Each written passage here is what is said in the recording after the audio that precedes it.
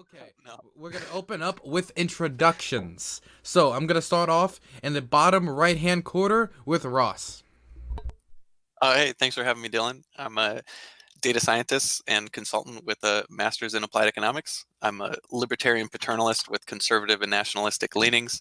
I'm Rosswlewis on Twitch and Twitter. And as far as my stream, I just had a baby 3 months ago, so she makes an occasional appearance.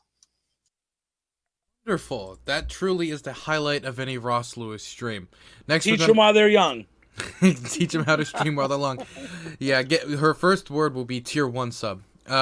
Next is going to be last username.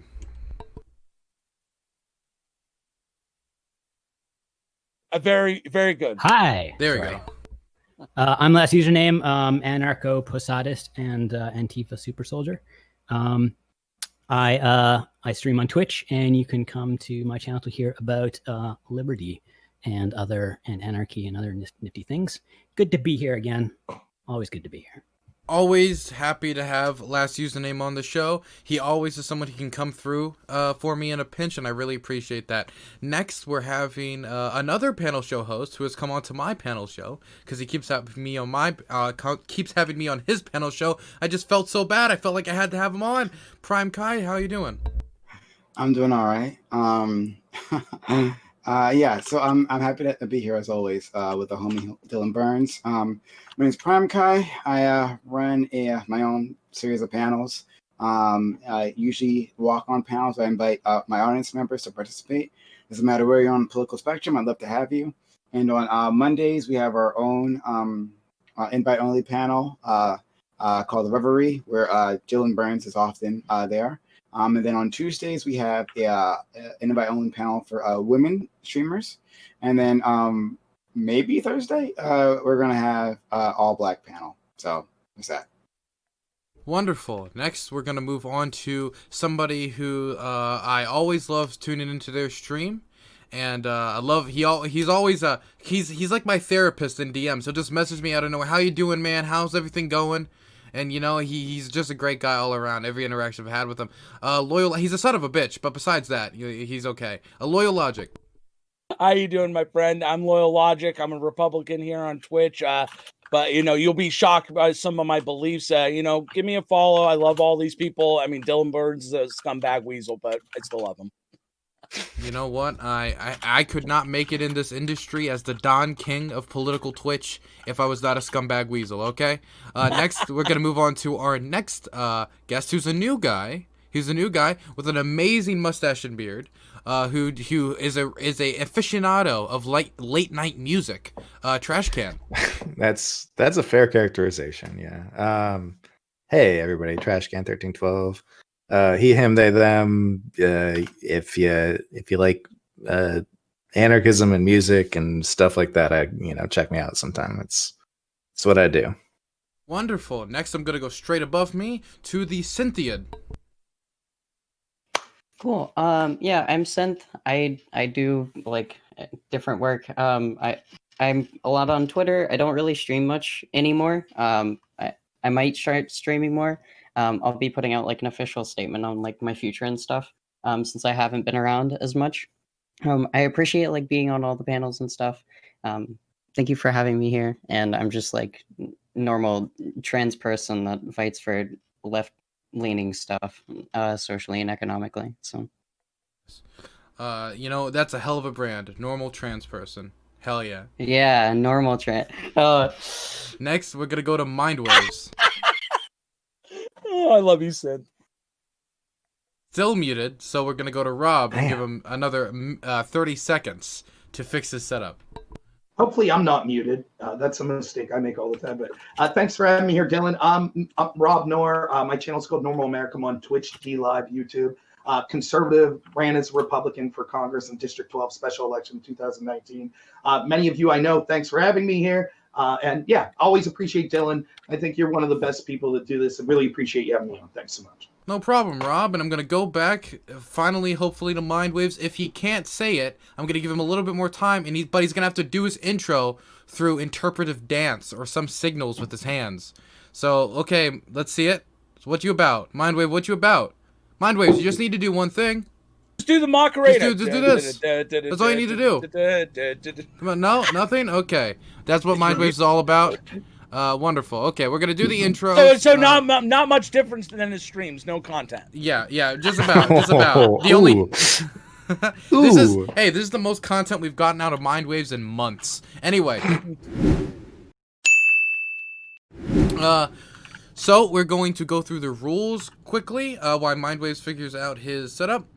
The rules, okay. You will all get a 1-minute grace period to state your beliefs on a subject as an intro. No one is allowed to interrupt you, and I expect the same from you. You do not interrupt anyone else, or we will end up muting you.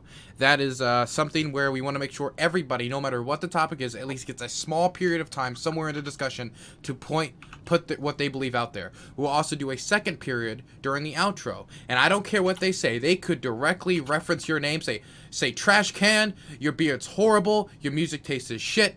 Fuck you. They can say that, and trash can, you can't respond. You can't respond until your outro or the intro to the next topic. During the intro into the next topic is the last time you can reference really anything that happened in the last topic. The only reason we have this rule in place is because sometimes someone will have an outro after you, and you won't be able to respond to what they say to you. And that's the reason why we have that rule in place.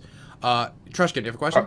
Are lewd hand gestures okay? Lewd hand gestures. Yeah. What do you mean by if somebody's making fun. Oh yeah, you can like make faces or whatever. You can do googly. Okay. You can put googly eyes over your eyebrows and like just make a weird face. I don't know. You can do whatever you want. Visually, that's fine. Just stay within TOS, please. Okay, you got it. I can do that. Wonderful. I hope so. Besides that, during the between the intro and the outro, there's kind of like an open period where everybody can kind of just like respond to each other and talk, but do your best not to talk over people, and do your best to allow other people back into the conversation. But if I see two people having a great back and forth, I'm gonna let that thing go on. But if I see somebody interrupt somebody a lot, I'm going to stop you and make sure the other person gets an ability to say their piece. Now, if you feel like you haven't really been able to get your piece in there and you've been speaking up a lot and everybody's just bullying you, they got you in a wedgie, Rob's, bullying Synth, or Rob, bullying everybody like Rob always does, he was giving me swirlies the other day. If that happens, just raise your hand. So I'll be able to write your name down on a little notepad I have here and know that at some point I should direct the conversation over to you. Is there any confusion about the rules? Nope. One last rule. No adding each other in chat. There's enough spice in voice, okay? You can talk to other people, chatters in chat, but not adding each other, okay? If you want to DM somebody in Discord, that's your business, but don't do it in my chat. Okay, wonderful. That is all of the rules, so we're going to get into the first topic. The first topic is... Should schools teach LGBT plus inclusive sex education? I will repeat this one more time before I start going around the room. Should schools teach LGBT plus inclusive sex education? I am going to start on the bottom and go make my way up. So I'm starting with Ross. Yeah, so I made a few notes on this. I think I have two different viewpoints. So first of all, what should school curriculum be to begin with? Personally, I believe in a high spending voucher system, meaning that parents get to choose what school they send their kids to. And those schools can reflect the culture and values of the parents rather than a top-down approach to the local schools kind of throwing the curriculum at the families. So I think very little should be mandated if we had a voucher system. Stuff like basic math, reading, and writing. I would also hope that there would be some sort of pro-American history in there, but I'm sure that would be contentious. But in this case, obviously not by force should schools teach it. Otherwise, I have absolutely no problem with LGBT or T issues being taught about in a voucher school system. But our current system is a public school system. So our school system right now is just calcified by teacher unions and increased spending going to administration. So I think that needs to be addressed before what's taught in health classes. I think of health classes as like biology, but in terms of advice. So as in science tells you what is and ethics tells you what ought to be, health class tells you how you ought to live your life. So from that standpoint, it doesn't make too much sense. Separately, I think that LGB issues are different than trans issues, so I kind of see this as two different questions. But that being said, the LGBT population is somewhere between 2 and 10%. So that's like saying if there was a class that says how to go about the world being 7 foot tall, very few people are that tall, but resources are available to them. And kind of for my last point, there's plenty of examples of young people being exposed to LGBT ideas that cause them to experiment with their sexuality and where they otherwise wouldn't. Is this a good thing or a bad thing? I'm not to say. My conservative tendencies tell me that I would err on not making a change. I might compare it to talking about porn in the classroom. There's a good argument for it, but I don't know if I trust public schools to do it the correct way.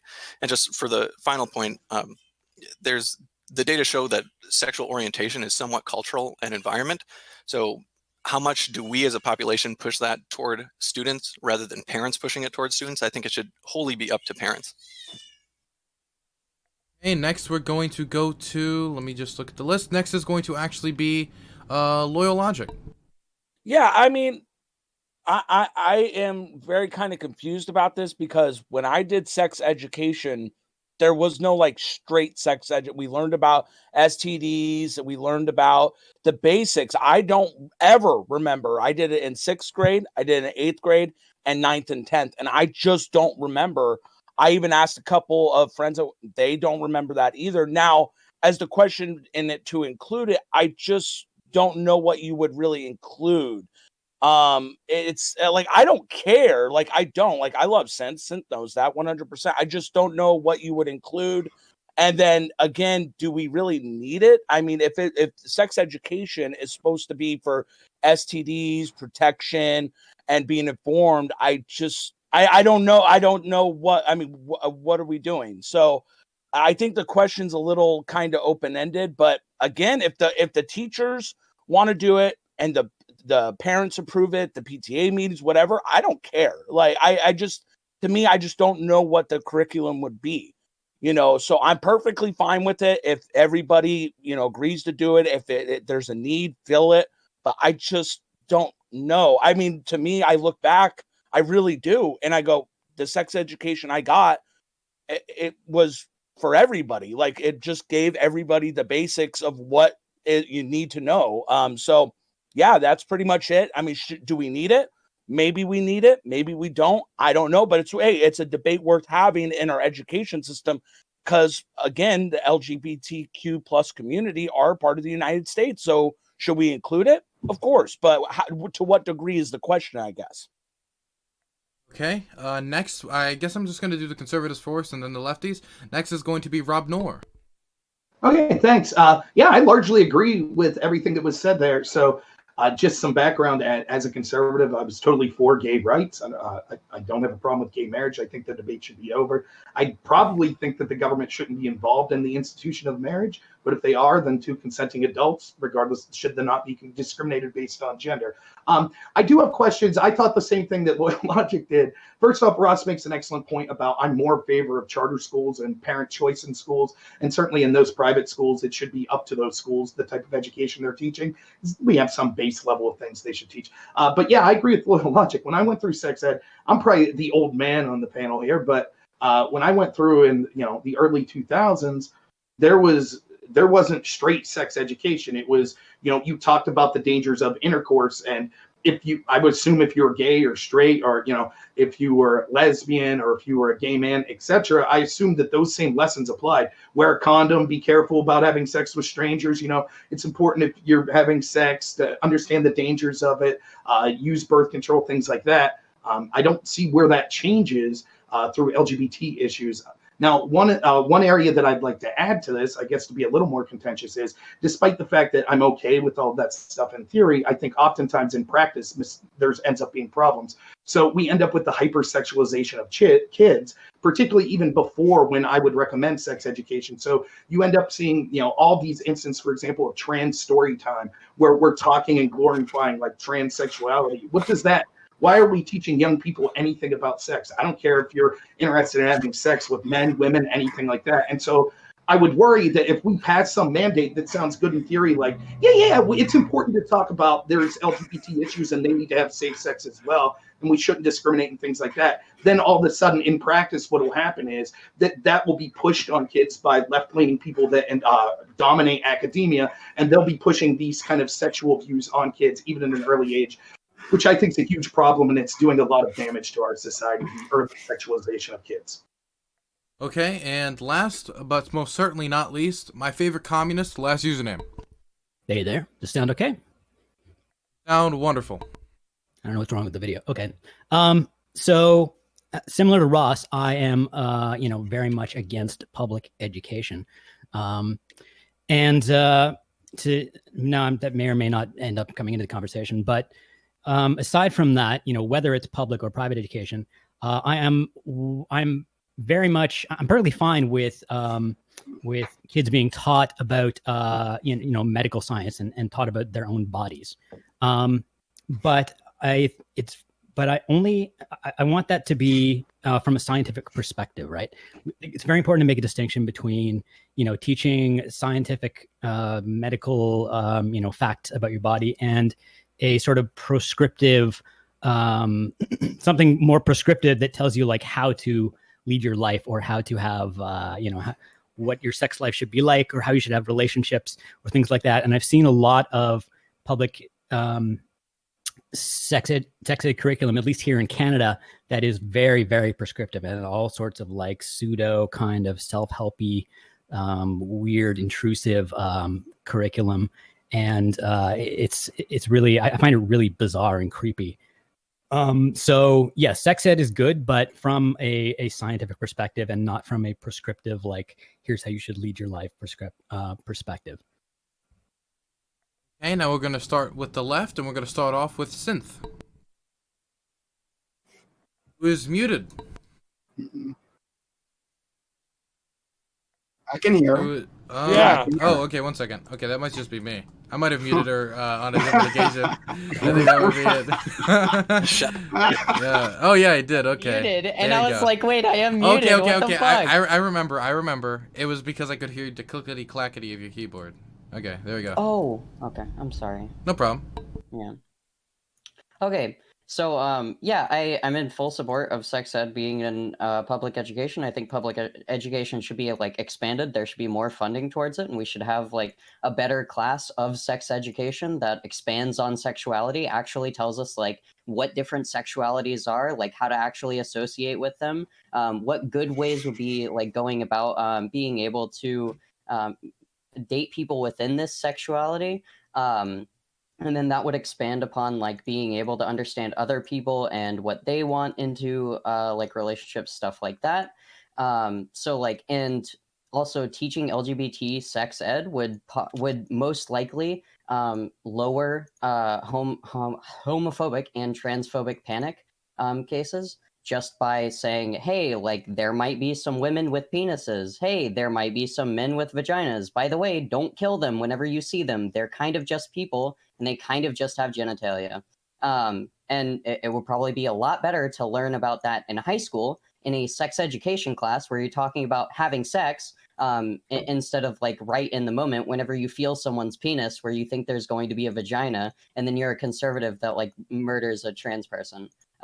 Which happens. So I also want to hit against this weird idea of like teaching people about trans stuff is like hypersexualizing kids. I don't think teaching kids their actual sexuality and what they should be able to wear or not wear or identify as or take on as a social role is sexualizing them. That's like a really weird claim.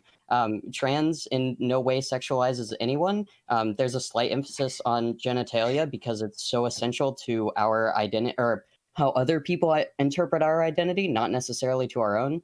But yeah, I'm in full support of more LGBT sex ed. I think the public education system should be expanded upon in it, and there should be better teachers for sex ed.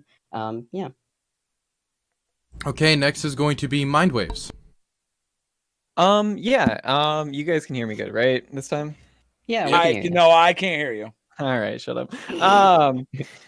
So I think that before we even start talking about like LGBT like inclusiveness in sex ed, I think it's very important to realize that even the sex ed that we have now is very flawed and isn't very adequate at teaching concepts like even basic things like consent or what actual sex even is, right? Like I find it really funny that Rob earlier, I don't know if you misspoke, but you said, why would we teach sex? Which it's called sex education, right?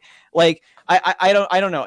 I don't want people, especially teenagers, getting in like sexually like becoming sexually active and having all these misconceptions of like what sex looks like, how do you engage in sex, like is pleasure even part of the equation, and shit like that, right? But yeah, I think it is very important that we talk about including LGBT people in sex ed. And what does that look like? That really, at the end of the day, that's simply acknowledging that, sex ed it also needs to be inclusive and acknowledge the existence of, lesbian, gay, bisexual, trans, queer, intersex, agender, or any like non-binary people, right?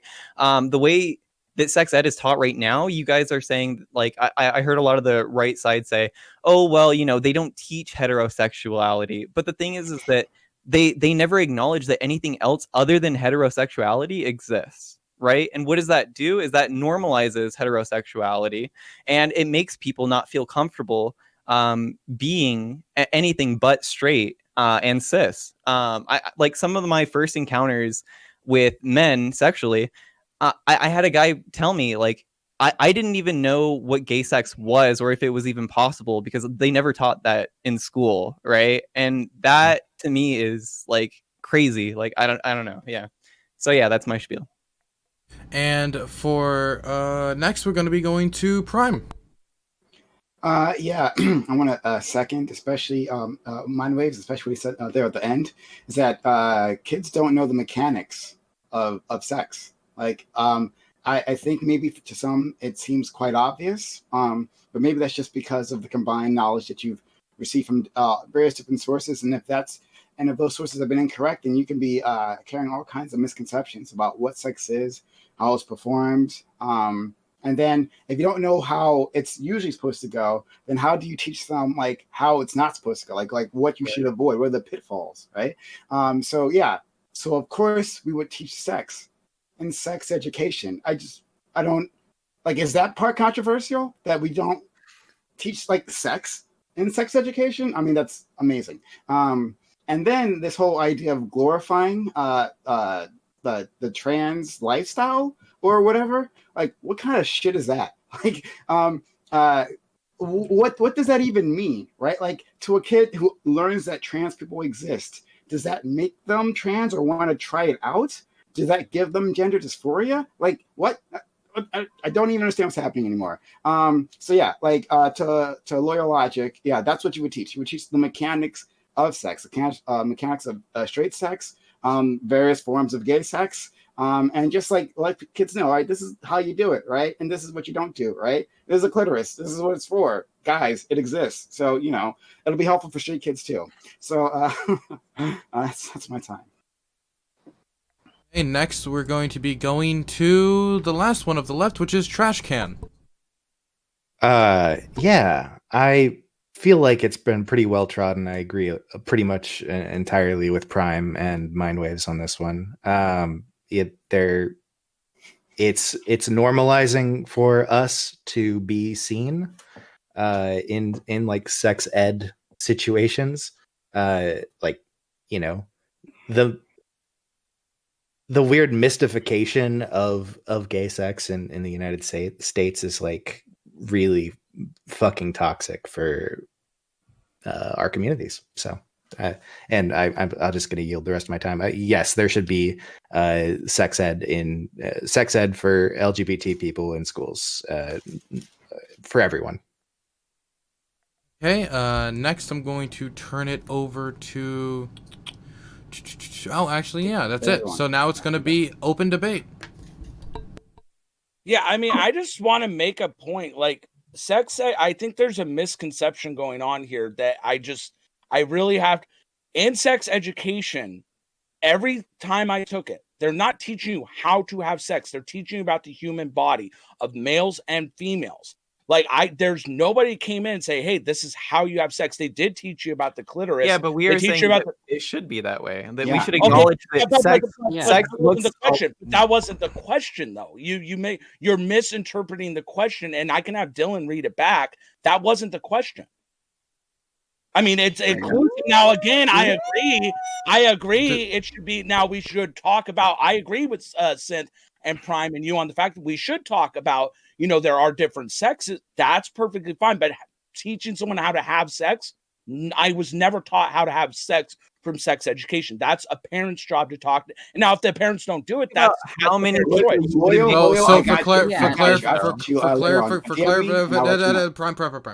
For clarification, I'm going to read the question one more time. Should schools teach LGBT plus inclusive sex education? That is the question.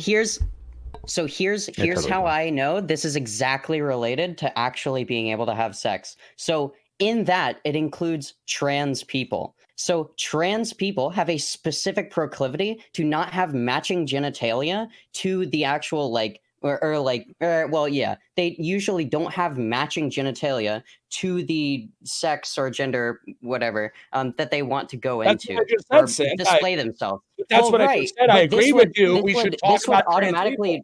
Well, right, but this in conjunction with understanding that trans panic exists and people finding out that having sex with women with penises scares them because they have penises. That's why we talk about trans people. But I agree with you on that. I said that. I said I agree with sex. No, okay, but sex education is not actually about teaching people how to have sex. So I want to jump in and respond. I just want to touch real quickly on what LoyalLogic said, because I think he's getting hung up on a misconception of what we're saying. So my point would be that a lot of what sex ed teaches right now is it simply teaches basic vanilla intercourse, just penis in vagina, and that's it. And that's all that they really acknowledge exists. They don't acknowledge anything like foreplay, digital fucking penetration. They don't recognize anything anal. I don't know. You're talking about expanding it. You're talking about expanding it in high school. Okay. Right. Acknowledging that these sorts of acts exist and saying hey, if you choose to engage in this, that's fine. This is how you do it safely. Well, and that's why I said in my beginning statement, should there be discussion about it? Yeah, possibly, what that includes. I think that comes down to each school district. Should we have a national mandate? I don't think so, because each school district's going to be different. But should we have a discussion about it? Of course we should. Here's the thing. Gay people exist across all districts, though, right? There's not a place where gay people don't, or trans people, they're around, whether you know it or not, they're around. And so, I think there should be a national mandate, just like we teach math and science and all those other things. This should be part of sex education. Furthermore, do we have a sex education? Wait, Prime. Do we have a sex education mandate anywhere in the United States where you have to teach certain things? No, we don't. We don't. That's the answer. We should. Well, okay, but you're saying, but you're acting like we do. But you're acting like LoyalLogic. You can talk after I talk. That's fine. All right, okay. You can respond to me because I'm gonna respond to you because you brought up this nonsense about leaving it up to the parents, right? What makes you think the parents know anything fucking about sex? Them and their own happy sex life. Why would we rely on them to teach what sex is about, right? I guess the kids came out of nowhere. They came from the store. Wait, LoyalLogic.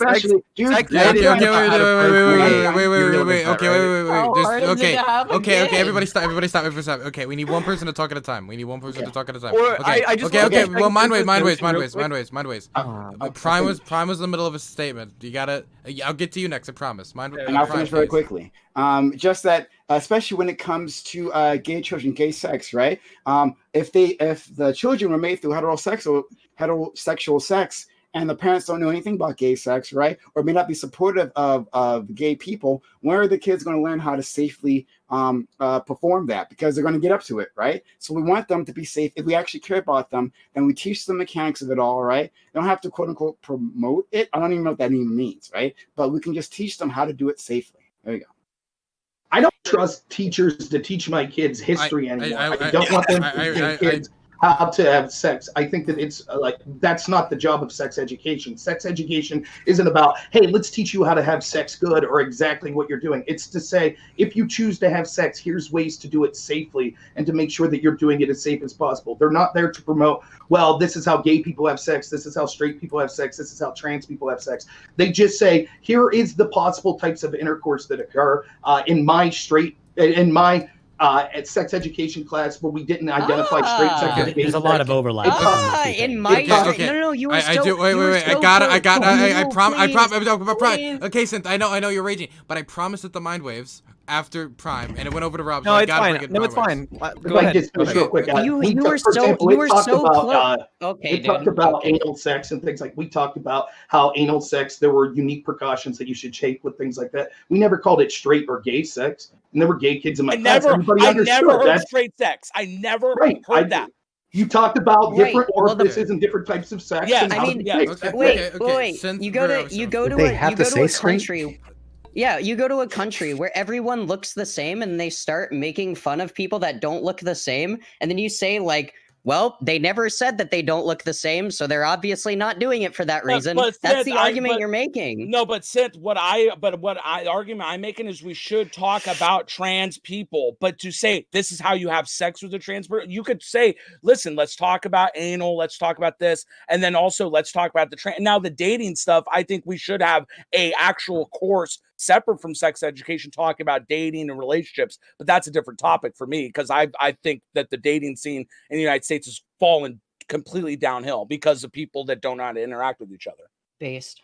Okay, fair enough on that one. Well, no, it's true. I mean, I have to say that. I think a lot of people don't talk about that a lot of relationships with sex, and even if you're gay, you're trans, it's gone downhill because we haven't taught our kids, or even through the education, how to approach. If you're gay, how do you approach somebody? I agree with that, and we'd have to have a course about that? Maybe. LoyalLogic, though. All right. Friend, you sound, in your argumentation, though, I agree with that last point, but with your argumentation, you sound like a grandpa. Like it never happened in my day, right? Like never we didn't have sex education. Who knows, the butthole? I knew when I discovered it. I was in California, so I don't. I'm saying, it's like, I get it that you didn't have that, and again, I believe you, fine. But like, we are saying, let's institute that. Like, that was a mistake to not teach you how to do it. I'm sure. No, I'm not gonna make that joke. Never mind. But it was a mistake not to teach you how to do those things. And let's do better for future generations. Can I respond to a few things that were brought up? So first of all, sex is for procreation, and then there's a bunch of other ways to have sex for entertainment, for fun, to express love. Okay, so maybe that's funny. I'm not sure. I think it's really up to parents how they teach their kids about different ways to have sex. Or they can choose a school which promotes what they'd like. So, expanding sex talks, I think that should be definitely up to the parents. And again, I think the waters are being muddied here because I think trans issues are very different than LGBT issues. And some people may be for LGBT teaching in schools, but not for trans issues in school, or the other way around. So I think there's, again, I don't think it's an all-encompassing thing. And someone said transphobes exist. We throw so much money. Do exist. True, TERFs. Yeah. Well, let's wait for us to finish first. So we throw so much money at public schools, and things haven't gotten better, and they've gotten worse in a lot of ways. And I don't trust public schools to do more. So someone brought up sex education and dating. What if you don't want your parents, or what if your parents don't want you exposed to certain ideas until later? Why make it a top-down imposition instead of let parents take charge? And you can do Ross, wouldn't you agree? But wouldn't you agree that Synth at least did make a good point about the dating, that we should let's take the sex education out of it? I think that's a point that we don't talk about. I really do think we need to start teaching our kids how to interact with each other, to like say, hey, listen, if you're going to go out in the world, this is how you shake a hand. I'm being honest. Like, I can't. Well, I mean, we teach business in school sometimes. Why not relationships and business meetings and stuff like that, where we're interacting with people? Do you really? Sorry. Yeah, I'm sure. You really expect schools to be able to teach that, like how to date. Well, yeah, exactly. Right. That's where the question comes in. Is Ross? I agree with Ross and you. Like, how good are the schools? But then, hey, I'm a private sector guy. What if we had a private sector company that did the jobs in schools? They came in. Well- Well, let me finish. I had a guy that taught art at my elementary school. We didn't have an art teacher. He ran a business where he went around to schools and he would teach art. So my point is, necessarily, it doesn't have to be the schools, but somebody in the future is going to have to fill this void. I mean, Right, there's so an argument there, but I don't think it should be done in the public schools. And just one more last point that I didn't get to. Someone mentioned actual sexuality, and the data show that sexual orientation is partly environmental. So, I hear this and think, do we want to try to manipulate the population culturally through a top-down method? And I don't think that that's the right thing to do. No, you can't. So, manipulate okay, well, culture through okay, top-down okay. method, period. Yeah. Okay, Like, so dating is you said that something you learn by really. dating, right? Okay, well, I'd like to Okay, hear. so you- I'd like to hear from Sig. I really need to push back So- against the Okay. right wing, because what they are doing right now, they're I was obfuscating- going to. Well, yeah. They're Well, obfuscating okay, the conversation by switching the focus on whether or not we should be inclusive towards LGBT people in sex ed, and instead switching the focus to whether or not we should have federal standards in schools, or even just the idea of public schooling. Right? This is like your brain on conservatism, where we can't actually talk about the subject. Instead, we're going to make it about, well, should we leave it up to the private sector? Should we have state mandates? Should we have federal stamp? Blah blah. Like this isn't How is that what we're off here to topic? talk I'm about. totally fine if there was a voucher system and a school wanted to teach sex ed with LGBT Yeah, he said that. plus, then I'm fine with that. Parents can choose to send their kids to that school. Ross was good. Yeah. Ross said from the very start, MindWaves, he said he was completely fine with it. Yeah, but the problem is that especially in conservative districts, you're not going to get people on board with setting these standards in those school districts. And you guys are okay with that. You guys are okay with that because you don't give a fuck if this is in the schools or not. I said I'm fine with it. But if you actually want to do things like reduce the spread of STDs, reduce teen pregnancy rates, et cetera, then you would support federal mandates and standards for these types of courses in schools. How can you explain to me how STDs will increase if we go from system A that says, if you consider having anal sex, you should wear a condom, here's precautions you should take, versus if you're gay and you're two men and want to have a sex, here's the proper way to have sex with a man. He misspoke. I think MindWaves, you had. What's the difference? That's exactly what we're saying. We should teach safe sex. You don't have to make it. Anal sex is anal sex. You don't have to say, here's what it's like when two men are wait. Safe sex is a lot. Safe sex is about a lot more than just like how to not get your partner pregnant, right? You realize that, right? It's also how to not spread STDs, which is something that has disproportionately affected the LGBT community in the past, and should probably be inclusive towards their perspective on like the spread of STDs, et cetera, right? I don't know what you guys are arguing against right now, to be completely honest. We're arguing, the question seems to be geared, should the status quo be changed to include something? I'm not quite sure what you all are advocating that should be changed to. What LoyalLogic, myself, and Ross, I think at least, have been saying is, we went through sex education. We talked about different types of sex and how to be safe. Not once where we said, this is straight sex, or this is... Yeah, but wait. But I guarantee you, your sex education didn't include things like simply acknowledging that gay people exist or even have sex. I said. I agree. No, and I'm trans people 100%. exist. Well, that's what I said. I said, listen, if that's what you guys are talking about, completely on board. Because Synth knows I love her to death. She knows this. I've talked with her many times about many of these issues, and she knows that I care. So if we want to acknowledge her existence, it's fine. But you're not going to get people to say, oh, yeah, this is how you have sex. They're not going to allow you to do that. I want to get to the best path possible to get LGBTQ issues in the classroom to everybody agreeing instead of having this battle. LoyalLogic. I'm sorry, I love you, buddy, but like, if your argument, whenever you bring up trans people, it's like, I think black people are cool. I know a few of them. Like, there's some guys down the street. Yeah, we talk all the time. I don't know how that's funny, I say, hey man, what's up, man? I mean, that's what it sounds like to me when you're talking about. Okay. Going forward, as much as I love KEGWs, this is no longer KEGWing. This is LoyalLogic is turning into Dean Ambrose live, and it's getting really weird. This is what happens Okay, when wait, conservatives are so wait. uncomfortable with just thinking about sex. Well, I was no, just trying to what- get okay, Synth okay. credit Okay. because Synth knows I've talked to her about these issues. Have I not, Well, Synth? I was okay. Yes, I have. Okay, Okay, let me yeah. reestablish a rule very clearly. When I'm talking, no one else talks because I'm trying to bring order to the conversation. You know, I'm the Law and Order panel host. Okay, I'm the. You got a Law and gavel? Order. Yeah, I do not have a gavel. I do have a badge though. That's I'm the sheriff. I'm the deputy. No, I'm the deputy. Okay, so I'm not the sheriff, but I'm close to sheriff. Okay. So I'm the Law and Order host. I shot the sheriff. I would appreciate if you did not. Wait, no, you didn't shoot the deputy though. Okay, yeah. Okay. Yeah. Okay, it took me a while. Dylan, okay. did you shoot the sheriff? I wanted the promotion. I wanted it bad. Okay. Yeah, no, I get it. I get it. Yeah, and I know you don't have problems with me being mean to figures of authority, so that's fine. Okay, so back to the panel show host. Okay, so everybody said a lot here. We're about at the halfway point. If you want to say something or respond to somebody at this point, please raise your hand. I just want to throw it back into it. Okay, Synth has been so eager. I've seen her like shifting in her chair. I want to throw it to Synth. Rob, I'm going to write your name down. I promise.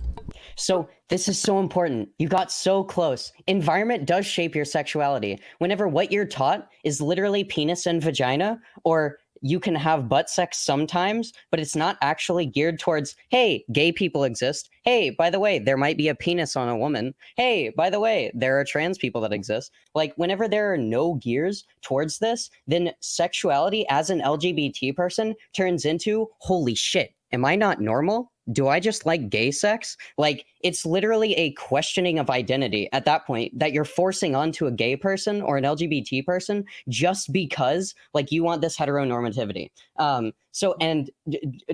This was kind of completely ridiculous. Sex is for procreation? No. This is really weird. It was procreation, entertainment, fun, and an expression of love. I didn't just say procreation. Yeah, but you let it off with procreation, and then you paused. And then you said, and then entertainment, and then love, and then you kind of like separated them as if procreation was like the main thing about sex, and it's just not. Like it hasn't been. It hasn't been, and it hasn't been for a very long time. And we've even gotten fucking surgeries to like help with no longer wanting kids, right? Orpheectomies. What's the male one? I don't know. Whatever. Whenever you get your tubes tied or whatever the fuck. Who cares? Yeah, sex has not been about that in a long time. And this was a really weird statement to me that trans stuff is different than LGBT stuff. Being gay, being bi, being pansexual, being intersex, being like any of these things is a complete identity. Kind of like inalienable to who you are and very related to sexuality. If you are trans, you have a pretty hard relation to sexuality just by nature of society wanting you to have like normal genitalia, whatever the fuck that means. You are literally sexualized yourself, and it happens in many different countries. It happens in fucking Thailand so much. There's so many sex slaves in Thailand because of this bullshit. Like, this weird thing where like we separate like this stuff, it's not okay, and it's like really non-inclusive towards trans people and actually really hurts them. So yeah, I just want schools to like teach people that like even if you're a straight dude, like you can enjoy anal sex as well. Like that, like there's a lot of misconceptions that like anal's only for gay people or blah blah blah, or that all gay people engage in anal, or that like that's all that they do, etc., right? Like I think like getting rid of these misconceptions in sex ed is also very important. Well, I think Okay, I'd like to rule top of the rule list. Come on, law and order here. Okay, I mean LoyalLogic. I agree with you. You support the president, right? You're with the law and order. Yeah, of course. Spoken a little fun there. Rob, I promised I'd get it to you, so I'm forcing it over to you. Yeah. So look, let me be clear. I'm not for discrimination of anyone. However, it is not the job of our schools to teach morality. That's not the point. Are we supposed to have schools teach us also, hey, do you know there are people that are born with other kind of deformities? We need to go through the list of any single type of thing that could make someone different. Schools will just be literally 8 hours a day of just saying, here's a person that could exist. You have to be nice to them. Here's the type of sex that you could have. You have to talk about that. No. Instead, when we're talking about sex ed, we're doing it as a service to teach people how to have safe sex. That's it. Not to have enjoyable sex, not to teach the different ways. We just talk about the ways that are out there to have sex. We wouldn't want our women coming or anything like that. Right, That's right. dangerous. We're fucking deformities, by the way. Okay, so I don't see how I think that that's teaching fine. morality I mean, is I not- get the What you tactic. calling a deformity, dog? you Got can it. I got think your about text. sex. Okay, everybody, I- everybody, I could vegan everybody. it too. That's fine. Everybody, I'd like to hear Rob finish. That's I know you want to. Okay, okay. Rob, please finish. Prime, I understand after looking down every Good time I ways. talk with Please you, stop. why you would just want to smile and laugh because you don't have anything to say. Your rudeness is never a virtue. You But do ad that's homs. fine. I treat you all with respect That's and don't fine. act like a child when you all are talking. But okay. Anyways, to finish the point, so that's not the joke. We're talking about teaching safe sex.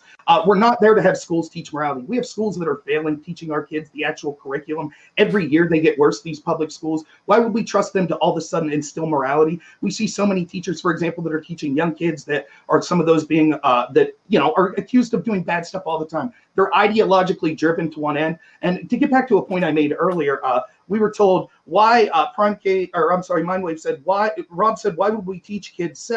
Yes, I was talking about transgender story time. We should not be teaching kindergartners about sex at all. We should not have people that are sexualized, whether they be straight, trans, men, women, wearing lingerie and things like that, reading stories to kids. Bro, This Rob, is can I about ask you? hypersexualization. Rob, can I ask you something? Where the as a fuck? Republican? No. I want to. No. This is an incredibly fucking weird statement. Where the fuck are we sexualizing kindergartners and forcing them to dress up in lingerie? Who the fuck people is reading advocating books for to that? them. Because it's The certainly trans- not anyone on this side of the panel. The trans story hour that you see. Okay, all but the- Rob, I want to. No, Rob, no, Wait, okay, Sorry, loyal, Rob, I wrote give your me- name. give Okay, wait, me one- Synth. What's the rule? When I talk, everybody shuts up. Okay, I just want to say, Loyal, I'll get back to you. Synth and Rob, I want to see this back and forth because I've heard this a few times about the trans story hour, and I'm also partially confused about that. So I'd like to see Synth and Rob go back and forth on this for a little bit. I will get it to you, Loyal, I promise. I want to see one citation of any person actually just fucking like sexualizing kindergartners, because the weird way here's the way that you're phrasing it. You're phrasing it as if teaching kindergartners that they can dress as boys or girls, that they can actually feel comfortable as boys or girls, is somehow sexualizing them rather than letting them actually be who the fuck they want to be. Like, this is a very weird notion that like being trans is sexualizing people. And it's really weird because it's actually the cis people that fucking sexualize the trans people intentionally in order to deactivate their statements. So this is like a really weird statement. The point is just real quick. The point is real Rob. quick. I don't mind if someone's wearing a regular dress and that's a man that's trans and wants to read to kids. What I mind is you see over and over they're dressed in a sexualized way. They're wearing lingeries. They're doing splits. Where? They're doing Where? This happens all the time. Where? I could bring up. No, I'll where? bring up dozens of examples. It happens all the time. I'll bring up send examples me if that's one. what you like. I just want to point out that send me Rob some. just called trans women a man in a dress. Yeah, you literally just Right. said men in That's what I fucking dresses. did. I mean, that's a real good meme. I love being called a man in a dress. Sincerely, kind of fuck you because that's what you just said. I did say that. That's exactly if a man No, wants that's to go in a literally dress what you because they're just trans, said. That's totally, I did say that. I'm not denying that I said that. If I have bipolar or some condition, would you being trans? Is there something Oh, so now it's a biologically mental that needs illness. correct? So now But it's a if mental you want to illness. talk about it, Oh, if you're going to say that I was wonderful. offensive Wait, to you're you, I doing can all talk the about my memes. thoughts on it. If you want to talk about it, I can talk about my thoughts on it. It's no problem. I don't have any problem. I have mental problems myself. I have physical problems myself. It's not a If mental you have a illness, condition- dude. It's an being illness. trans is not a mental You- illness. If it's I'm something sorry that that you you're can like for your deluded, but medication it's to not a correct. mental Is it illness. I didn't say. I said I have mental and physical illnesses. Is it something that you need to take medication, hormones, or have surgery to correct? That doesn't make it a mental illness. I'm I sorry, didn't you say don't it know was what that just a means. mental illness. I said I have mental and physical illnesses.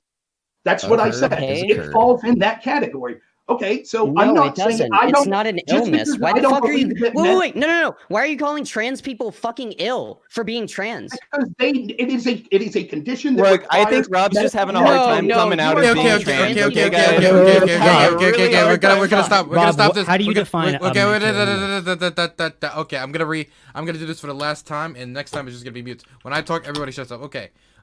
Synth and Rob are having a decent back and forth here, and I think I don't think so, but go ahead. well, okay, I think so. They're not, Well, so I let don't me- know why you think that. Well, I believe they are. Okay. He we means can have a interesting different. as in, I like, love getting content. cisplained. Not Holy interesting shit. as no, I don't mean interesting as in content. Okay, MindWaves, you speak for the trans woman. You go. You can do it. Oh, I Okay, love my- doing that. What do you want me to say? Okay. Oh, All okay, right. great. Okay, who wants to? Okay, last so username I actually think wanted to say something. Last username. What do you want to say? Well, okay, so Rob, like you guys are arguing about whether transgenderism is a mental illness. Rob, what is That's not a what I mental said. illness? I said that it is I said that I have mental and physical illnesses, Okay. and it is an ailment. It is something that you need medical procedures to work on to make it livable. Transgenderism Correct? is. Yes. Okay. No. So why? You know, okay, so- why so- does this? Okay. Why does this label matter to you, Rob, and I guess to you, Synth, as well? Let Does me it know when matter to talk. It doesn't Dylan. matter to me. I said everyone wouldn't make a point that I'm somehow a bigot because I said if a man wants to show up in a dress to show young children that they could be comfortable wearing dresses, I don't have a problem with that. That was deemed that I was somehow being a bigot. I'm just talking about that's literally what's happening. You could label Yeah, that what you're- you want, trans or anything like that. I don't have a problem. I'm making the point that I think it's a medical condition. I don't treat people with medical conditions as inferior people or anything like that. That's literally my point. Okay, Or Loyal, just you if wanted to you say wanted- something earlier? Wait, no, I have the answer. I have the Assume, answer. assume he meant I drag have queen the story answer. hours. So get rid of Okay. Slow down. Okay, I'm writing everybody's name down. It's gonna be Loyal, because Loyal wanted to say something Thank earlier, you. and then it's going to be Aw. Synth. I know. Make as many sounds as you want muted. Loyal. Okay, one, Rob, I don't know what the fuck any of this has to do with the conversation at all. Like you, no. I'm being honest. I don't know what the fuck this has to do with the I didn't bring conversation. it up. No, okay, listen to. Let me talk. No, yes, you did. You brought up drag screen story hour. It had nothing to fucking do with sex education. You are the one that brought it into you. So I'm gonna say that from the get go. Now listen. Also, I don't understand how we've gotten so far from the fucking topic. I want to ask you, Rob, straight up. Are you okay with including LGBTQ plus issues, not how to have sex, issues in sex education, talking about trans people, intersex, and just talking about it, not teaching them how to have sex, just talking about them? Have a problem if we mention that trans people, gay people, people of all different types of sexuality exist. I don't think that we should be talking about relationships with trans people, straight people. I gay know that's people. not what I know. It's not- You're going on tangent, Rob. I just asked, are you okay with talking about them, their anatomy, and all that kind of stuff? Are you okay with that? I don't mind looking at bodies and talking about anatomy. No, No. not bodies. Are you okay? Again, Rob, don't pivot, dude. I don't know what you want me LGBTQ, to say. Occurred is LGBTQ. It's a simple question. Okay, so what you're saying Okay, is- I gotta stop this what quick. you're saying- Destiny, thank you so much for the raid. I appreciate it, buddy.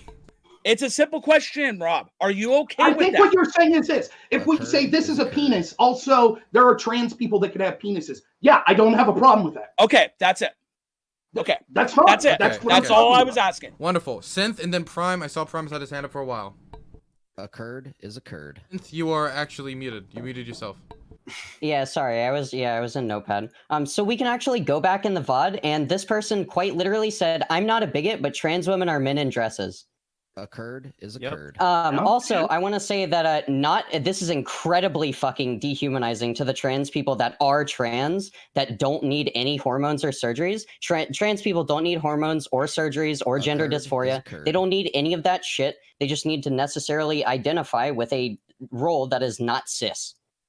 So, kind of, you are a bigot, and you kind of don't know what you're talking about with even what the categorization of trans people is. So, Well, and yeah. I don't, but Synth, I would say maybe he just doesn't, he's not aware of the issues. And that's the thing. He hasn't talked to enough people from the community to get all the information. I mean, I don't think we should go labeling Rob a bigot because he's not fucking informed.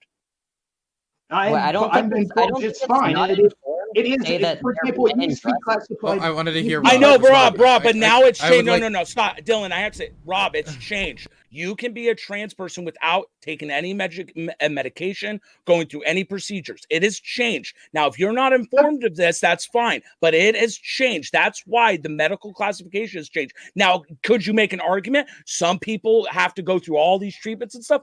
Of course you can, but you're classifying all trans people as that, and that's not the case. If I may, someone correct me if I'm wrong. Is there not a difference between someone who's drag and someone who's trans? But yes, but guess what? Not all And what's drag the people are difference? trans. Not all drag people that do Wait, drag wait, are trans. the difference. Well, I need I'll to ask explain a the clarifying. difference I real need to quick. ask a clarifying question because this could. Okay, mind I'll give it straight over to you. I know you're really exasperated. I'm exasperated too. No, Rob, I'd like to ask, when you said the statement "men in dresses," were you talking about the drag show, or are you talking about trans people, or do you not see a distinction? This is literally what I was saying. They said if you're not treating sexuality, if you just have people that show boys they could dress in different types of clothing. I said, You want to yes. answer the question? Excuse me, wait, this is how this got brought up. I said, yes, if people want to show up in a non-sexualized way and a man just wants to wear a dress to show that that's appropriate, I don't have a problem with that. What I have a problem is the litany of examples of having people show up in lingerie to teach trans to children. It's not appropriate to sexualize children. Where is this happening? Well, I can post a link Where are afterwards. I they posted one already. sexualizing children? Oh, that's my chat. I'm sorry. Okay. I'll post it to you guys. Where are they sexualizing children? No, where are they sexualizing children? I want you to answer this with an actual clear citation. How about I just send you a link? Cool? Okay, Yeah, wonderful. send me a link. During that Sure. link being sent, I Send want to it hear in from chat. Rob, do you consider drag? I have to ask this. Do you don't consider have to ask me. men that do drag? Because I have friends that do drag. Do you consider them trans? I have to ask that. No, they don't have to be trans. A man could wear a dress and be drag and not be Okay, trans. because it's not the same thing. I Right, have I friends agree. that are gay men that do drag, and I support them, and I actually enjoy it because it's fun. They have a lot of fun doing it, but they're not trans. Also, not all drag is sexual either. Okay, Yes, it could be burlesque. Exactly It could be. my point. Okay, I want to Yeah. get over to Prime, who's been waiting very patiently, Wait, then no- Trash right after. Okay, Prime. Okay. Can I go Okay. after? All right. So I don't know what's up with you, Rob. You're clearly butthurt about something. I don't know what it is. Maybe it's because you weren't actually taught about gay sex. Anyway. And I would like to say that trans kids, they don't have to, or trans people, they don't have to dress in the opposite gender to be trans, right? So like dressing up has nothing to do with anything. So I don't know why this keeps being brought up. I don't know why you keep bringing up sexual. This like weird example. Maybe even if there is one example of a man like showing up in a dress to say that's okay. Like this is not something that's happening across the country. It's a weird thing to hang your hat on, but whatever, right? You seem to be conflating, Rob, Drag Queen Story Hour with Sex Ed class. The link you sent is about Drag Queen Story Hour, but as far as I'm aware, that's a What do you know? different thing. What do you No, know? What do you know? Anyway, let me finish. I'll finish. One at a time. Okay. One at a time. Let Prime go. Oh yeah, I just want to finish with this. And it's really important. And I think we maybe have at least agreement on this, but that like, gay and trans kids may literally not know that like other gay and trans people exist, right? I've heard from trans kids that like, or trans people that like it took years into their adulthood before they knew what to even call themselves to understand the experience that they're feeling, right? So like this is a thing that happens even for lesbians and gay kids, right? Because they may live in small conservative communities that just don't talk about these things, right? Another reason, well, we can't leave it up to the parents to actually teach their children about this. Let's give everyone a proper education on this, right? Understand like what the world actually looks like, what it fully entails, so they can come to the world as fully functioning adults and to handle these things in a mature manner. Well, that's why Rob agreed, though. That's when I asked him, are you willing? I think Rob's contention is teaching how to have sex. I think, Rob, again, I'm going to ask this. You are completely fine with LGBTQ plus issues as long as the only contention you have is teaching them how to have sex. Yeah, that's it. I don't think it's the role of our schools to moralize and say, like, if the school sees someone behaving in a bigoted manner to anyone, regardless of their sexual orientation, their cis status, anything like that, it is absolutely the right of the school to step in and say no bigotry will be allowed. It is not the right of the school to go through a litany of people and say there could be bigotry against this, we shouldn't do it. That's not what schools are for, moralizing. The job there is to teach them about safe sex. That's what they should be doing. That's all I'm saying. Okay, and now I gotta throw it over the STEM trash. only. Yeah, wait. I gotta. Trash, I've gotta throw it over the trash. Trash has been waiting longer than everybody to talk trash. Well, he is trash. That's true. Thank Be you. a dumpster fire, okay? I'll sure fucking try. Way back in the conversation, I just wanted to bring back the charter school thing, and wanted to say that a lot of the schools that end up getting funding for charter schools are from large religious groups, and therefore, the thing that you were talking about earlier, Ross, would tend towards education that does not focus at all on LGBT issues. Not to say that all religious people are anti-LGBT. That is clearly not true, but there is definitely more of a tendency. So that's a thing. Also, Rob, I just wanted to say, like you talked about respecting people, but unless it was a mistake and you said the wrong thing, which I will of course give you the opportunity to say if you said the wrong thing, but two things. First off, you compared being LGBTQ to being a deformity, which is outrageous. It's not what I did. I never said those two things right next to each other. L, G, or B. Yeah, I said that trans people, my understanding of trans were that they think that they were born in the wrong body. I mean, is that So am I wrong? that's an Am I wrong? incredible reduction. That's an incredible reduction of my identity. Holy shit. There is so Wait, much. what's wrong? I don't understand. Okay, yeah. I'll explain it to you. So trans people, from the base of their identity. So I kind of have to explain to you how identity works a little bit, because that's like sort of underlying, right? So like on the very bottom, we have our identity, right? We're born with this nebulous thing that is our identity, where we go towards things that we enjoy. We enjoy these things.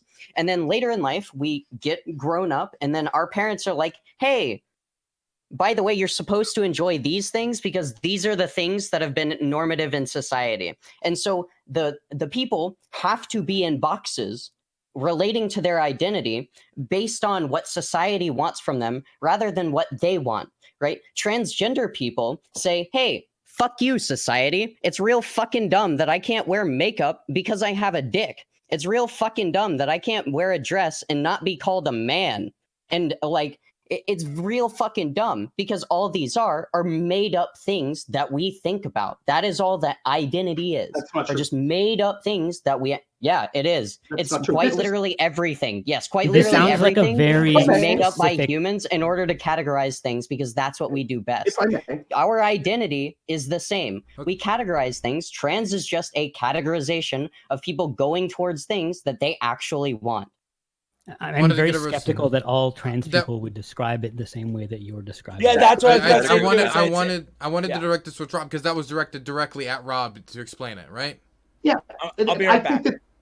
Yeah, no problem. No, and I think this is a good conversation. I don't mean ill towards anyone. I'm the type of person, if you ask me to call you something in good faith, I will. I have trans friends. I have LGBT friends, or evolved. I know that's prime. We could laugh at that, right? That means I'm a I terrible didn't person. fucking but, say anything. I literally didn't even Well, say that's what you anything. said. I was just That's what reading you said to Loyal. I didn't laugh. That's what you said to Loyal earlier. If you Okay. say you have friends. All right, with I a didn't group. say fucking Anyways, anything though, so I don't know what do I need to put my Gotcha. name in your mouth. All right. Okay. So, anyways, what I'm saying though is the part that I disagree with you about is the idea of identity, and you say that I can't be what I want to be. You can't be.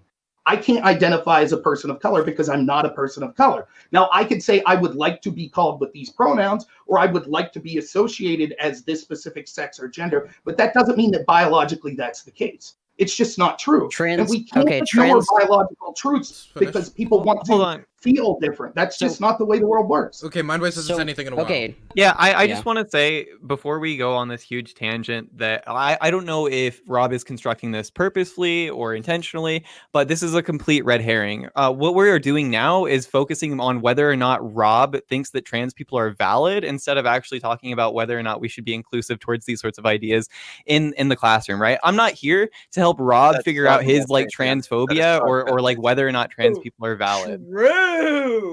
True. But I agree with you. I literally said, I thought what the Synth was saying was, well, what's the reason I brought up the trans story hour is because there is a movement from some people of over-sexualization of children. I don't want to see people in lingerie, men or women, straight, gay, trans, or not, talking to kids in kindergarten. We need to, this should be done with people that have hit puberty that are young adults in high school, we should talk about safe sex. That's it. I brought up that there seems to be a tendency to sexualize kids younger and younger, and I gave an example. And then Synth, I thought, was just saying, but what's the problem with just someone going in, like a person who's biologically male wearing a dress? I said, I don't have a problem with a man going in and wearing a dress. And then I was accused of bigotry. I don't think I'm being a bigot. I was just responding in the way that I thought the language was being used. I'm not trying to provide offense or anything. Yeah, like but you could. My issue. Wait, please. Synth, 1 second. My issue is, Rob, you were conflating drag and trans. It's just not the same thing. And That's he's my still issue. doing it. And he's still doing I'm it. not. Yeah. Okay. Yeah, you are. You okay? Drag, so wait. first, It's not so no, no, included. so It's not first, included in the please. LGBTQ plus community, Rob. But what I'm saying okay. is there is So, a movement to sexualize kids. If it's not trans, whatever label you want to put on it, I admit it's called drag queen story arc. I'm not saying they're trans. I admitted there's a difference between drag and trans. I'm just saying there is a movement to hypersexualize kids. That's it. I didn't say it was okay. So here's here's the thing. Here's the thing is that you said you provided an example. You want to know what the example you provided was? An InfoWars article that says proposed porn star story hour highlights absurdity of drag queen story time. A popular Twitter user has floated the concept of having porn stars host children's gatherings to highlight the absurdity of the popular drag queen story time events. So this is just a literal fucking Twitter post that is being glorified on InfoWars, my dude. So that's really wrong. So another thing that you did is you just said that if a biological male wants to wear a dress and that man wants to wear a dress, so that's just wrong. Biological males are not men. That's not how that works. That's not how gender works. Gender and sex are not the same thing. Fuck. You can call yourself, you can Whatever. label yourself what you are, but that's science. Men, trans people aren't biological men or women. What they're transitioning to, they're not. People without ovaries can't get pregnant. Your camera. I agree because biological men and women don't exist. Thank you for making my point for me. Rob literally is trying to just scaremonger about how trans people are going to sexualize your kids. The last link he put in the chat is literally talking about a new Netflix movie called AJ and the Queen. How is this at all related to public education or even sex ed at that rate? I don't know. Did you see the picture? Yeah, I don't give a fuck about the picture. Did you see the picture? I know.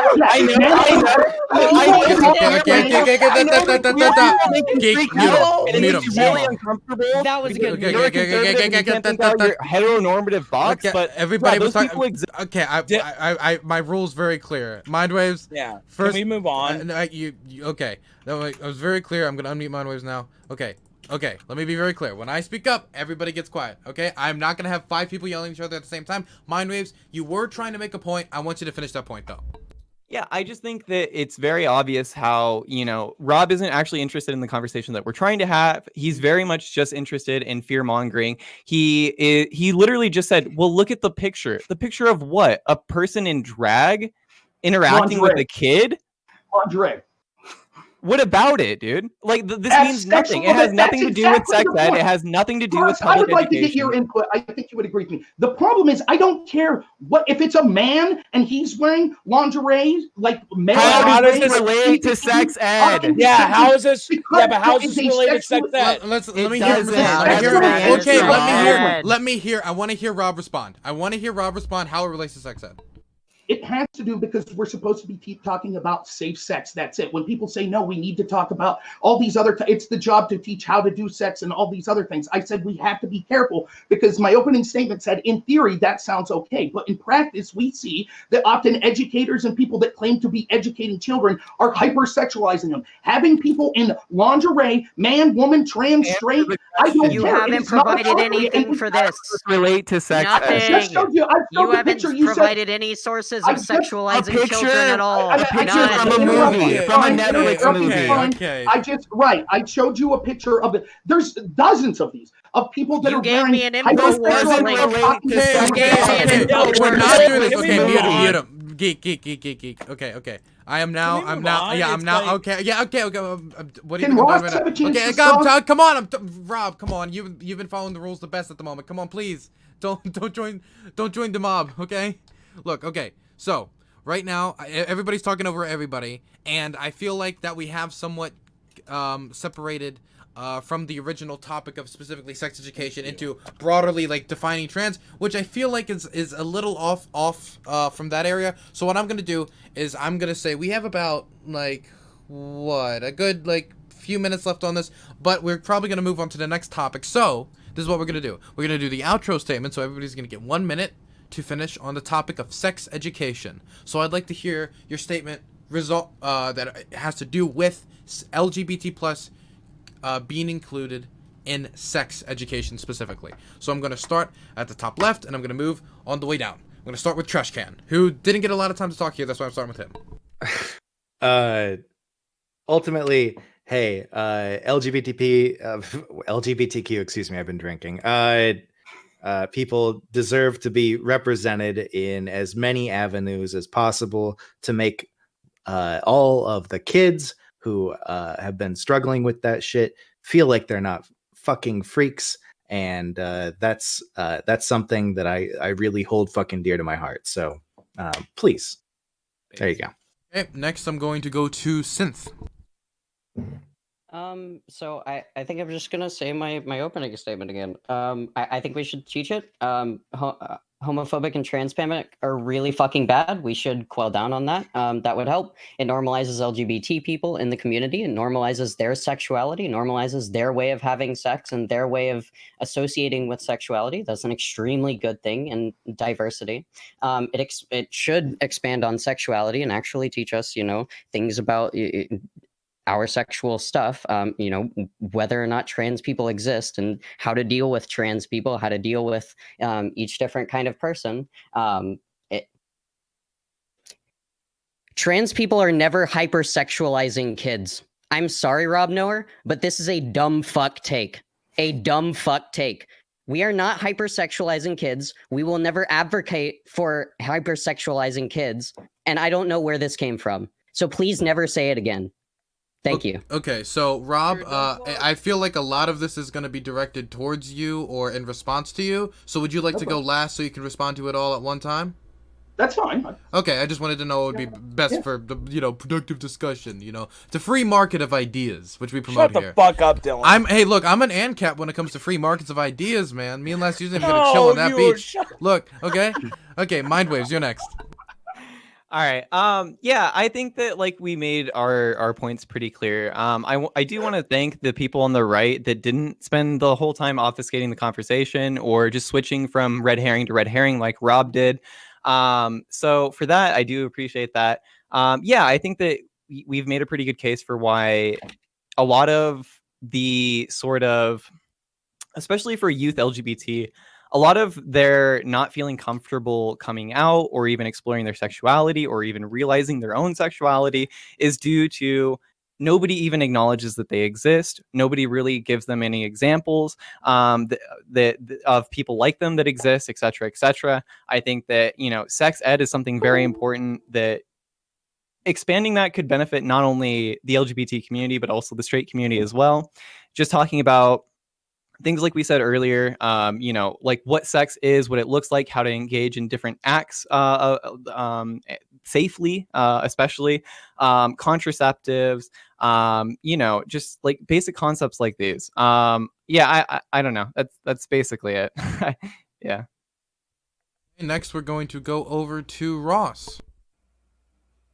I think if I made a list of LGBT issues and then a separate list of trans issues, there would be some overlap, but there wouldn't necessarily be the same list. So I think it's possible if there was an approach to maybe add LGBT issues to health or sex education, it would be easier more people would be on board than if both were to be added.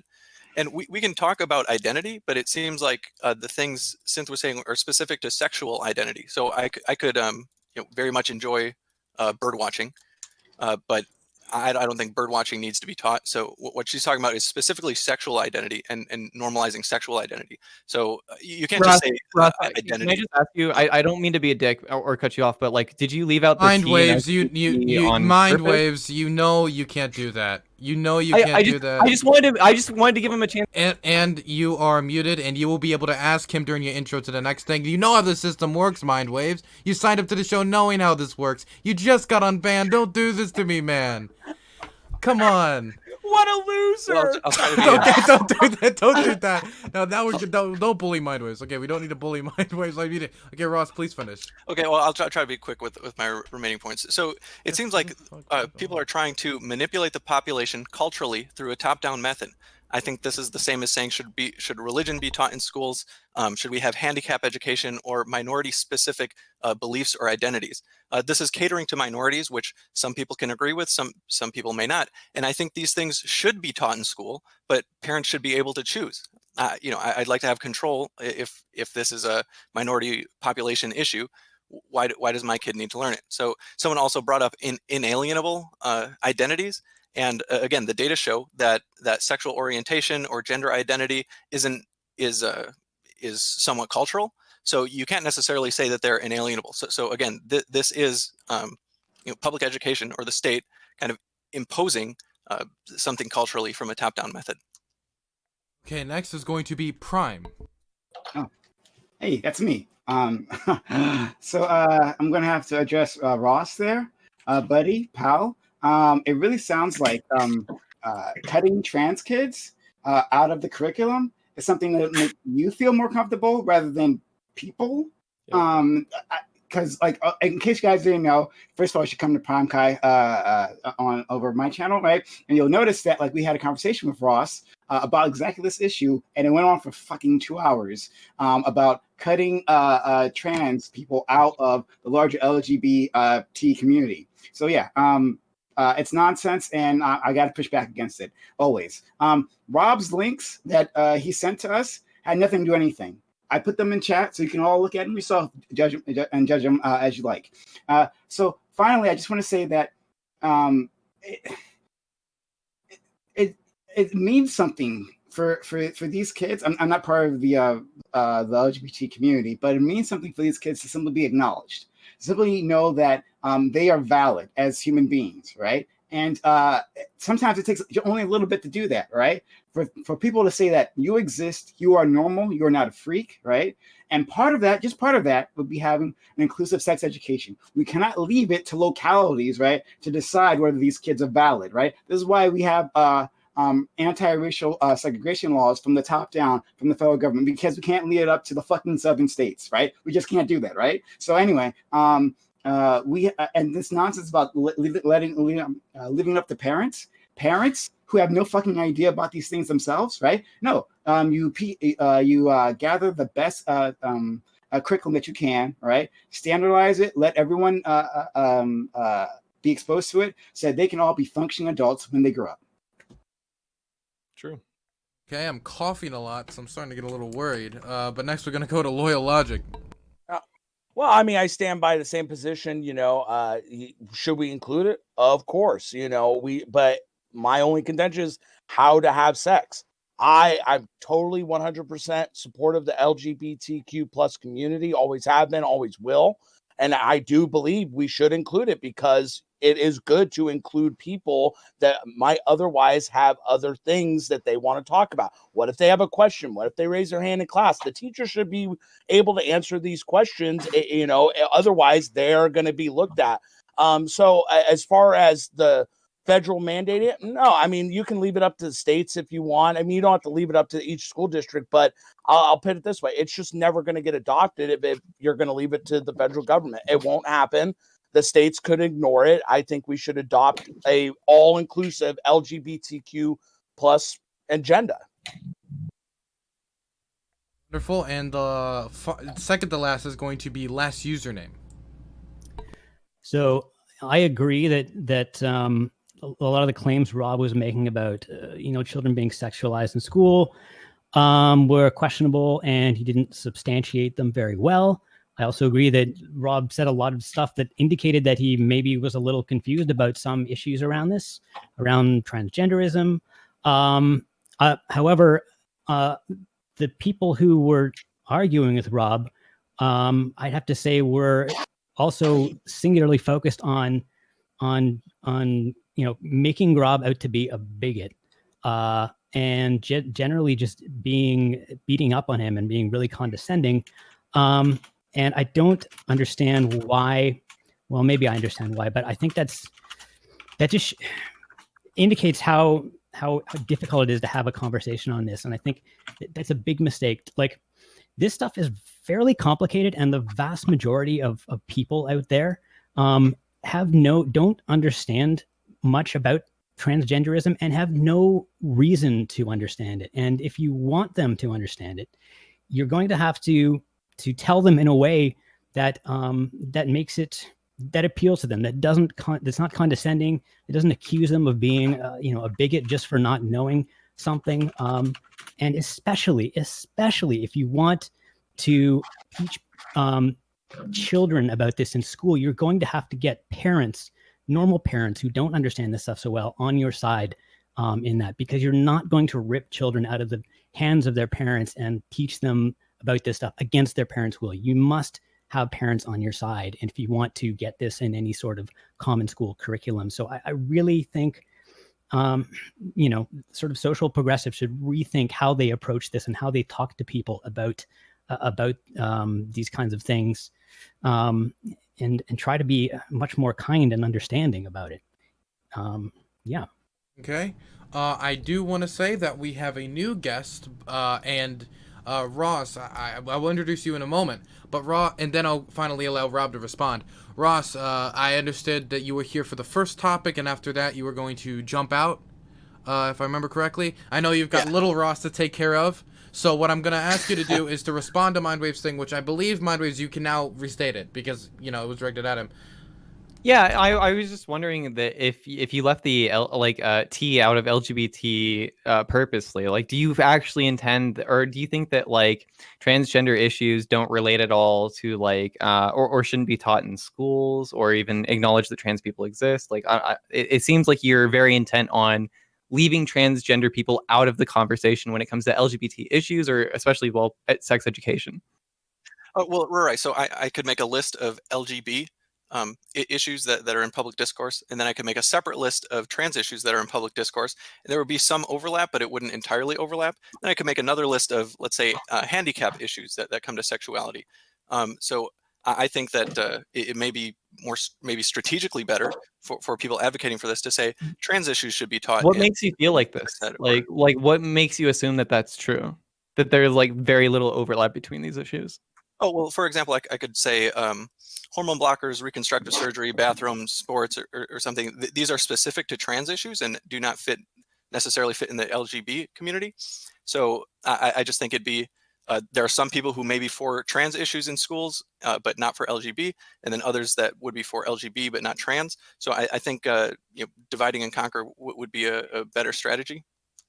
What purpose does that serve? I mean, by that logic, I would separate, bisexuality to lesbians and gay. Like they'd all have their own sex ed. Or I don't know what you're advocating for. Sure. Why separate just transgender? Yeah, so LGB is sexual orientation and transgender is gender identity. I think these two things are very separate. There's some overlap, but not necessarily enough to say, hey, let's throw everything in at one time. Well, no, the thing is that like you're saying that like, well, transgenderism is about, gender, and whereas sexuality is about sex, right? But there is a lot of overlap. It's not like those things don't influence each other, right? Like being gay, that alone, and your relationship. Let me just hold on. I just have to paint this picture. Even being gay changes your relationship with gender, like what it means to be a man.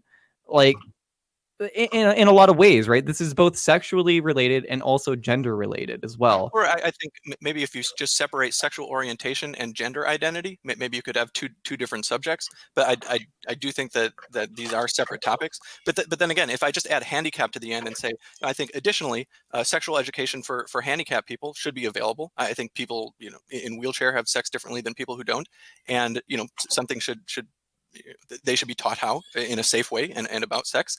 But I also put that separate to trans issues or LGBT issues. Well, I mean, sure, but like it seems like of course we would teach like what it means to be transgender, issues revolving around being transgender, et cetera, in a way that is like fully encompasses that topic, right? It's not like I don't know exactly why you feel the need to make that distinction, because like of Well, I course. think maybe strategically it would be better for you to think that way. I do. Because, This is technically like a deviation from the conversation. I do want to keep it going. I do think you had a decent back and forth there, though. Okay, so I want to allow Rob to respond, and then I'll introduce the new guest. And Ross, you want to do a quick shout out before you head out? Thanks again for having me, Dylan. Great talking with you, Ross. Ross W. Lewis on Twitch and Twitter. I'll be tuning in for the rest of the panel. Yeah, you have a blessed day. Bye, Ross. Okay. Yeah, get that piece of shit out. No, I'm joking. Okay. So, well, 1 second. Let me just put people around. Okay. And finally, I'm going to allow Rob to respond to a lot of things that have been directed at him. Yeah, so first off, I think everyone ignored that there is a hypersexualization of kids from some people. I'm not saying it's from everyone. Literally No. Look, I thought we all knew the rules. MindWaves, you're on your second warning on this. Don't do this. Don't come back. I said 2 words. Come on. Yeah, I don't care. Don't. Okay. And Synth, I think Synth laughed. Please don't. No, it's cool. Okay. I know you're used to it, but this is my show, and I don't want it. Okay, Rob, please go. So, I don't mind. It's fun.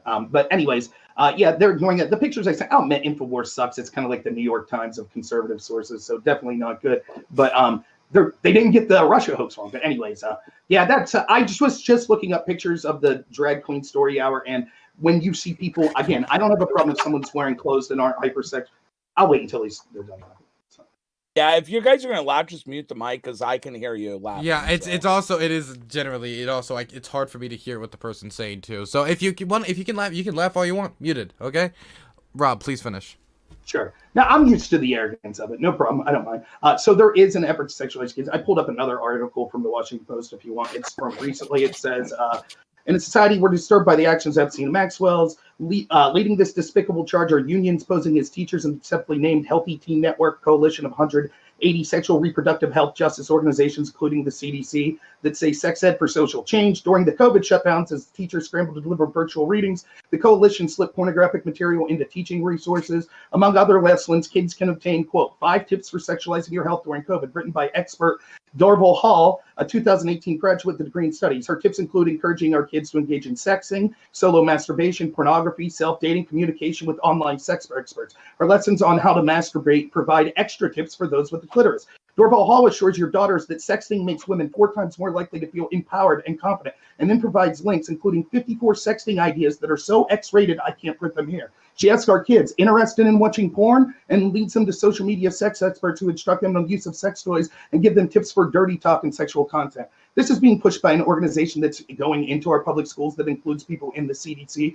It's occurring. I'm not suggesting everyone on the panel saying that's good. The point I was making when I brought this up wasn't to deflect. I said that the sex ed is just about teaching people safe sex. I don't have a problem if people say, well, we should understand that there are people that through biological means, through choices of theirs, might decide to have what we consider untraditional sex. We should certainly offer to the best of our ability ways that sex should be safe as well, and understand that sort of stuff occurs. But that doesn't mean talking about the need to accept people's gender identity or to hyper-specify it to, well, this is how gay people have sex, as opposed to this is how straight people traditionally have anal sex and things like that.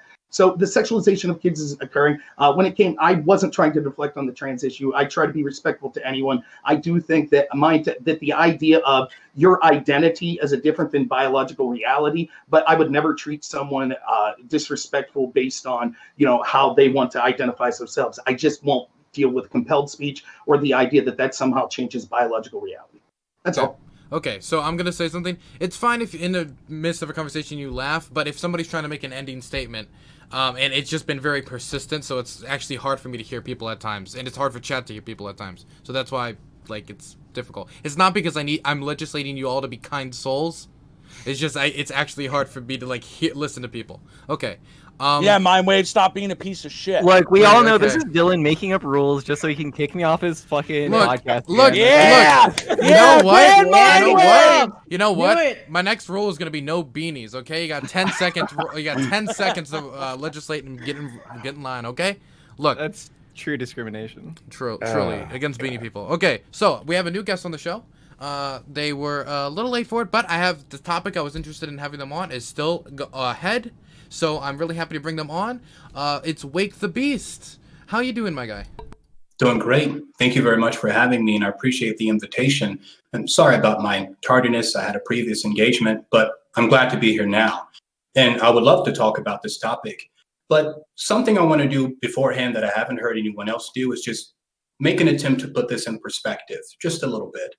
I will say we were actually leaving this topic and we were going to the next one. So since you haven't really had much time to talk, I will allow you to basically put your view of the conversation out there once. We'll move on, and during intros, if people wanted to respond to that, they could use that time to respond to it. I just wanted to make that clear. Okay. I think that's perfectly fair. Thank you. Just want to put this in perspective a little bit. According to a 2018 Gallup poll, only 4.5% of the American population is what we would consider lesbian, gay, bisexual, or transgender. Let's put that in perspective. 1.85% of the population is autistic. 7% of the population is colorblind. So what does this mean? It means that we are hearing about this issue disproportionate to the population that it represents and who it serves. But I do not want to minimize the issues that are facing this community specifically. And among them is a very concerning figure that I think we all should be worried about. I just want to take your attention really quickly to the 2018 HIV infection rates. Males who have sex with males account for about 69% of all new HIV infections. That's about 37,968 individuals who are getting this disease. However, this is disproportionate to the number that they represent in the community. Now, another figure that I think sort of coincides with this is the fact that children in general, or young people in general, seem to not know a lot about sex because of the 20 million STD infections that are detected each year. Half of them belong to people between ages of 15 and 24 years of age. So some education definitely needs to happen because this community, specifically individuals who identify as LBG or T and children, are facing some special pressures, not just the fact that there's such small numbers, but also the fact that they represent such a large proportion of individuals who are contracting HIV. The problem tends to be when it comes to federal mandates. Just real quick as an example, there is some proposals, some House bills that have actually passed. Among them is House Bill 246. This went into effect in July of 2020. And what this did was it mandated that LGBT history be included. The problem with this is that although I think the people who are behind it might have some good intentions, it specifically says that certain criteria has to be met and certain discriminatory attitudes cannot be entertained. So what does that mean? And who gets to decide what's discriminatory, what's off limits to talk about, and what should be acceptable? And I think that even within the community of the LGBT, there's not necessarily a consensus in terms of what's valuable to them, who they feel represent them, and what they feel are the most pressing issues. So some education definitely needs to be in place, but federal mandates are tricky areas because setting these mandates across the board for so many different people across such a vast country doesn't really ensure that the unique needs of these individual groups are being met. Okay, I am going to go into the next topic. Now, if you want to respond to anything that was said on the previous topic, your intro is the last time to do so. So this would be your last time to talk about it. The next topic is, should the phrase "under God" be removed from the Pledge of Allegiance? I will repeat it one more time for people in the back of the room. Should the phrase "under God" be removed from the Pledge of Allegiance? Everybody's going to get a 1 minute period of time. I'm just going to restate it for everybody who's now new to chat to state what they believe about the topic, and then we're going to go into a free-for-all where people can basically respond to each other. Do your best to act in a respectful manner, and even though I'm not going to legislate your kindness, and do your best to not interrupt people too much. Okay. Real quick, before we jump into this, I just want to say real quick, making a, I'm saying this every panel, but this panel in particular, making a panel is really hard. Like, we got 7 people who canceled. It's a lot of work to do behind the scenes and everything. So, if you want to support the channel, if you want more QPDP podcasts, yeah, follow, subscribe, and everything. Don't forget to check out the YouTube. And yeah, that's pretty much it. Sorry. And Go also, ahead. you have a Sunday show that does recruitment if people do want to get on. Hell yeah. Join the It's true. Discord. There's a HippieDP recruitment channel. You know, join it. Anyway, sorry for interrupting. No problem. I can't hear you, Dylan. Oh, you can't hear me right now? Yeah, Okay. and Geek Your Spielberg, Okay. you got a sub. Hey, thank you so much for the sub. I appreciate it. And Trash Can, in the top left-hand corner, curd you'll be is the a first curd. one. All right, so I believe that loyalty pledges at all are authoritarian as hell and don't like them. So yes, under God and the rest of the Pledge of Allegiance should be removed from schools generally, which is a lot of where they're used. You know, people working for the government, I understand why they should do it, and sure, go for it. Under God probably should be removed just because secular government seems like a good idea to me, but ultimately I just don't believe that there should be a loyalty pledge in the United States. There you go. Okay. Next, I'm going to pass it over to TheSyntheid. There's also a poll in chat if anybody wants to participate in it. Synth, you are muted. I'm going to spend the first half responding to the last things that were said, and then I have a really short statement on what I think about this issue. So gender identity is cultural. If you aren't exposed to more genders than just man and woman, sure, you might grow up your entire life thinking that there is only man and woman. It doesn't necessarily mean that like man and woman are the only things. So gender being cultural and only having a few in each culture doesn't really fucking matter. I wasn't making Rob look like a bigot. He kind of just did it to himself. He said trans women were men in dresses. I mean, like some really questionable shit, like hypersexualization of kids. I want to say that hypersexual is the statement trans people are hypersexualizing children is much different than making an advocacy to teach high school kids about sex. That's a lot different. And for my last little response, leaving the T out of LGBT is a very common TERF tactic. A trans exclusionary radical feminist to exclusively exclude trans people from the LGBT community in order to make their problems a lot harder than they are already. And for this question, I'm an anti-theist, so I don't think religion should really exist. I think separation of church and state is very important, and under God should definitely never be in the or in any constitution. Okay, next it's going to go to I expect there might be a few more responses to Rob, so I'm going to put him at last again, just to be safe, and I'm going to go to MindWaves. You should have let him speak before me. That would have been good. All right. Okay, so the thing with the pledge is that I want to just reiterate what Trashcan said earlier, in that I personally am not for the pledge in any circumstance, especially not in public schooling and shit like that. But on the specific issue of, inserting religion into the pledge of the United States and sort of pushing this pushing religion under like a sort of state identity is also very problematic as well. It wasn't added until, I have the date right here, it was like 1954. And if you actually look at who was advocating for implementing this at the time, there's this interesting guy that really pushed for this. His name's Docherty, I think. I'm not sure how to pronounce his last name, but he basically had given sermons that where I come from, it's Scotland, we say God save our gracious queen, etc., etc. And he had been able to give a sermon to, I think it was President Dwight D. Eisenhower, and he went on to say, like, to omit the words under God in the Pledge of Allegiance is to omit the definition or the definitive factor in the American way of life, basically tying religiosity to what it means to be a real American. And this he thought that this was inclusive towards, Jewish people, Muslims, et cetera, but he obviously left out the atheists, right? The people that don't religiously affiliate themselves.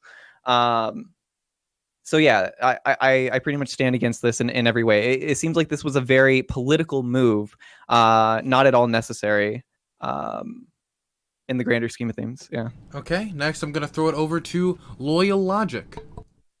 Well, I've been a huge advocate for separation of church and state at all. I've even said that even new monuments of any type going up should not mention God.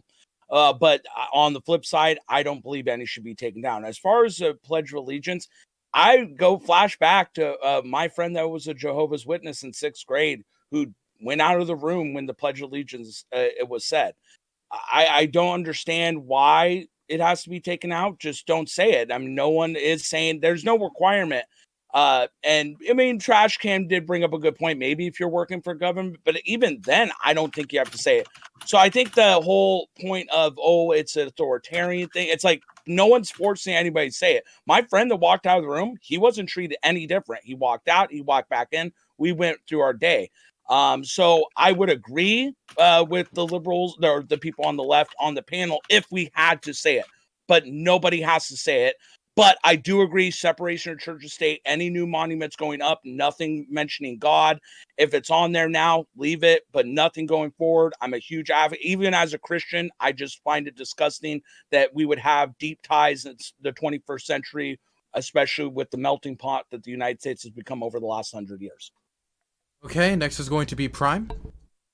Yeah, I agree with what's said before, but like getting rid of a loyalty pledge in the first place, I don't think it's needed. I don't think as Americans, we don't need to be required to state that our love for the country, like on a regular basis, is a thing.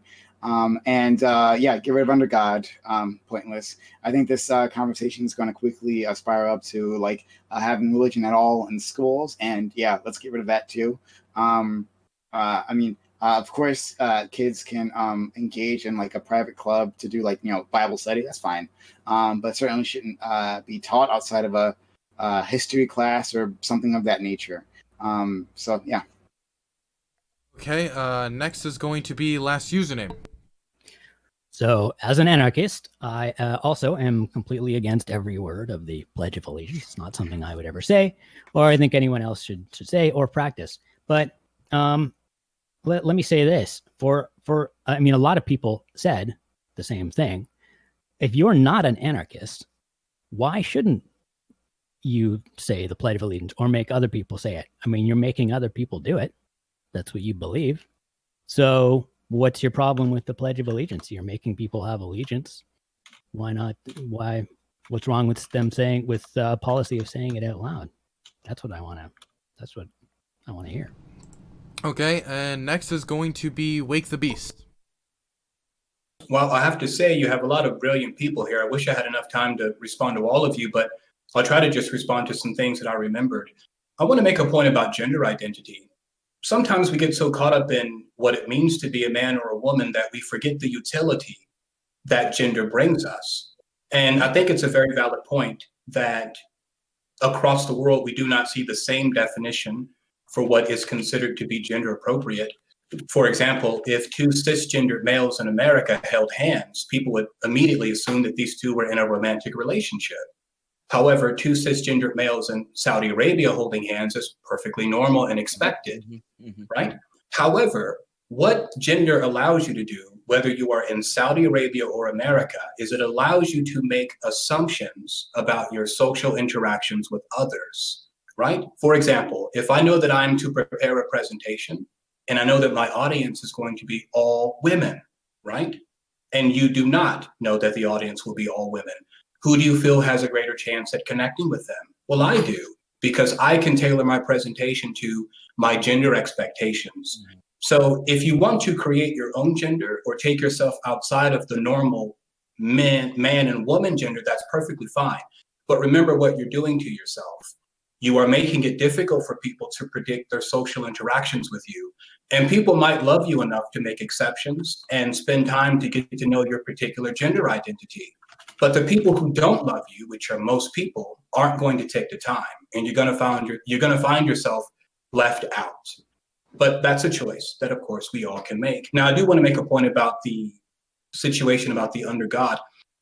As a young person, I was raised in a very strict sect of Christianity, and I was not permitted to say the Pledge of Allegiance.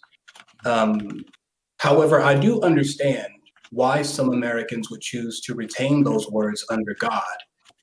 Let's remember what the Declaration of Independence says. The Declaration of Independence says that you have certain unalienable rights. And the reason why they are unalienable is because your Creator has endowed you with them.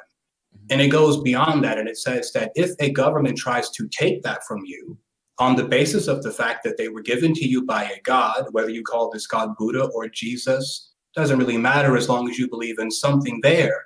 You have the right to snatch it out of their hands with war. And then we made war upon England, didn't we?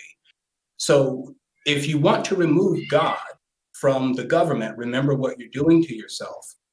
If God doesn't give you your rights, then where do they come from? Well, then they must come from the government, right? So if the government gives you your rights, then they can take them away. So even if you don't believe in God, you should want to have that there. Just if you ever have to appeal on those grounds, you can. And just real quick, I'm reminded as I'm talking about this of the Apostle Paul. On one particular occasion, he was about to be stoned to death. And he was a Jew and he was a Christian at the same time, but he was born in Rome. And in that moment, when he knew that he was going to die, he quickly appealed to his Roman citizenship and was saved from his death. So I picture a person who doesn't believe in God, who's being dragged to their death on the basis that you have no rights because your government has taken them from you. You would like to have that citizenship to appeal to, even if in reality you disagree with it. That's all. Okay, wonderful. That's a hell of a first intro for a topic. Extremely respectful. I love it. I'm going to throw it over to Normal America. Thank you. Just to respond to Synth real quick, I did not say that trans people are hypersexualizing. I said there are people like at Drag Queen Story Hours that are hypersexualizing. I pointed out other evidence of people that are working with the CDC that are hypersexualizing. Again, I'll wait for the laughing to stop. That's fine. Are you good, Synth? I could wait. I'll be respectful. No problem. But I understand the need to laugh and ridicule people when you don't have anything to say against them. No problem. So I was just saying that there is an effort to hypersexualize kids. I think that's occurring. That's it. I didn't say it was all trans people's fault. Move on to the next topic. Oh, MindWaves, you do that again, you're banned from the show again. I'm not even kidding. Please don't do this, okay? Bro, come on. Don't do this to me again. I only brought it up because it was mentioned. That's it. So on this topic specifically, I have to say, Wake the Beast, I'm incredibly impressed. I myself was going to bring up the Declaration of Independence and how Judeo-Christian values are what this country was founded on. That's absolutely true. And I think that LoyalLogic makes a great point as well, which is you're not forced to say the Pledge of Allegiance in general. So the under God part specifically, if you want to be an atheist or if you feel that that doesn't represent your God when it says under God, by all means, leave that part out. You should absolutely have the right to do it. You should absolutely have the right not to say the Pledge of Allegiance if you choose to do so as well. But I think especially because it's true that our country was founded under these principles, and we see how a lot of, and I'm not someone who would call myself a denominational Christian. I just believe in being Christ-like. That's it. So I'm not someone who talks about my religion a lot. This topic doesn't really do much for me. So but I appreciate everyone's perspective on it, obviously. But yeah, I think that we need to see sort of a return to kind of the principles of Christ. And I think that would help in a lot of the situations we're seeing. I agree with Wake the Beast, where he says that when we take God out, when we start to say that we didn't get our rights from God, then we say we got our rights from government. And those rights then became temporary and can be taken from the government anytime, which is a huge risk. And we can see have led to bad things that occur in the past. And lastly, I just want to say that I think that when it comes to the idea of a loyalty pledge, I can understand that's a fair point, and I can understand how people would think that. But when, again, if Ross was here, I'm sure he would mention the difference between private schools, which you could say the pledge or not if you wanted. But in these public schools, we are actually paying through that, through the government, through our tax money. And so I don't think it's unreasonable to have a normal situation where we talk about appreciating the government through a Pledge of Allegiance, because that's the government that's taking our money that we're paying for this education in the first place. Okay, I'm going to open it up to the entire panel now. You may engage freely. And one last thing for Wake the Beast. If you ever feel like you can't make your way into a conversation but you want to comment, if you put your hand up, I'll write your name down and try to eventually get it over to you. Okay, thank you. All right, I just want to say something. We need to stop everybody left and right. There's no requirement anywhere in the United States, anywhere, even private schools, to say the Pledge of Allegiance. And I don't care about your argument against it, but just don't say requirement, because there is none, and there never has been. Well, actually, I want to. This is exactly what I want to push back against. So when you talked earlier, I noted it because it was really funny that you said it. You said that okay, so when you went to school, kids didn't have to say it; they would just have to leave the room. No, he chose to leave the room because I asked him why. He said because he didn't want to hear it. He didn't have to leave the room. Okay, so yeah, so the thing is that I'm glad that your school let them do that. Not every district is the same. Yes, they are. Well, no, not every district is the same. So you can show me a district. I'm gonna go ahead and finish my statement, and then you can respond. That's how this is gonna go. So the district I finished up my senior year at here in Texas was actually a very conservative district, and it in the handbook itself required students to say the pledge. And the only way that you were able to not not say the pledge was if you got explicit basically if you had your parents write a religious exemption, right? So the only way you could not say the pledge is if your religion was against saying the pledge and your parents could back that. And I had to go to the district to solve that issue. I literally got kicked out of class because I refused to say the pledge here, right? They took me out of school. I wasn't able to participate in the lesson until my parents were called and contacted, and they had this conversation about why I should or should not have to say the pledge, right? This is ridiculous. This is a waste of students' time. It has no relevancy at all in educating students. It sounds like a lawsuit that's waiting to happen. I mean, it's against the law. You can't require people to say the Pledge of Allegiance. Well, yeah, but that's the thing, is that these lawsuits happen all the time, right? As they should. I think me and you agree on that. That's wrong. Yeah, but some kids, like most kids, don't have the resources to do that, right? They don't have the resources to go to court, drag out this whole entire process just so that they don't have to say the pledge, right? But MindWaves, what are you asking from him? It's against the Constitution to tell people to say it. What? And LoyalLogic agrees with that. So. I mean, yeah. Well, the thing is that there's no standard, right, at the federal level that says that is the standard. The Constitution is the standard. That is, you're not forced to say it. If a city or a district is violating that, then that's against the law. I don't understand. I'm very confused. Yeah, but you have to go through the courts, right? It's a constitutional issue, so you have to take it through the courts, and it's a whole process. These things aren't being actively enforced, right? But how could we? What else could be done? I don't understand. It's the most authoritative way to ensure that people don't have to say it. I mean, I guess you have to, we have a legal system that has to be used to enforce the law. That's a whole other issue. But I mean, we have attorneys we have attorneys that work for free across the country that work on free speech issues. And the fact that I guarantee if you look at that district now that you were in, they probably don't require it because they probably realized, oh, fuck, we're going to get sued. And no, it's still in the handbook. My daughter goes to to school in the same district. It's still there. And that's the thing. Again, I don't know what the argument is here because it's against the law. There is no law saying you're required to say the Pledge of Allegiance. Like the next step, it's in the Constitution. So the next step is to have organizations or that will go and prosecute whoever's violating the Constitution, schools or school districts or whatever. It's just like a school district. The thing is that I'm simply trying to push back against the notion that these aren't this isn't something that's students don't have to deal with, right? This is something that does actively go on, whether or not you're saying, oh, well, yeah, at the federal level, it is blah, blah, blah. The point is that atheists in schools or people that just don't want to religiously affiliate or people that just aren't feeling comfortable saying under God in the pledge or even the pledge at all are actively being like influenced and persuaded to engage in that. Okay, I Right? wanted to No, no, I no, wanted by the to way, you I can wanted sue your I wanted to throw this over to Wake because he had something to comment on this topic. Yes, thank you. On the surface, this seems to be like a bit of a moot argument, because if it's not mandatory to say the Pledge of Allegiance, then why go about making changes to it? If you are super religious Christian and you want to say under God because it helps you affirm your belief and such, well, have at it. If you are an atheist and you do not want to say it for the simple fact that under God is in it, well, have it that too. One of the great things about America is that you can choose to be religious, or you can choose to be irreligious, or anything in between. Interestingly, it's made us the most religious country in the world. I mean, we're taught the pledge in schools and then told to say the pledge. Like, not saying the pledge is breaking with like tradition and norm, and that's But like tradition fine. and norm are not law, though. Yeah, Wait, I want to wait, throw no, it over no, to okay, Seth. okay. Why are we talking about okay, law? so- Because this is about so- like we like this. The question again. I don't know if you'd like to restate it, Dylan.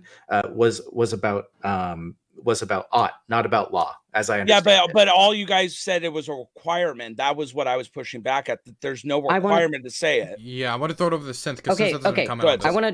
I want to say, just because there isn't a law directly mandating that you do this thing doesn't mean that it's not socially enforced. I mean, I can give a really easy example with trans people. Hey, it would have been, well, actually, it wouldn't have been easier. I would probably be dead right now. But like, it would have been a lot easier on the surface for me to just go around as a cis male white guy in the South, because that's where I get all my fucking privileges. You know how like non-privileged it is to be a trans woman? So, and it's not against the law to be trans. It's not in the law that everyone with the penis has to be a man. But it's very socially enforced. And whenever you socially enforce these things, I was literally one of the kids that didn't say the pledge in my civics class because my teacher was like, hey, what? You don't need to say the pledge. I hear you like sitting down like half the time and like not really saying it. You don't have to say it. And I'm like, oh, okay, well, that doesn't really matter. And then I got fucking shamed by everyone in my class because they were like, oh, you hate America. But and I'm really like, well, I'm just really uncomfortable with under God because I'm an atheist at fucking 7th grade. And like under God is really weird to me that like you're putting the entire nation under religion whenever we have separation of church and state. And I was in 7th grade. So I'm very confused. You guys are saying social. So I don't, if we removed it, if it's social, people are still going to do it. I'm really confused. Like it makes no sense. So if it's social and where you guys want to remove it, if it's social, they're going to do it anyway. It's like very confusing to me because again, it's not a law. So, and you're saying social. Okay. If it's social, people are going to do it anyway. I wanted to throw it over Well, to Prime. unless the social norm changes, which I social norm work very could hard change. to try to do. Yeah. You know, I try to change the social norm that you should Exactly. be have allegiance to the state. Okay, by Prime. being an anarchist and talking about it publicly. Yeah, So yeah, exactly. I agree that that's a bad social norm. The social norm should be aligned with the law. Which But says you you don't change have to it, say yeah. Yeah, Exactly. PrimeCayes. You change it over time. If a school district doesn't want to say it, then the school district can say it. No one says it, and that becomes a social norm. Occurred I don't. is There's no occurred. law. You can't make a Okay. law. So, Are we gonna? I gotta I'm throw it gonna- over to Prime because he's been waiting for a long while. And I'm gonna sort of back you up, actually, Loyal. But first, to Wake the Beast, you brought up our rights before and where they come from. You said like if they don't come from God, then they must come from the government. So instead, we would want God to be involved. Somehow, maybe I'm misstating your point. If I am, then please correct me. I'm sure. No, you sound to be pretty spot on. The idea is that by reserving our rights as being gifts from what we say is God, doesn't really matter what you believe that God to be. Whether you believe it is nature, whether you believe it is Zeus or Hermes or Jesus or Buddha, it really doesn't matter. Just so long as you have a placeholder there, a refrigerator that's too tall for the government to reach to the top of and open up your favorite cereal and have a bowl of it at your expense. So now you're First of all, I forcing love that. religion. I like that a lot, dude. Like that that was good. That was really good. So That's good. clap for you, buddy. But I don't understand why these rights can't just come from people, like from the people, like from you being born as a human, and those rights being inalienable from you being a human. Okay, I'm not sure if that's a separate conversation, but well, I don't know. I'll let Dylan answer that? Like, do you want us to engage in that, or should I just go to my next point? I think I getting into the philosophy. Wait, could you ask that again? I want to make sure I understand what you're asking me right now. Sure. I was going to ask Lick the Beast, why can't our rights simply come from us being people, like being born as people? Why does there need to be a placeholder, as he just said, rather than just, I'm human, he's human, and so he deserves respect just like I deserve respect. Certainly. You can talk about this for a little bit, but after a while, we do want to get back to the pledge specifically. Yeah. Okay, I have a point about that too, but go ahead, Leek. Okay, please. So essentially, our government also makes another statement that our government is of the people, for the people, by the people. So what that means is that if we go with the assumption that your rights come from people, that means that people can also take your rights, right? If your rights come from the fact that people are recognizing them, then the moment people stop recognizing them, then your rights cease. And just as a precedent, we have the issue with Dred Scott. Dred Scott was a Black man in America who was enslaved, fled from enslavement, and was captured again. And he thought to challenge his captors in court. And basically, the Supreme Court said that, well, basically, the Constitution doesn't leave you any rights. You've been left out of this. Therefore, you have no rights. Okay, therefore you have no claim just by virtue of the fact that you are a Black man. We whites have not given you any rights, so you have none that we should recognize. So that's the sort of ground you run into when you say that people give you your rights. Because if you have a government that is made up of people, then once those people get to government, they can take those rights. By that logic, we're just a vote away from bringing slavery back. So I wasn't implying that the rights come from other people. More from yourself, right? From you being born a person, not like that. The fact that a group of people recognize those rights is why you have those rights, but that you, as a person being born as a person, as a human being, that you have those rights. So I think that's a distinction that I'm making there. I don't want to get too deep in this unless you want to respond to it. It's fine. I'll say my other point, but if you want to respond, weak, that's fine. But anyway, to LoyalLogic's point previously, like, yeah, I'm. He's kind of convincing me of something here. Like, I'm not exactly sure what the ask here is either, right? So, like, if it is a social norm, right? If there is no law, and I could be correct, but if there is no law requiring you to say it, right? Then even if we remove it, right? Let's say we make an act of Congress to say or remove under God, right? Well, that Christian or conservative school district that MindWaves is in, they would still do it, right? Like, you'd have to have a lawsuit to make them stop doing it. Exactly. And so I actually don't know what the ask is here myself. Maybe someone can educate me on this. That's why that's what I'm saying. I'm very confused by the question. I don't understand.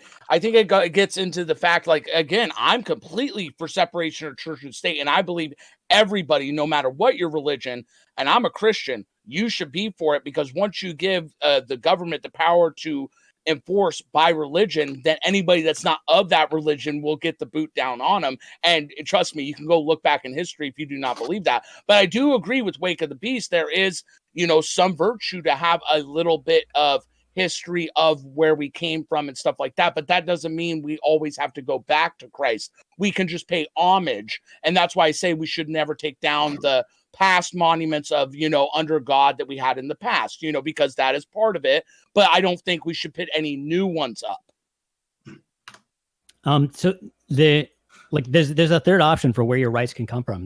If they don't come from people and God, they can come from an idea or a document, as they do in the United States. You have the Constitution, where it basically says this is the way it's going to work, and this can never change. Well, it can be amended, but put that aside. So it's kind of weird that the Pledge of Allegiance doesn't say doesn't say anything about the Constitution. Maybe it should say like one nation under the Constitution, or I pledge allegiance to the Constitution of the United States instead of the flag. That seems like it would be better and make more sense. It's more consistent with the way America is supposed to work, as I understand it. As far as I understand, I mean, yeah, I mean, our rights don't necessarily come from any religious doctrine. I mean, in the past, you could make that claim, but as I've said, in the last 100 years, we've become a melting pot of many different religions, many different people, and we have moved away from that, as we should have. You know, that is what America's based on, many different people from many different backgrounds. And again, Prime, I thank you for, you know, giving me the credit on that point, because I think it doesn't make, if it's socially, you know, then what do? You know, even if we passed a law like you said, MindWaves district's still going to do it because they're doing it now against the law. So what's going to prevent them from doing it when they pass something like that? Wake the Beast was trying to say something, I think, earlier. Yes, I just want to respond to a point that Last Username was making about the third option. You mentioned that we could just say that it's the American Constitution that gives you those rights. What's interesting about that is that the basis upon which the founding fathers felt that they had the authority to make that document was the fact that they felt that God gave them the right to do so. So without that idea, that concept of, wait a second, I was born a free person and no one can take this from me because God gave it to me, they never would have had the courage to succeed from England, declare their independence, fight a war, and then write that Constitution, of course. Do you think the Constitution depends on the concept of God for it to make sense? It doesn't seem to. Back then, though, but back then, I think that's what you were saying, correct, Wake? You were saying back then that was their mindset. Yes, back then that was their mindset. But I think that even if you don't believe in God now, it still serves your interest to have that there, even if you never intend to use it. For example, I have seatbelts in my car that will probably never be used. I very rarely use my emergency brake, but I'm really glad it's there in case I have to grab it one day and make use. So I'm saying that in the day, I hate to see it happen, that someone would try to take your rights, you would be able to appeal to that authority where no one else could take it from you. The problem is that when we remove the concept of God, and again, God to me is a neutral term. Some people think God is Jesus. Some people think it's Buddha. Some people think God is a part of themselves. It really doesn't matter what you think it is, so long as you believe it transcends and cannot be altered and changed by other people, right? So go ahead. I would say God isn't a neutral term. I mean, you can say that it is, but it certainly carries social weight, right? Like it carries meaning with it. Like when if I brought up the term God in a conversation with people, and especially here in the States, right? People are going to assume the Christian God, right? If I just leave it at that, right? So you can say it's a value neutral term that can mean anything, but it doesn't mean anything, right? So, well, personally, I don't take responsibility for other people's assumptions. If I say God and you think Jesus, I suppose that just resonates more with you. But God could also mean Zeus. Zeus was a rapist. Well, Allah as well. That's not how language works. So, like, if you and I are trying to understand each other, like needs to be you need to understand like how certain words are understood by the public, right? Like you can say like, well, when I say rose, I mean refrigerator, but like I don't know that. Right. Well, Prime, we have a lot of religions that say God. So do you? I mean, I think the point he's making is that if you do, you could say, but Allah means God. So you know what I'm saying? It's like if you or anybody here takes it as a Christian God, it's more saying about where you were raised, what you were brought up around. It's not really you could say the country, but we have a lot of religions here that say God. I personally don't know really why. Important to say. Go ahead. Okay, something really important to say here that hasn't been brought up yet. Under God was added to the Pledge of Allegiance in 1954 in response to communism. Like it is a very extremely focused on like values of like anti-communism. That's kind of the what it was created for.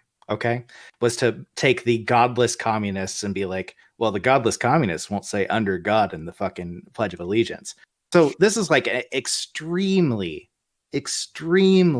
valued. Like this is not, there is no way this is unvalued. And also the way that God is written is with a capital G, which does refer to the Christian God.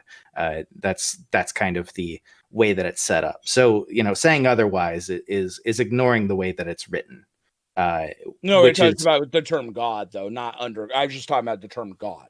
well, sure, but like the thing is that we're talking about it in the context of talking about the Pledge of Allegiance. And the Pledge of Allegiance says one nation under God.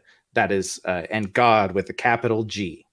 Okay, so taking that out of it, you can make all these claims you want, but like this is specifically about, well, it is about fucking the Judeo-Christian God being anti-communist, and that being like part of a tension from the time in 1954 under Dwight D. Eisenhower. So just keep that in mind when you're talking about it. I have some other things to say, but they're off topic. So let's go ahead and move on. Okay. I saw MindWaves. You raised your hand at one point, and then after that, I'm gonna give it to Rob. Well, I want to let Rob go first, and then I'll say my bit. Okay, Rob. Okay, thanks. Smart play.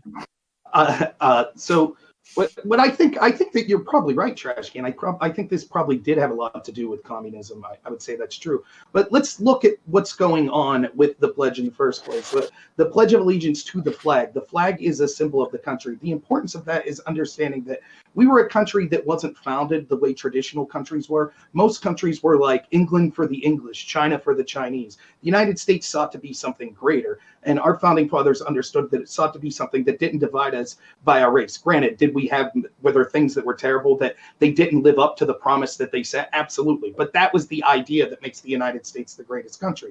That we come from different places, but we need to be able to have a collective and understand we're all in this together. That's why we pledge allegiance to the flag. The flag is the symbol of us being collective together. Now, when it says under God, the reason that that's chosen is because we are acknowledging, as important as it is to be collective as a country, there is something above us. And Wake the Beast is right. You could interpret that God as a Judeo-Christian God. You could interpret it as whatever religion you want. You could interpret it as nature. You could interpret it the way the PrimeCayes is saying, that there are inalienable rights that exist outside of the government's right to grant them to you. But we need to differentiate from places like governments that were communist that say, no, the state is the top entity. And so that's why I agree. The reason the phrase under God is important is because it lets us know, as important as it is to all be unified as a country, and we should pledge to try to do that, we need to understand that there is something above. There are these rights, these inalienable rights. Or at least understand, I'm sorry to interrupt you, the history as well. Like, at least understand the history is what I would say. Well, I mean, if that were the case, then I would say nation under a God. Yeah, so the reason I want to push back against this is because this is obviously a very sort of religious sort of mindset to have, is that you're basically making this argument that we need to have the state acknowledge the existence of a God out of the necessity of some sort of like social cohesion, that like we need to be able to unify something that, with something that's above the state, and this just sounds like post hoc rationalization for believing in a God and wanting to have the state enforce or encourage people to worship such God, right? This isn't at all inclusive of like any sort of like atheist experience or perspective at all, right? So like for me, for example, and for like millions of other people in the United States, we don't identify with any religion, right? We don't identify with a God. We don't believe that there is anything over the state of any sort of supernatural nature, right? So like you're making this argument out of necessity. I just don't see it. Yeah. Oh wait, who's making that argument? Because I'm totally well, Rob and Wake were saying that we need to have a concept that is above the state, so that we can unify or some. So, I don't know. But can I ask you a question? Yeah, can I ask you, MindWaves? Do you think it's at least important to know the history? That's my argument. Is it's good to at least know the history of how we came to be. Sure, but that doesn't. Well, no, that's all I want to know. Well, understanding the history doesn't mean including that we encourage or even mandate that kids say the pledge, especially with under God in it, right? Yeah. Well, yeah. I mean, again, if those districts do it, it's illegal. But I'm gonna be. I'll be right. Can I just make my last point? Yeah, but I'm just gonna say I gotta use the bathroom, so Geek will be moderating. But MindWaves, please finish your point. Thank you. Godspeed. Yeah, I was just going to say, while it might be unconstitutional to mandate it, the thing is that there is a cultural like norm within school districts to encourage kids to engage in it, right? Yeah. So even though they're not saying that like, hey, we're going to reprimand you if you don't, you're still encouraged. You have designated time set in the day to say the pledge, and it is taught to you with the words "under God" in it, right?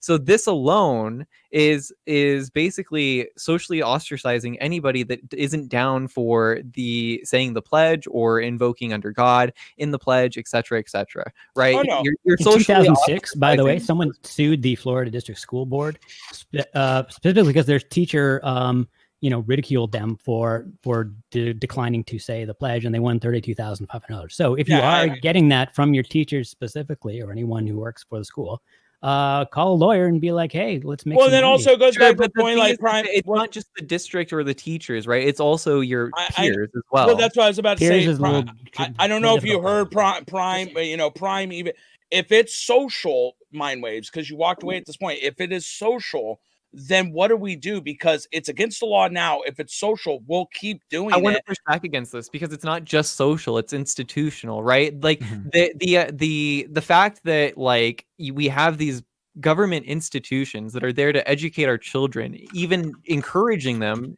even if not mandating it, encouraging them, setting aside time to say the pledge, and then teaching it in a way that is not inclusive towards atheists or people that don't want to affiliate with the term God, etc., right? Like this is institutional. These are institutions, Okay, but institutions I that are agree. doing. We should get rid of public. I mean, this is but that's my point. So let's say it's institution and it's against the law. You sue, and my point is like you're saying make a law. You're saying like let's make a law to say It's not don't do it. unconstitutional to have time for the pledge, right? It's just unconstitutional to mandate that they do. But my point is, so if we had the federal government pass a law, so why, if they're not following the law now, why would these school districts follow the law after that? Well, you're just making a case for no laws at that rate, right? No, I'm asking what do we do? No, I'm asking you. So what would be a mind waves? What I'm saying, yeah. So you're asking for a prescription. My policy would be that at the federal level, we need to basically enforce a standard on schools that doesn't prescribe any sort of pledge, especially not with under God in public schooling, right? That like there is no reason to set aside time in a public institution where people are supposed to be educated, just so that they could pledge loyalty to a state and then a god, right? Like why is this necessary in school? Why even have it?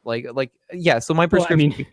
This is interesting. Like, why is anything necessary in school? Why is it necessary to have school uniforms? Why is it necessary to have schools? The school architecture, to have cheerleaders, to have all of the other things that schools do, the sort of pageantry and stuff that schools do and force essentially onto their students in one way or another. Let's put the God part aside. I know that's the topic, but let's assume there was no God in it. It was just allegiance to the United States. Would that still be a problem if they forced you to say it?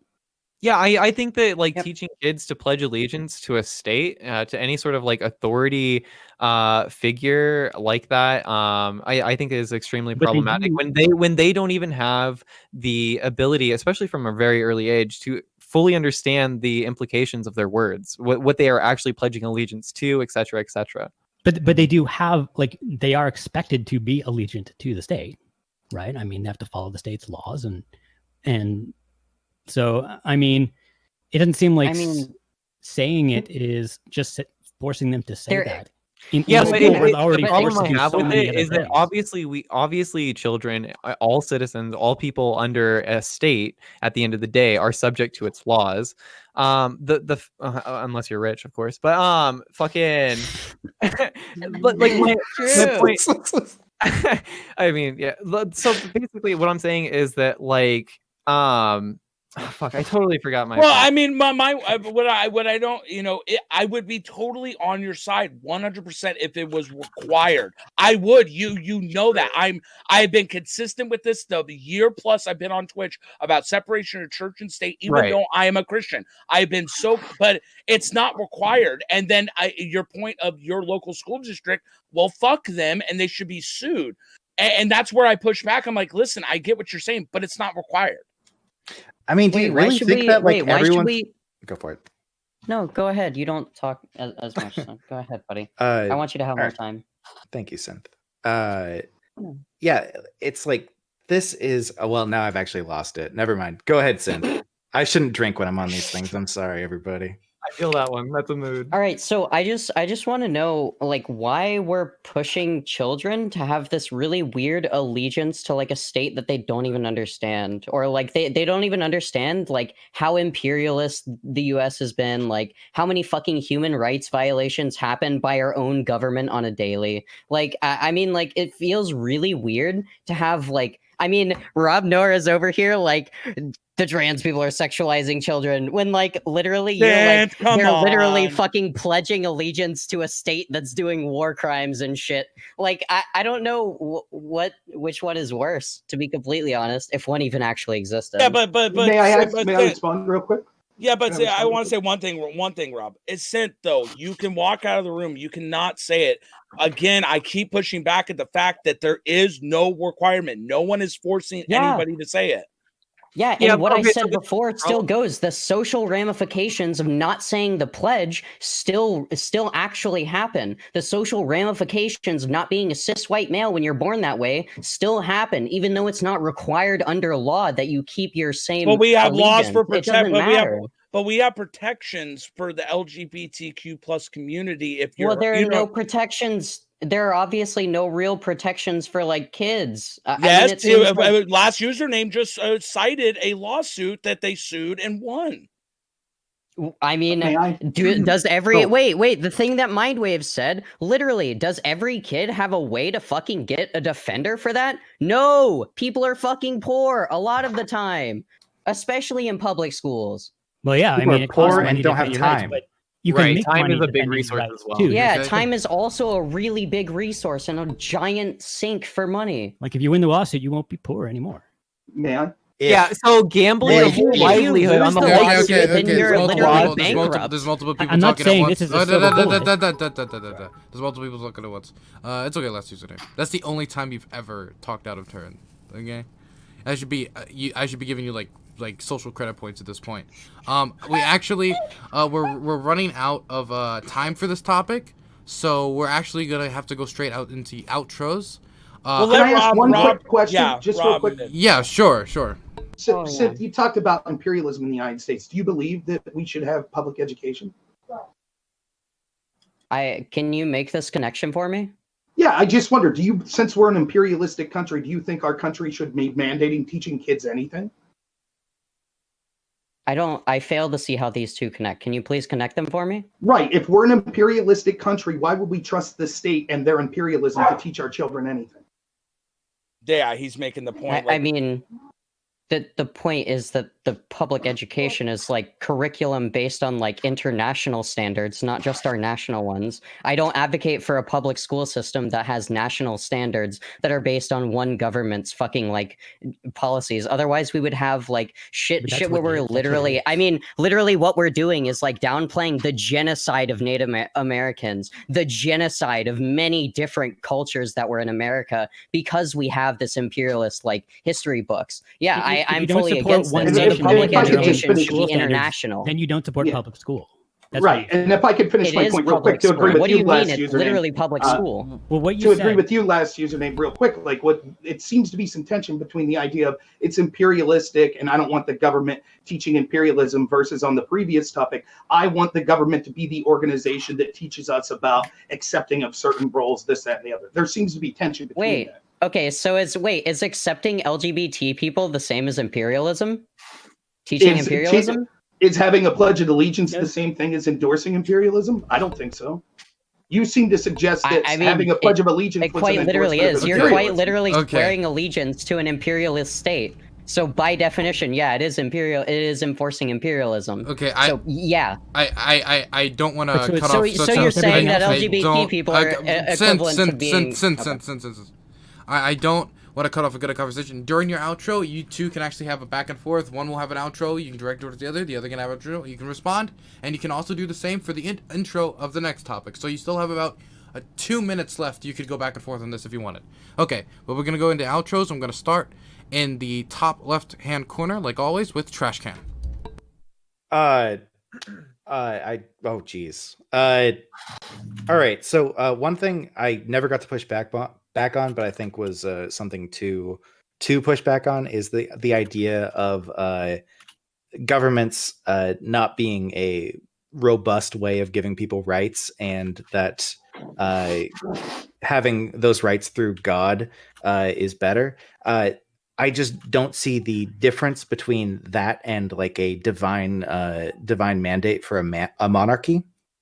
Like these things both have like the divine, like they are giving you rights through divine intervention, right? And so I see that as a really big problem, right? Like if God's giving you rights under a divine monarchy versus giving you rights under a democracy, then it seems like it doesn't really matter that the people have rights. It's more focused on God than the people, right? And so that's something I don't know if it's well built enough to really go into, but that's something that I think is worth talking about at some point. Okay. Next is going to be Synth.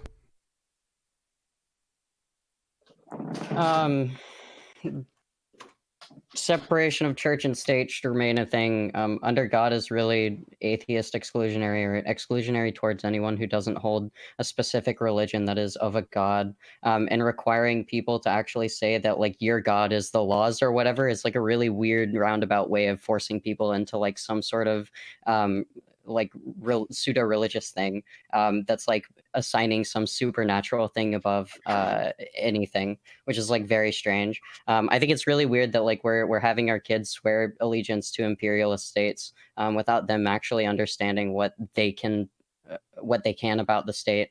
Yeah. Okay, next is going to be Rob. Yeah, so I thought this isn't a topic that particularly that I'm super passionate about. I thought there were good points made all around. I really appreciate what Wake the Beast said, and I think it is important to understand that this country was founded on traditional Judeo-Christian values, but that the phrase under God and understanding the importance of there being a higher power while still pledging that we need a collective under the state is a good thing. I also agree with Trashcan that I do think this was largely in response to the disastrous murderous ideology of communism, which we have every right to push back against. So I think that that's fine. I'll wait. Okay, we good? So I think that was fair. I think there is some tension, not trying to be rude to Synth, but I think there is some tension. I agree with you. There's been some terrible things done in the United States, every country in the world that's been the case with, and we should fight back against imperialism. It's something that I'm very passionate about, and I've criticized both parties heavily for that. And I think Dylan knows that as well. We've had foreign policy discussions, even if we disagree on specifics. But I don't think that you could like totally throw the baby out with the bathwater and say that this country is evil and that we shouldn't pledge allegiance. I think it is important to have sort of a collective, some sort of pledge or some sort of promise to try to come together as a country, because we come from various backgrounds, which is a good thing. That diversity is good. So we need to have something to bring us together. But I do think there's some tension in saying, I think this is an imperialistic country, but I want them to have control over the education of our children. And I think that they should be the ones that are arbitrating morality when it comes to issues of sexual and gender identity. I think there's some tension to that argument. That's all I was saying. So. Okay, next I'm going to throw it over to MindWaves. Okay, so there we go. Yeah, I just want to make the case for exactly why we really don't need the pledge. And the sort of like the two arguments that we've been having tonight, right? So one is that there seems to be this question of, what utility does the pledge have? What's its purpose? Should we get rid of it? At the end of the day, the only thing that I see the pledge really doing is teaching nationalism and state worship from a very early age, and religious indoctrination. That's really all it is. There is no other utility outside of that. Some people have tried to make the case that, we need this concept of God to be above the state so that we can unify under the people. But honestly, I don't see this you still haven't given me a reason why that's necessary or anything like that. I think that's not very inclusive of like a atheistic sort of perspective on things. And then there seems to be this question of whether or not we should mandate it, or whether or not the schools that encourage the pledge or whatever are mandating it or not. Like, the thing is that it doesn't matter whether or not these schools are mandating that you have to say the pledge, or reprimanding the students if they don't. Right. The thing is that we have institutionally a culture and like school policy that basically encourages children and teaches them this pledge, or encourages children to say the pledge and teaches them the pledge, right, with the terms under God, etc. And whether or not this is like my entire point is that yes, absolutely, under God should be removed from the pledge. The entire pledge has no place in the classroom. Yeah, I don't know how much more simpler to make it. Okay. Next is going to be LoyalLogic. I'll say it again and again. It's not required by law. If you're saying it, go to the ACLU. They'll give you a free attorney. Cut them in on the profits. You can go time in, time out. That's not the only lawsuit that the last username cited. There's dozens and dozens and dozens of lawsuits.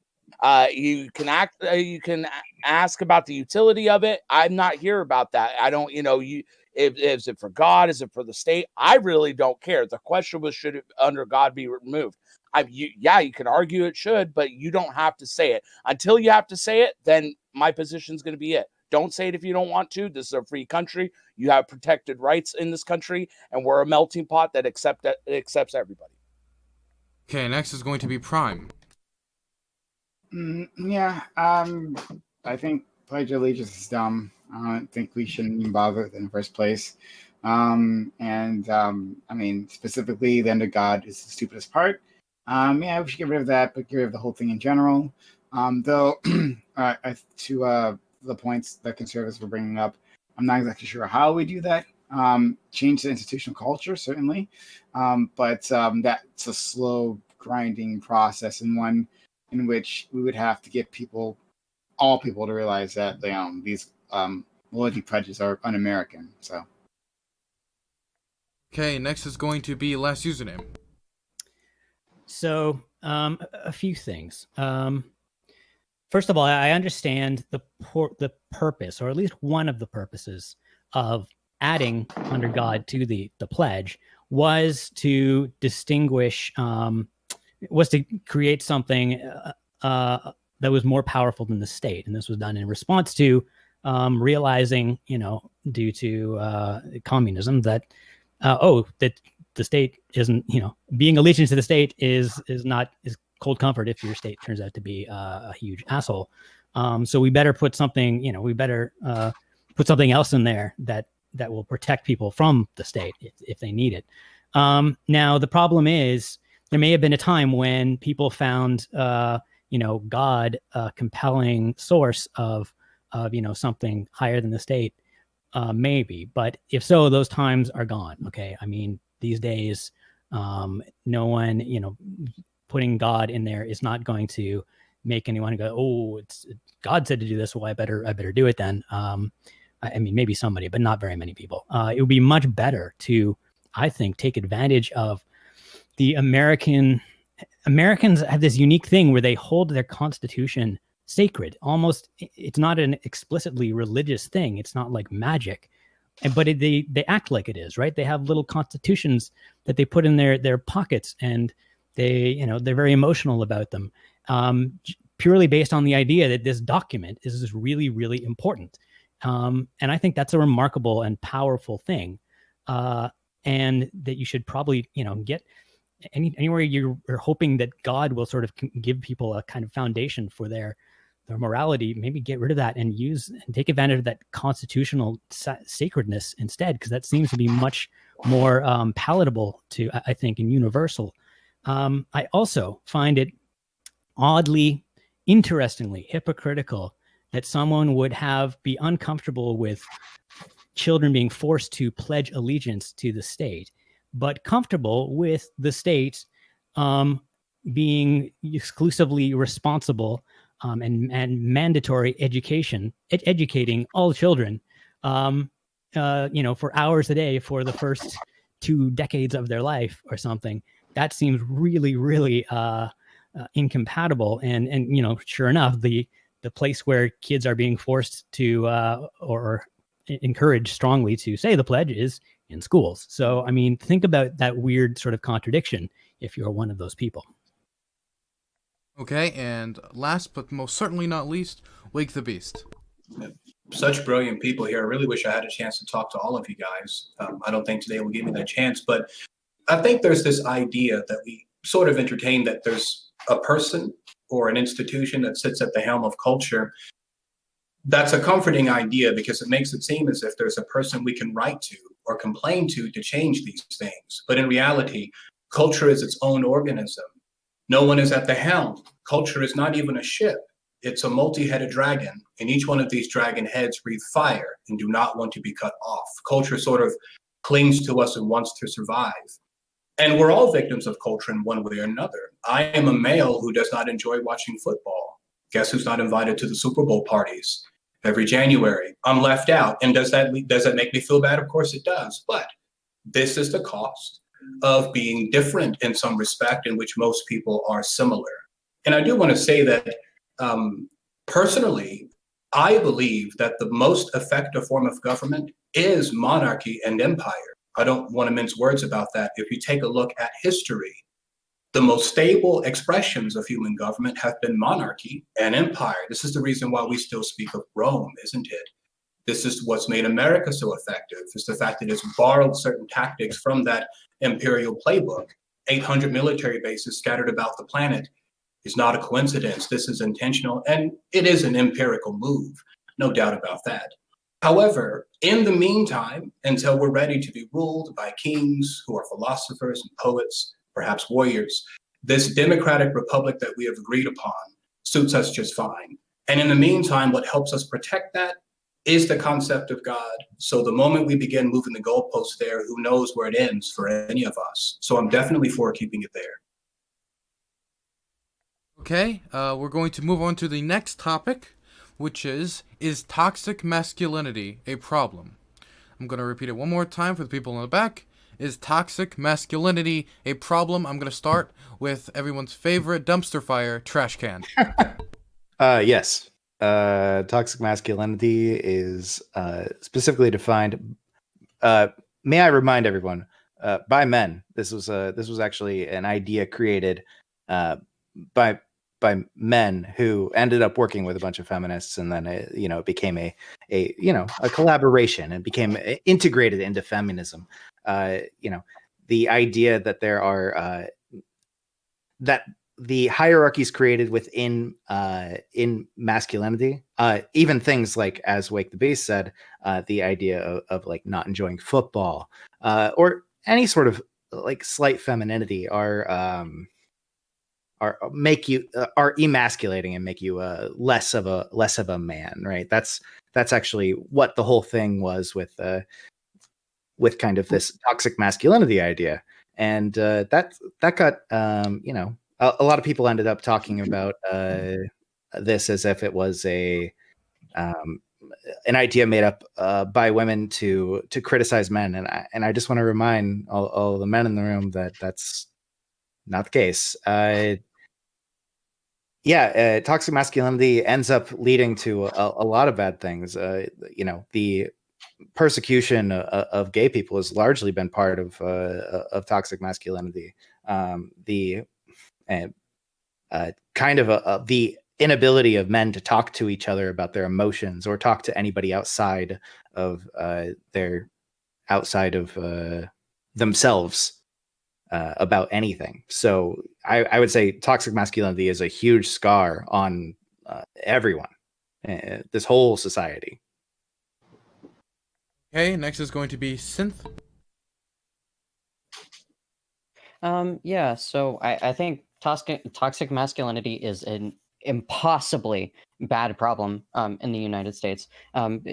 The effects on trans communities alone, trans women, the amount of internalized transphobia, the amount of non-accepting, the amount of damage that it does just to men who may just be a little bit effeminate or may just be a little bit queer or may not fit inside of like the strong man that doesn't feel emotions and can fucking pull himself up by the bootstraps and do fuck all, like, and do everything like that. That's a really weird, like, perfectionist concept to go to, and that's mostly, from what I can understand, what toxic masculinity is talking about. And these sort of things probably need to be eliminated from any sort of gender role. Anything that is like chasing a perfection or kind of telling people to do something that they can't necessarily always do, and they can't actually adhere to, especially whenever it's very conjoined with one's identity, as it is in the US, it is an insanely bad problem. So yeah, we need to fight against toxic masculinity. We need to have probably more gender courses that show us, hey, men can act this way, men can be effeminate, men can do these things and still be men. They're not masculine in any way. I think that would be a very positive thing. Okay, next is going to be Rob, and Synth, your camera is currently frozen. Just wanted to let you know. Why'd Cool. you have to tell her? I was enjoying. No. Shut up, Leo. You just like yeah. to watch me suffer. It's an interesting question. I think that we'll need to, as we get past the opening statements, get an exact definition of what toxic masculinity is. But let me say that, yes, I believe toxic masculinity could be a problem, as could toxic femininity, as could toxic whiteness, as could toxic straightness, et cetera, et cetera. Any of the categories that we could separate ourselves through, you could say that taken to an extreme, they could be toxic.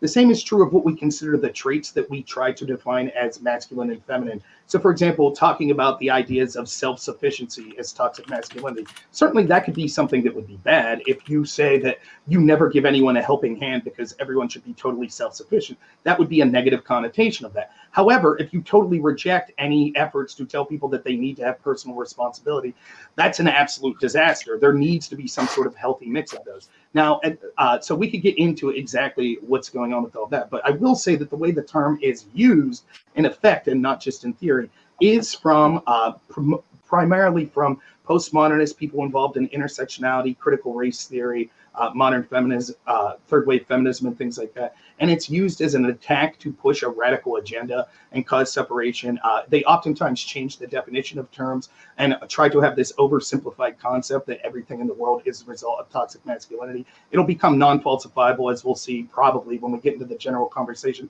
For example, I'll say, give me examples of the bad outcomes of toxic masculinity. And they'll say something like, well, the amount of women that suffer from violence. And it's like, yeah, okay, that's a bad thing. Everyone agrees with that. But then when I mention that overwhelmingly men are the victims of more violence throughout society, they'll say, yes, that's also because of toxic masculinity. When you have a theory that says all of the problems in the world are because of one thing, and it just so happens that it's a thing that a radical radical intersectional ideologist wants to believe, I think that it's very problematic, oversimplified, and it's used as a weapon to endorse all sorts of things. Like we see actual negative things occurring with this, such as the ideas of feminism pushing toxic masculinity has led to the feminization of children in schools, to where we're now putting young boys that behave in aggression and competitive play on preschool and kindergarten schoolyards. They're being introduced to drugs like Ritalin because we're looking at girls as the standard now when it comes to elementary school. So certainly any ideology or any trait taken to an extreme could be negative, but many of those traits could also be positive as well. And I don't like the way the terms usually apply. And next, and also, Synth, when you type, can you please mute your mic? Sorry. No problem. MindWaves. All right.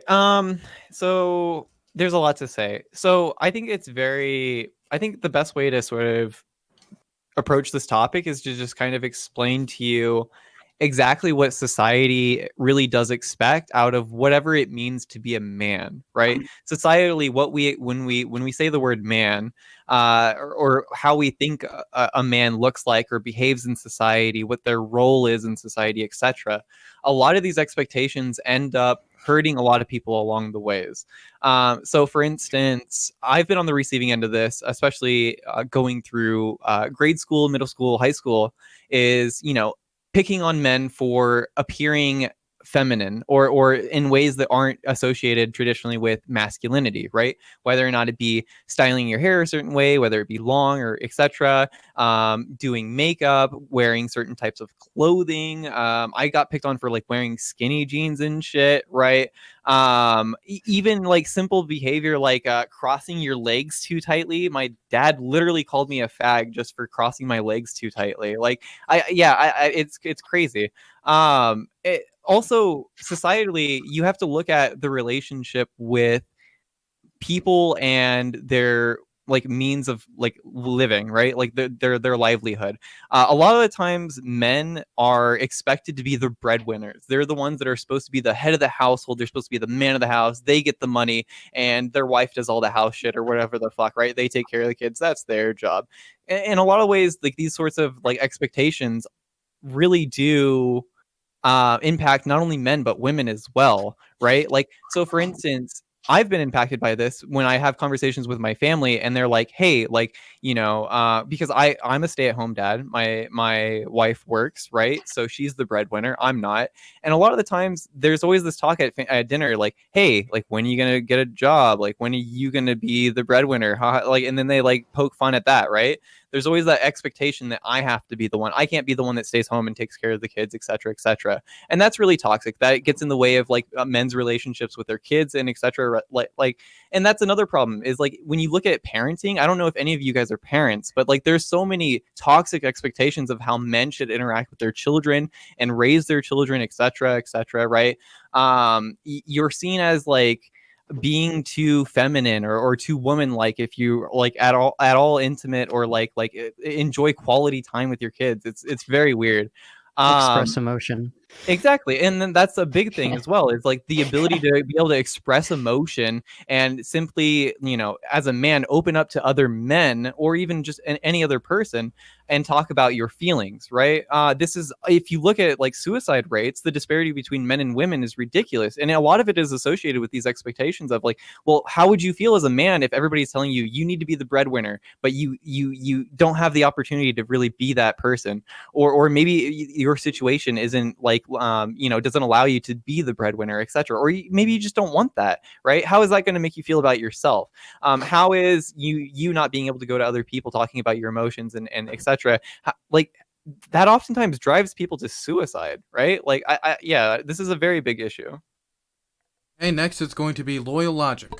Your camera's frozen, by the way, Dylan. I mean, yeah, you could say it's a problem, but what now? I mean, say it's a problem. I mean, and then it seems like it comes back to teaching our kids. But these are like social norms that are so ingrained. And I have been a big advocate about just being a good person, not doing what happened to MindWaves. Don't say that to if your dad's saying, don't say that to your kids. It starts at home, how you teach your kids to act. And, but also on the flip side, Rob's got a point. My best friend of 15 plus years was given Ritalin at a young age because he acted a different way. So we do have to be wary of this. And it almost destroyed his life. And luckily he got up one day and said, I'm never taking it again. And thank God his parents listened. So is it a problem? Yeah, but what now? I mean, it's so complex. I want people to understand it. Look at all the things that was said about toxic masculinity. And that doesn't even touch the surface. There's hundreds and hundreds and hundreds and hundreds of things that you can go into about it. So is it an issue? Yeah, I think we all agree. I mean, I agree 100%. Look at me. I have a fractured spine, you guys. I have a fractured spine. I have had it for a while now. I came out on Twitter about it. Was it toxic masculinity kept me not from coming out? Maybe. Maybe it was in my head, the reason why I don't talk about my personal issues to you guys. But I finally came out and was honest about it because I didn't want to lie to everybody anymore. So, I mean, is there a problem? Yeah, but it's hard for me to imagine how we fix it. It's so deep rooted. And I just think the only way I see it is starting at home, teaching your kids, be honest, be a good person, and don't be rude and mean to people if they're being kind and nice to you. Okay, next we're going to go over to PrimeCayes.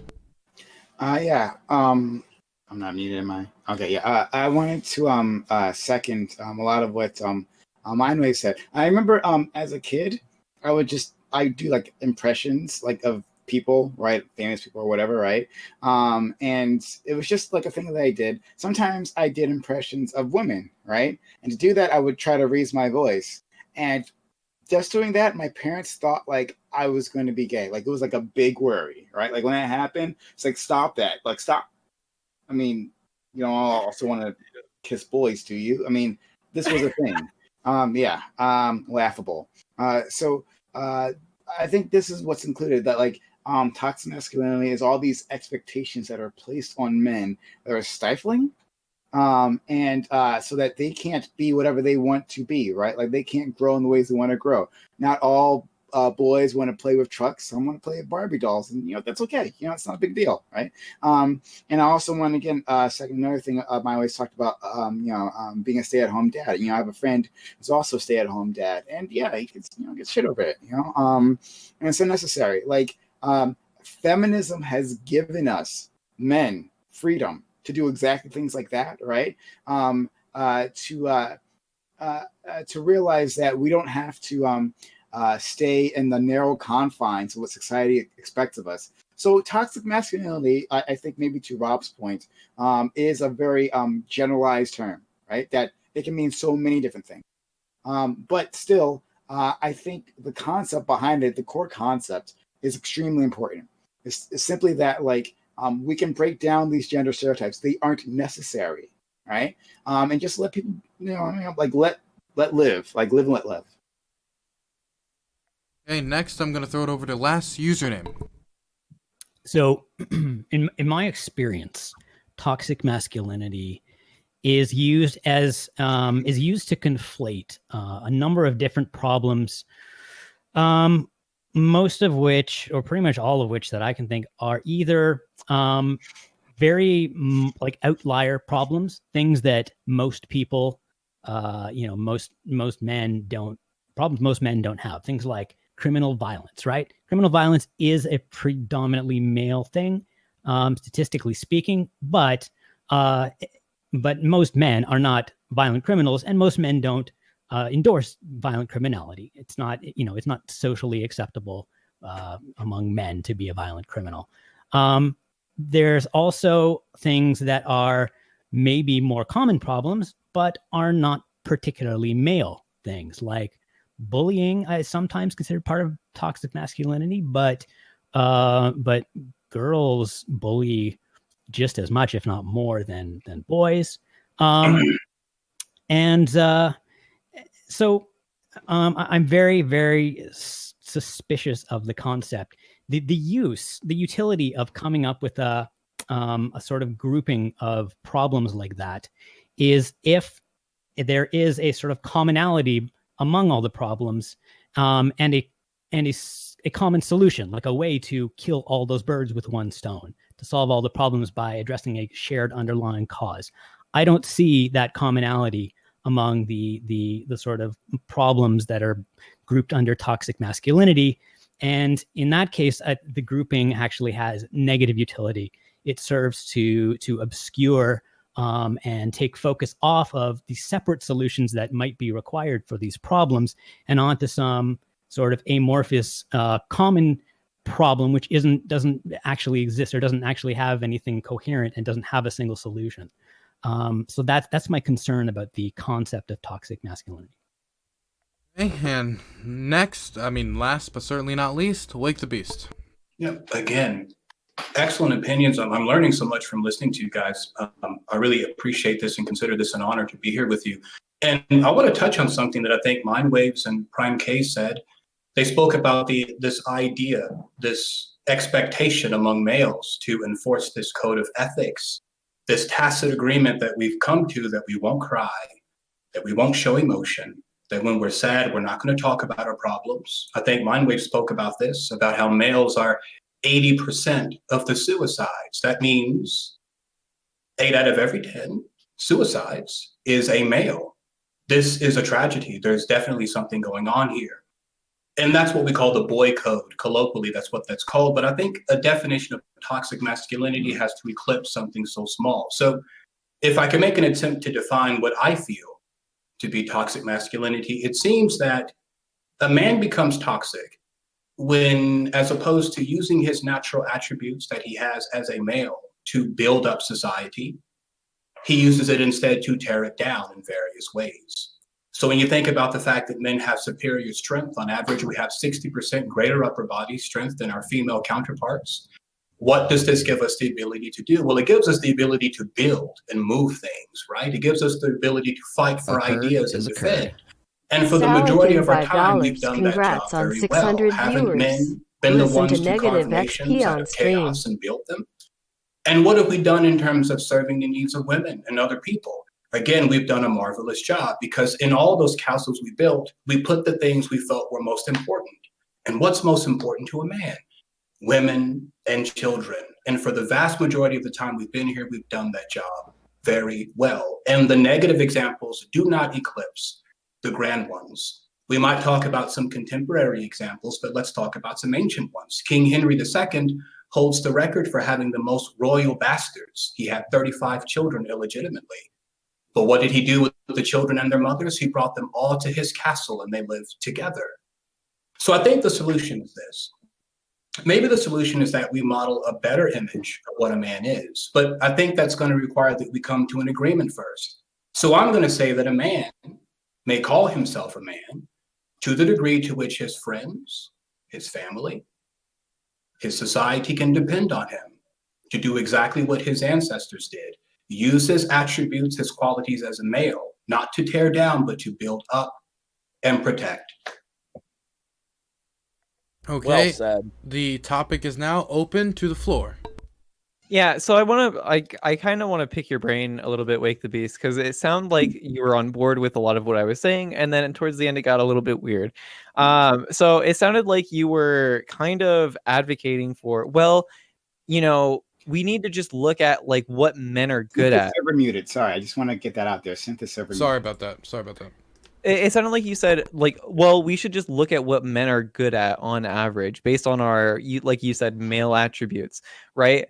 But then it seems like you're sort of setting this standard that a lot of men necessarily wouldn't fit into, right? Like, even if on average men are stronger, etc., that doesn't mean that their role in society should necessarily be to use that strength for society in ways of like building something or physically lifting, etc., etc., right?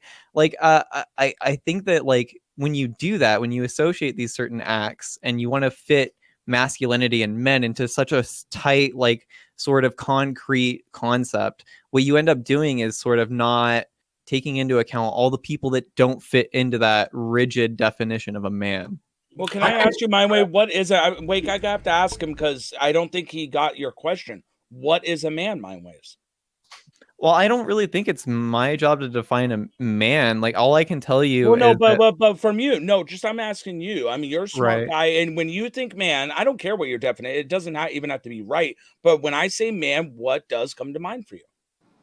For me, I really don't associate with the term man or woman. It really doesn't mean too much for me. This is a big part of why I'm pansexual at the end of the day, is because I really don't associate my desire to, you know, interact with people, or like the way that I interact with people is not dictated by, you know, what they associate themselves with or what society labels them as. I don't think that these, like, to me, I don't see much utility in them. I'm confused then. If you don't, or you have a definition, then how are you saying people are asserting themselves into these gender roles if you can't? I'm not trying to pick on you, but if you can't even give me what you would assume a man would be, I'm just confused. Well, I can tell you what society at large often associates with a man, right? And I reject every single one of them, just about, right? Like a lot of like these like really conceptual like attributes are oftentimes attributed with men. Things like I don't know, shit that doesn't mean anything, like strength or loyalty or etc. Like a lot of these things are associated with men, but like I think that these are just characteristics of human beings that could be shared amongst anybody, no matter what gender you are, right? So I don't know. Yeah, go ahead, Wake. I just had to pick his brain on that. Sure. I want to tell you a story of MindWaves. It's a story about a little bird I knew. This little bird was beautiful, had brilliant colors, and it had a nice set of wings. But would you believe, MindWaves, that bird didn't want to fly? Can you believe that? You would imagine that a bird with wings that has brilliant colors like that would love to take flight and just show them. And it didn't matter what I said to that bird. It never got the point that if you have wings, you ought to use them. So in the same way, whether you want to use your sexually dimorphic traits that you have as a male, whether you would like to use your male brain, which we have mapped and we know works different from the female brain or not, is your choice. But if you choose to join me in setting the standard in this example of maximizing your potential and your reach and just demonstrating to the world what you feel would be a more perfect version, I'll be willing to have you as my brother, friend. So I'm going to push back against this because it seems like you're making this argument that Well, I'll tell you why this analogy doesn't really work, right? So you're saying you're talking about a bird that doesn't that it basically has an ability to use flight, right? His wings to fly, etc. But he chooses not to for whatever reason. The thing is that birds, like, based on the society that they live in, if you could call it that, I guess, their survival is their flight, like, really, like, their survival depends on flight, right? They have to be able to fly. That's why they're able to fly in the first place, right? And does not your survival depend upon No, how our survival, it does not depend on, looking at this concept of men and trying to, like, rigidly define it, right? Like, I don't think that, like, our survival or our sort of ability to make a great society as humans is dependent on, having these expectations that men be engage in any of the sort of, like, heteronormative, like, expectations I was talking about let's with just men, right? I don't mean to interrupt you, but let's just talk about that then. Let's talk about literally why you're able to sleep well at night. We can talk about theory, we can talk about ideas, but let's talk about the literal reason why there's no terror that robs you of your sleep. It's because there are thousands of men who are standing at the ready with weapons to defend you. And the idea that these men are defending you are keeping other men at bay from coming and taking things from you that you want, that they want, that you have. So you can disagree with the idea, but I do disagree because to your idea, to your safety. So I do disagree because it's very clear that women or people of other genders that aren't just men can also serve in combat roles to defend your nation, etc. And are 96% of the war dead.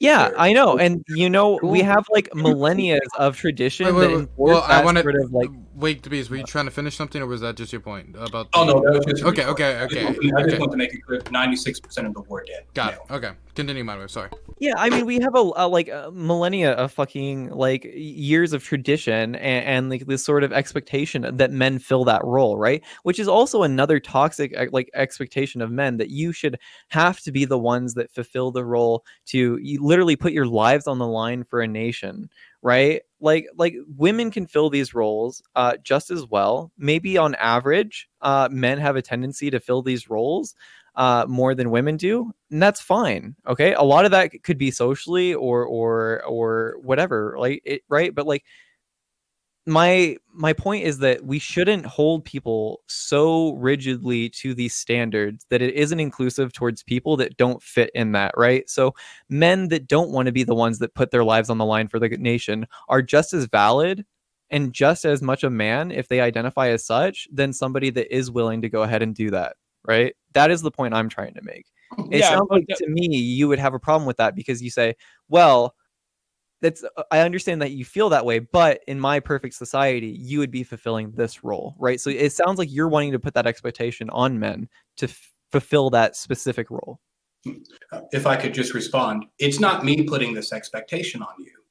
It's your heavier bones. It's your additional upper body strength. It's the way that your brain makes connections and it thinks. It's useful at things, more useful at things than people who do not have those attributes. Now, the attributes that other people have are valid, but the way that you are is specifically useful in this particular area. And men are not obliged to build castles and protect what's vulnerable. I would use a gauge to measure the effectiveness of society to be how well it takes care of people who are most vulnerable. So if you're not taking care of women and children, then you really don't have a functional civilization, do you? But men have never been obliged to do that. If you wanted to, you and I could skip off in the woods and thumb our noses at society as it burns. And that's what makes us so great, is because despite the fact that we can do that, we didn't. We stuck around and we said, we will use what we have to defend what we love. And here we are in 2020, because so many of us have made that decision. We should be grateful. Yeah, because I don't. Please. Go ahead, Rob. I'm sure. And if I could go off that, I mean, you're absolutely right, Wake the Beast. Though I do see what you're saying, MindWaves. We should have a system that gives equal opportunity for all and understands that not everyone fits into what the norms tend to be. But that doesn't mean that we should reject the idea that there are biological differences, both in a physical nature and also in the mind makeup between men and women. For example, we could see when it comes to trait differences, there are things that usually on average men do better than women at, and there are things that women do better than men at. And when we're building a society, it tends to be that people tend to go into those things. Many people that use toxic masculinity claim, oh, no, it's all society. It's nurture, not nature, that encourages people. But we can see from the Scandinavian countries that have sought to, more than any other country, equal the playing field of society's role in giving gender expectations. We actually see more gender stratification at the top levels when they get into different jobs. So, for example, we could see that what Wake the Beast is saying is it's true that men are the majority of soldiers and war deaths throughout history. It's also true that the majority of people in prisons and that commit violent crime are also men. So that we could, by denying that sort of aggression is there, and that's what I was saying in my opening statement. Any trait could be used for good or bad. So the trait of aggression, which studies show, clinical psychologists show that actually men are 60% more likely to be, if you took a random person out of the population and guessed if it was a man, if it would be more aggressive than the average woman, 60% of the time you'd be right. So men are 60% more aggressive than women. And if we deny that and say, no, that's just a result of, society, it denies this basic biological fact and it ends up leading to all sorts of bad things. Like I said in my opening statement, where we see, just real quick, we see that it's actually having negative side effects where we're now treating things like competitive nature, aggression, things like that in elementary schools. We're overprescribing drugs to try to stop boys from having those traits. Okay, so I gotta stop because yes, well, give me a moment. MindWaves, your cam is frozen, and if there's a way to fix that, I would love that. Synth. Oh, if MindWaves wants to continue his argument, it's his argument. So. Oh well, I actually wanted to go before Rob. My whole point, I'm confused, like because MindWaves and whoever else wanted, because are we talking about equal opportunity or equality outcome? Like because I'm totally for everybody having the same opportunity. But if we're trying to work towards a goal of everybody has the same outcome, that's impossible. So I'm just confused, like MindWaves. I don't know how you want to take that, but it's a question Well, because I wanted to push back on something Rob said. Rob was talking about that 60% of men that are more likely to be violent, etc. Or that's how you described it, right? Aggressive. Sure. Mm-hmm. So the thing is that you kind of engaged in fallacious argumentation when you wanted to attribute that entire disparity between men and women up to genetic factors. You don't know how, like, my question to you would be basically, how much of that is societally based? How much is that genetic based? Right. And I know that you don't have the answers for that. But what we could do is we could look at the different societies that we've had all through history, and we see that men being more aggressive is universally true in each of these different societies, including in societies that they've done their best to normalize gender roles or to equalize gender roles. So, for example, in the Scandinavian countries, one of the problems they sought to correct was that it seemed like men were getting into STEM fields where women were getting into fields that took care of people. And clinical psychologists show that the biggest difference between men and women biologically are men tend to be interested in things more often and women tend to be interested in people more often. Now, those both positive traits, both can be used for good. So what they tried to do in the Scandinavian countries was level the playing field and said, we're going to encourage young boys to get into nursing. We're going to encourage young girls to get into STEM fields, engineering and things like that. The result of that was more women got into nursing and more men got into the STEM than even in countries like the United States. So it turns out the way we could run this experiment is in countries, no country will ever get out of, what societal norms and things like that are. But in countries that have done their best to equalize that, we see more of a disparity in the traits we're talking about, which seems to suggest that there are biological differences, not only in the physical makeup in men and women, but in the traits that men and women exhibit. That's where I was asking, because with talks, again, I go back to, I do think there's some issues, and I laid out even one recently with me. Why didn't I not come forward? I love all of you guys. You know that, MindWaves. I'm a big part Why didn't I come out about my fractured spine? I should have, right? I should have been honest about it. So is there issues? Yeah, but I just don't know what would we do to address that other than being honest to each other, being kinder to each other. I just don't see what else we can do. So, okay. I just want to push back against this idea that men and women have different cognitive abilities. There's research to disprove this. And so often the case is that the reason why we do see differences in terms of performance is because of what society, the expectation society puts on people, right? It discourages women from like being good at math, right? For being assertive, right? So, and in fact, I talked to women, I've known women, tried to go through this STEM fields, right? And they face all kinds of sexism and just harassment and all these things that like made them quit, right? So like in the statistics, it'll say, well, women dropped out. I guess they couldn't cut it, right? You know, what do you know? We just needed a man to handle it. Or it could just be that they really tried their best, but it was such a hostile environment that they end up going away. And it doesn't have to be that overt, obviously. It could just be that a women are told that, like, for instance, they work better in the home. They work better. They're better at raising children. And then, and to MindWave's previous point, that men aren't as good as those things, right? So it ends up hurting both. So yeah, I want to push back against this nonsense about like these cognitive differences. There aren't. Well, I really want to throw this over to since she's been waiting for a while now. You go ahead. Yeah, sure. Well, I was just sort of waiting for a good moment to jump in, but I guess this is okay.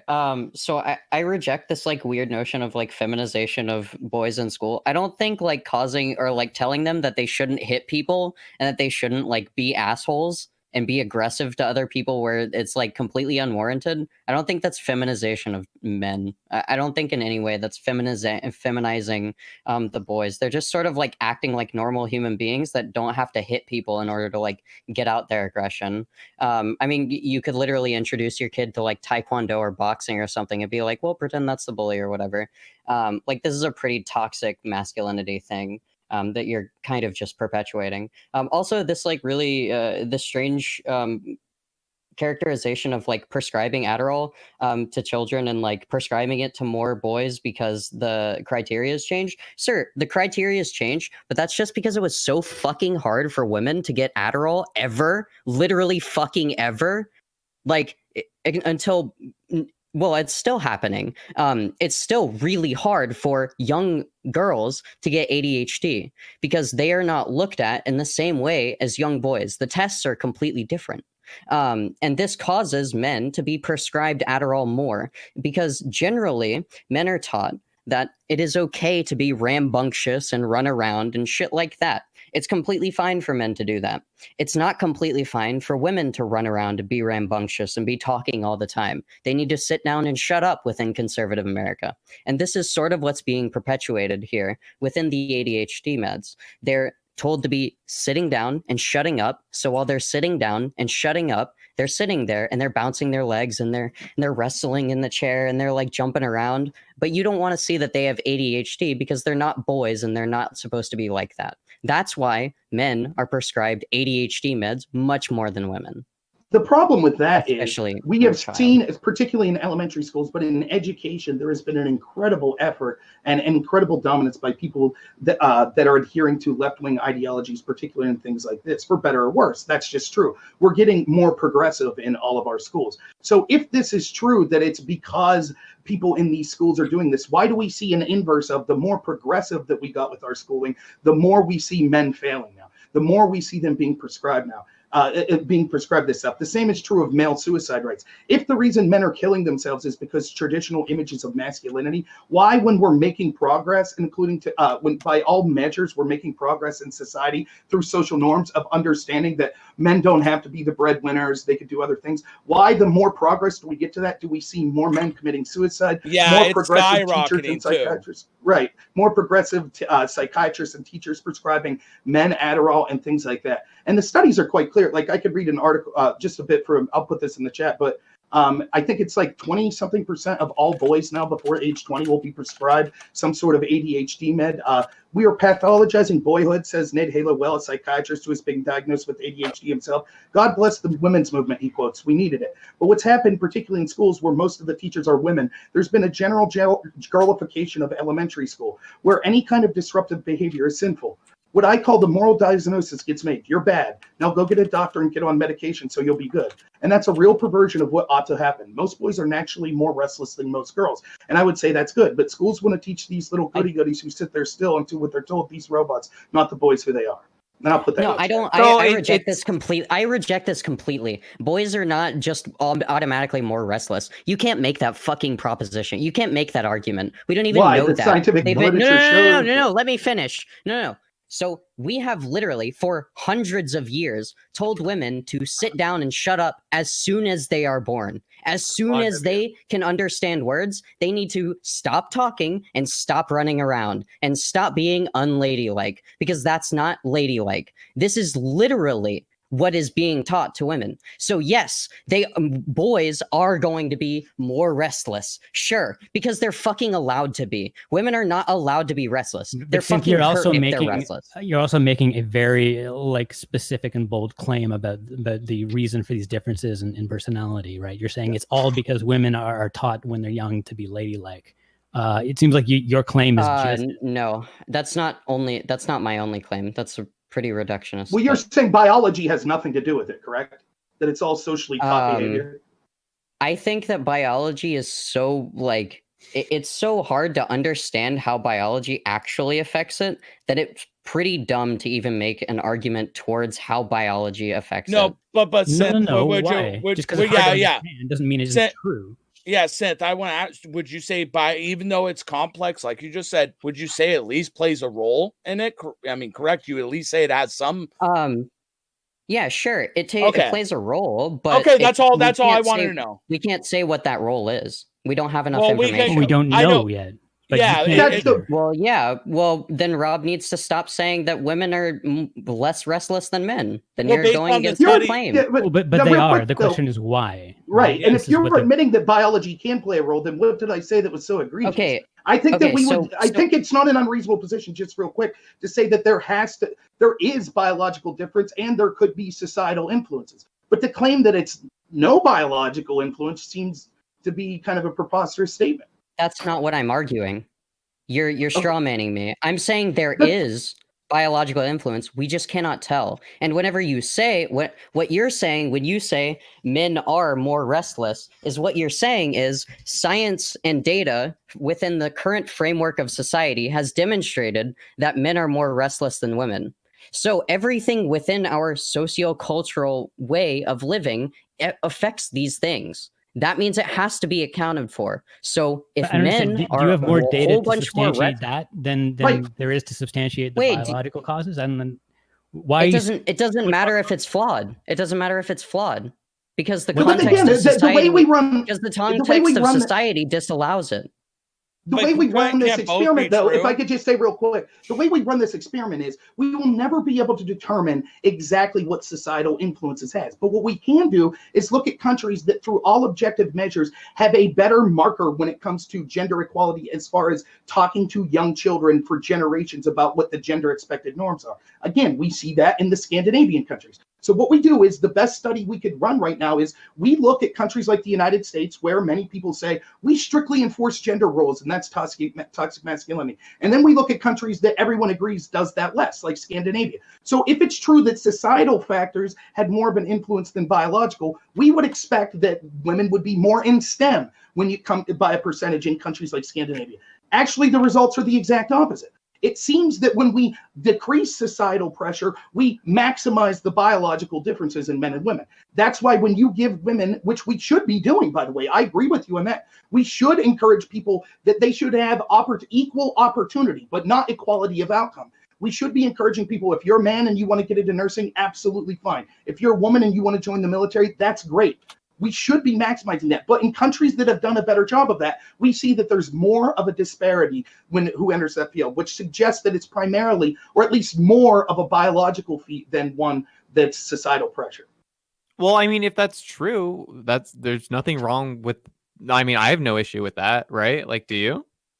No, but then there becomes a problem then when we talk about the ideas of toxic masculinity, right? So the way it's saying, now I agree with you, MindWaves. Your situation, I think, is horrible. I think that any parent or anybody that says this is the box that you need to fit in, and if you don't, there's something wrong with you, that's terrible. And we should seek to go out of that. But Wake the Beast point is true that there are actual biological differences, and we should embrace that as well. So we should understand that there's both room for saying, on average, this is the differences between men and women, and those should be celebrated, and they should be used to make sure that we have the best society possible. And the traits that are traditionally masculine and feminine should be maximized to understand that they're not always negative or always positive.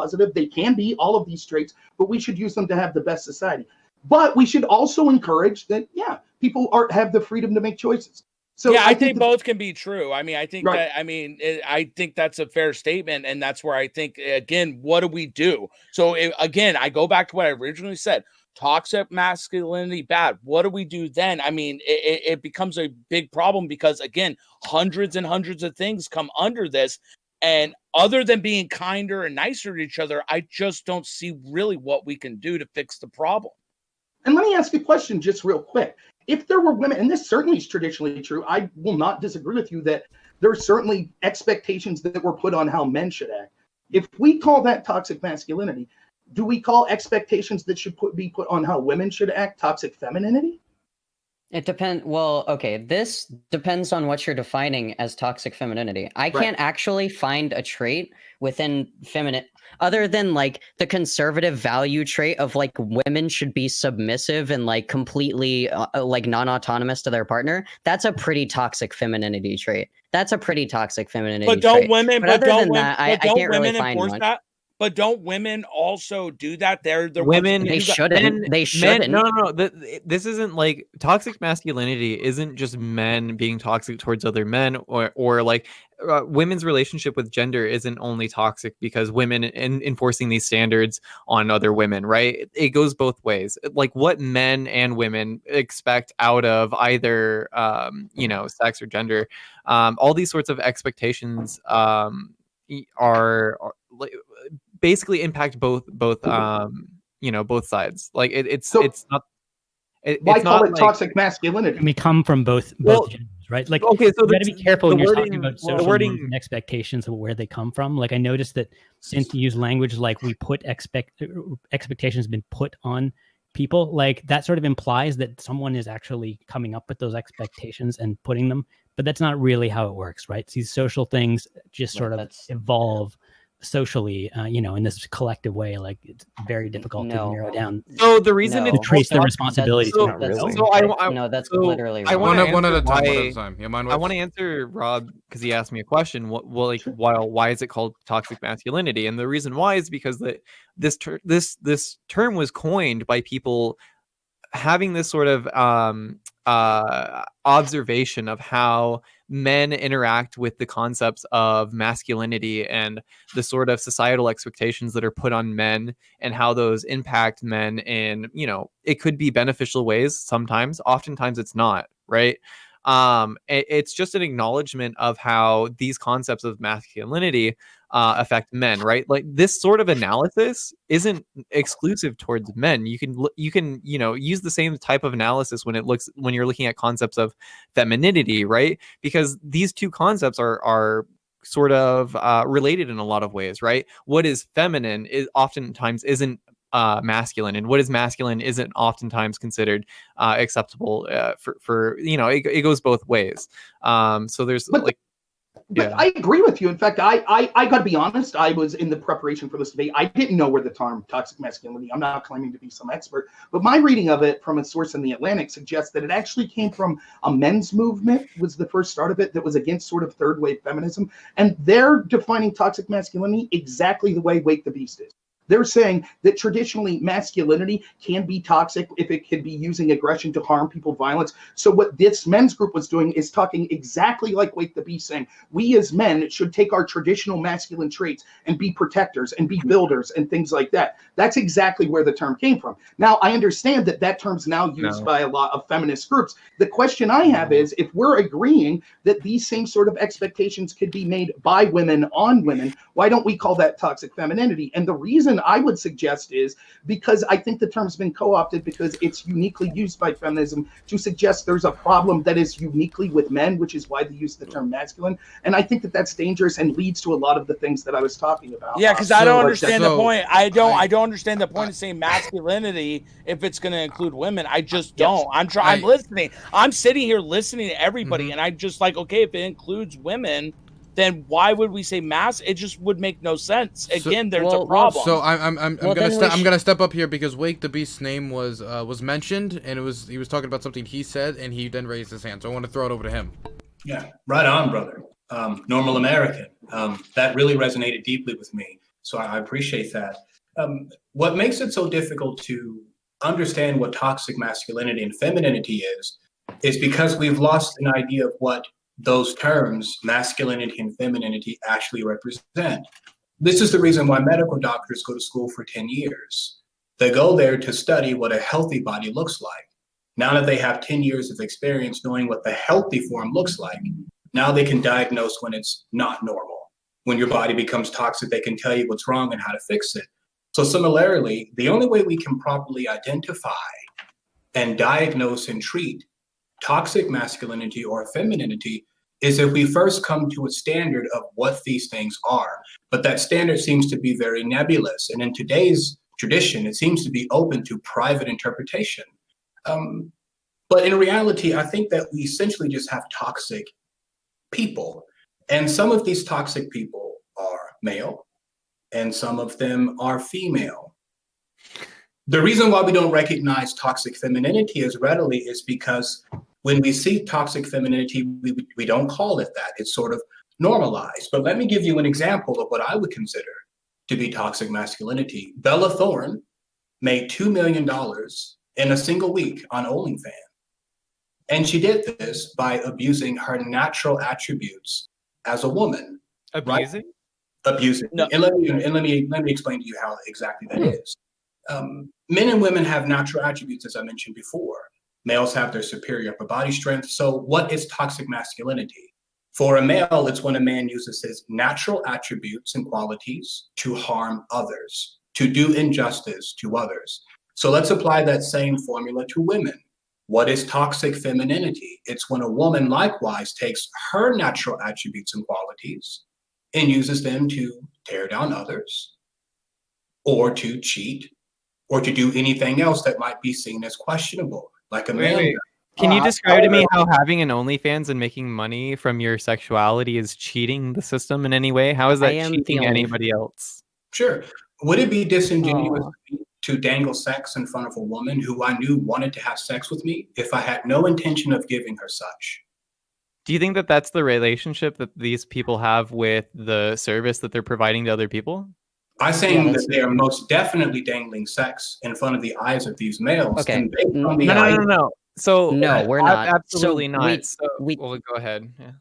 Yeah, we don't. I heard multiple voices.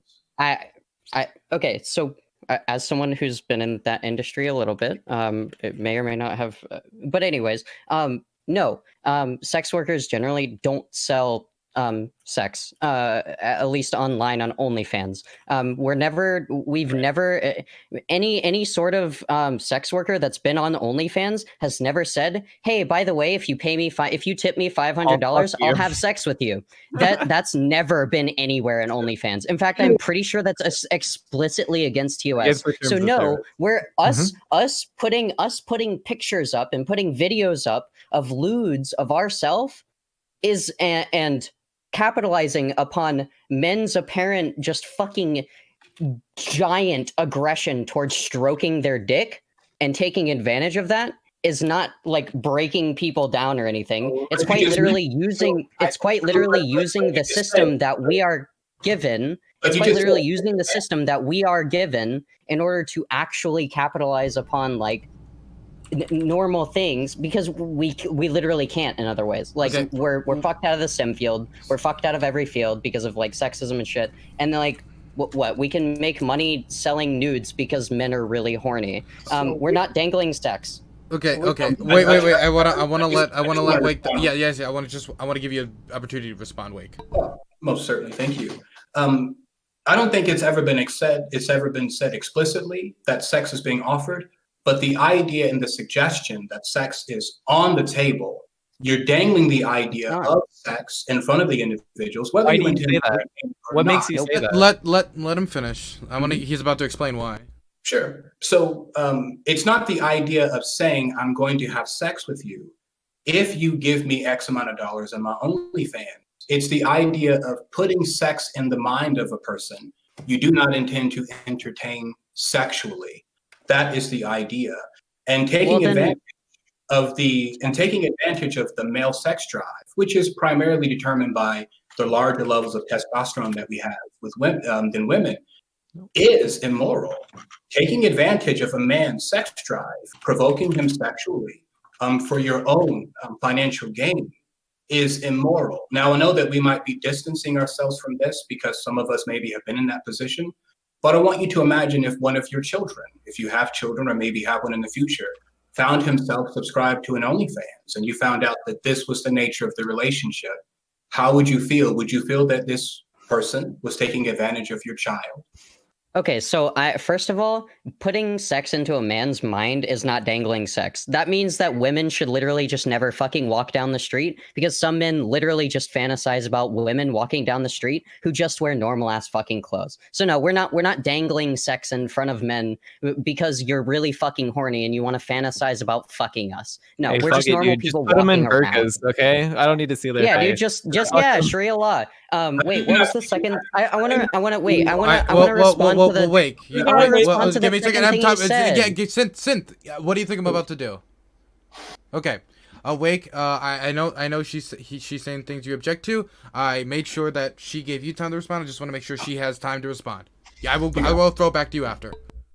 Yeah, and I also don't think it's morally wrong for people to use the genetic lottery of which we are all subject to in order to gain in a system which fucks people inherently, which is capitalism. So, yeah, I don't think it's inherently immoral to, like, sell nudes of yourself because, like, men are horny. That's real fucking weird. Can I ask real quick, just Wake the Beast, like, just to clarify, if we said that, and I'm not disagreeing with you, but I'm just asking for clarification. If we said that men use financial wealth, objects and things like that to entice women, do you think that if a man was basically flaunting his wealth and pretending to be considered or offering subliminally to share that wealth with a woman to engage in a sexual activity, do you think that would also be immoral of the man? Wait, why? Where's this idea that women I don't are think attracted? so. Yeah, I don't think so. Well, Like, just- if I'm just the asking, woman yeah. wanted to have sex with the man, okay. If the man just wanted to have sex with the woman and he was just like, "Hey, look at all my dollar bills, y'all," and he was fucking like just throwing them around the strip club, well, that's just kind of weird, dude. Well, that's why I'm asking Wake the Beast, because curd if he is a thinks it's curd. immoral, for example, for a woman to use what men are biologically attracted to, like a sex drive of men with, would he think that it would be immoral for a man to do the reverse, to use what we? That's the only reason I'm asking. I'm not agreeing or disagreeing. I'm just trying to clarify. That's all. Certainly. So certainly. So I see a potential for two male equivalents of this, but I'll use the example that you gave, men using their wealth. How would we feel if the shoe was on the other foot? How would we feel if a man was simply using his influence or dangling the possibility of having money in front of a woman he had no intention of buying things for, just for the purpose of having sex with her? We would agree that that was a sleaze bag, right? He's using his advantage to extort resources. We can probably agree is toxic. But look at the female equivalent. It's normal, isn't it? It's very normal for a woman to dangle her assets, sexual access, before a man if it means benefits to her. Even in reality, she had no intention of entertaining them. I think the men are getting what they honestly, pay for in this. I think your example falls apart a little bit there, because like it's like having money isn't inherent to being a man, right? Like in terms of like if setting these up as opposites, right? Like having money doesn't make you a man, or not having money either, right? Like these sexual assets, I think as you're describing, are her natural body, right? And then furthermore, previously, you had said, if I can bring it up. Oh yeah, talking about Bella Thorne and her OnlyFans. So I haven't subscribed to her OnlyFans. But as I understand it from a news story, like she doesn't actually have like nudes or anything like that there, and like it's kind of. I mean, I think your argument would actually work better if you acknowledge that like she didn't sell anything. This dangling, like it was just like saying that, oh, you might see something here, but you're actually not seeing anything. Oh yeah, good point, Yeah, Prime. yeah. Here's the argument, I think. Yeah, so here's the thing is that you brought up Bella Thorne, and I was actually pretty scared for a moment because what she did, I think like this week or like last week or something, was she put up like a pay-per-view like post that was like a ridiculous amount. It was like $200 or like something like that. And she said that there were lewds in the set. There were no lewds in the set. There were no nudes in the set. It was just like regular ass pictures. And so a whole bunch of people went and refunded everything because she used the position of power that she had in order to advertise something that wasn't truly there. Now, this would actually be an okay argument for you. But here's the thing is that I don't even think this is analogous because women are so fucking downtrodden in the US. One, because your analogy is really weird because the woman who's engaging in the relationship getting money, but or like not getting money, but also giving the man sex, that just sounds like that woman is in a really bad relationship, and that man, I don't know if you're saying he forced it on her or whatever, but that just sounds like a bad idea by her. That sounds like her fuck up. But like, it's pretty disanalogous whenever. Yeah, you would say it's no wrong about to explain that. It would be wrong whether or not a man or a woman did it, right? Yeah, I don't think it's wrong whether a man or a woman does that. I think that it's on the other person that they're kind of dumb that they got into that like bad transaction. But like, I think it's also disanalogous just because women are so downtrodden within the United States. There's a different power dynamic between selling your dudes and between like a sugar daddy, like being able to take away money from a woman or not give money to a woman, which was previously like promised. There's like a massive power difference here. Can I ask you a question? Because it just made me think about this. There's this movie, I can't remember the name, but it had them dating really old women. So it is kind of interesting to me that if a young woman dates an older guy, it's okay. But if a young guy dates a really older woman that's rich, we kind of frown like, oh, you're taking advantage of that old woman. Now, again, this is societal. It's not across the board, but it is just kind of weird to me that I take a step back because I'm listening mostly. I take a step back. I do think I'm like, there are some times where men get looked at differently for doing these things. Do you kind of find that a problem? Yeah. I don't think like that should be the case. I agree. The same as if like a young woman wanted to date like an older guy and he happened to have a lot of money and they seem to be like pretty in love. Okay, sure. Okay. That shouldn't be any more looked down upon, or that shouldn't be looked down upon, and neither should the man dating the older woman that has money. True. That's really weird. Normalize being a gold digger for men as well. I absolutely True. Well, no, I'm serious. I mean, we should. No, I mean, no. Yeah, honestly, no. Like, I think that really, it really is a good example of toxic masculinity. There's this sort of, men are sort of shamed or looked down upon for not fulfilling a certain societal role when they, pursue relationships with older women, especially if they're strapped with cash, etc. Right? Yeah. I mean, I don't know. I'm gonna be honest. I mean, there's a lot of older women. I deal with a lot of older people, and there's a lot of older women that are widows that I mean I could take advantage of, but society, well, not take advantage, but society would go, oh, that's weird, you're with the older woman. But I go, well, what's that a problem? I don't get it. If anyone minds, if I could just, we can stick with this. I just had a slightly tangential claim. Do we think that the term toxic masculinity applies to specific traits as well, or is it just expectations put upon men? So, for example, could we say that there are behaviors that aren't involved with the expectations of men, but we just say are toxically masculine, like physical aggression, things like that?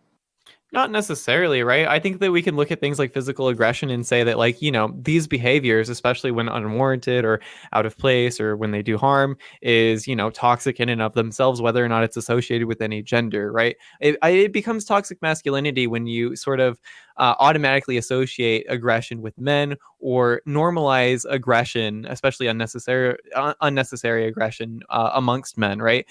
Think back to the term, I know it's really cliche, but like boys will be boys, right? Which is often used as an excuse to, you know, allow little boys to get away with behavior that is mischievous or harmful in nature, right? So, yeah. Well, can okay, Rob, I have to ask this because we've gone around in circles. What's the prescription to fix the issue? We haven't got to that, and I hope Dylan would be okay if we could kind of move towards what are we going to do if it is a problem. If I could just say real quick, I'd really like to hear. that- Well, Trash hasn't talked at all during this topic. I'd love to hear from Trash. Like a lot of this is about like kind of getting people to look at themselves and like their relationships with each other, right? Like this isn't so much about necessarily legislating. This is about like trying to change culture. Is a lot of it is about going ahead and like talking to each other about it and being like, hey, you know, that thing that we've been encouraging people to do in this society for hundreds of years, it's pretty bad for society. It's antisocial, maybe, or you know, ends up leading to a lot of self-harm within a group, right? That's I think what I would personally prescribe here is to say like we should definitely work on that. You know, maybe putting it into some sort of like curricula for some nonprofit or something like that would not be a bad idea. Not that nonprofits are great or anything, but like, you know, getting it out there somewhere is kind of the way to go. Yeah. If I could just say, like, I totally agree with that. And again, I'm for equality of opportunity. I absolutely am. And I think that that's something that we need to encourage, that to let people know. Although I agree totally with Wake the Beast that there are traditional gender roles and many of those should be celebrated and understood to have a biological basis, we also have to understand that not everyone is going to fit in a nice, neat box like that. And we should be able to let those people know you shouldn't have to be forced into that box, period. We should do what we can. But if I could say real quick, I do think that we need to be honest that I think MindWaves, I think that your definition of toxic masculinity and how it's applied, I think is incredibly admirable. I don't think that's how it's used all the time. You know, I'm looking at true. Yeah.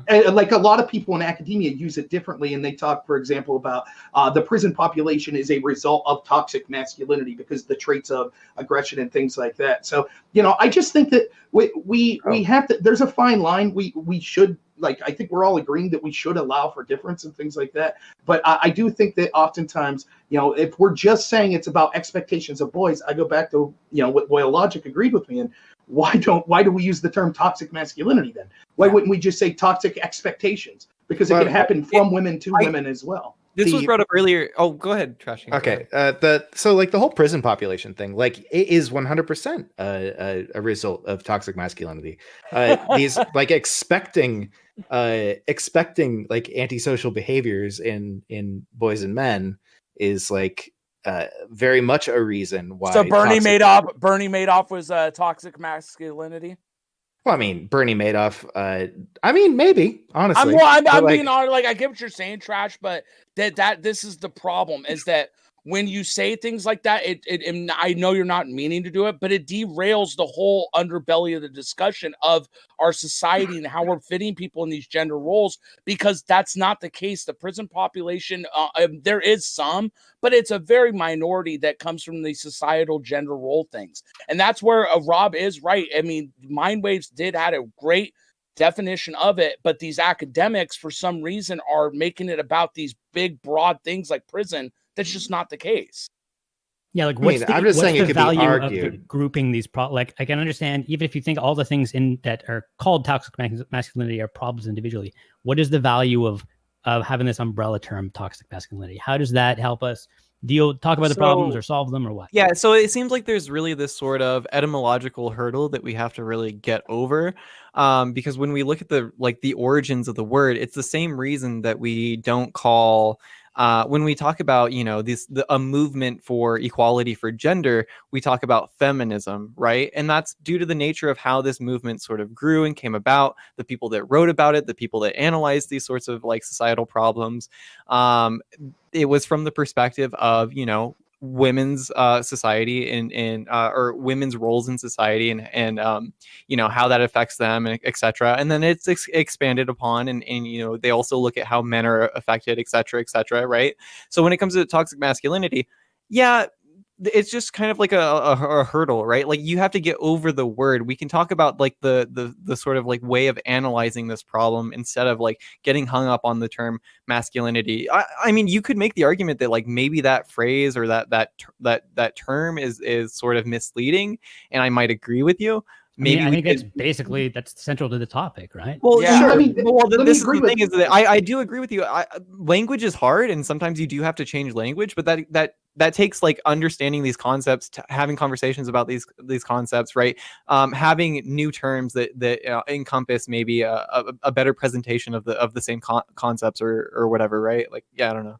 And let I me mean, you piggyback mentioned off last. feminism. Like, look at what grouping things under the term feminism did. It started with a few very straightforward like good concepts like women voting and women having equal rights and sexual liberation, and then you ended up with tons of like crazy bullshit sort of like latching on to the movement. Some of them like are fighting with each other. I mean, some of the stuff's good, some of it's bad, some of it's just weird. And like basically now no one knows what feminism means anymore. Yeah, it destroyed something that was relatively good and we all accepted. I mean, like it seems like having these blanket terms is just really ultimately destructive to any solving problems. To go on last username's point, it's hard to then solve the problems. That's what happens. And that's what I said in my opening statement. When you oversimplify, and this is one of the problems with feminism today, they're like, what's the patriarchy? Everything's the patriarchy. Well, how do you solve that problem? Yes. And so then oftentimes we avoid real world solutions to solve real problems because we're pretending, well, it's just this real simple thing. It's the patriarchy and we need to dismantle it and that'll solve everything.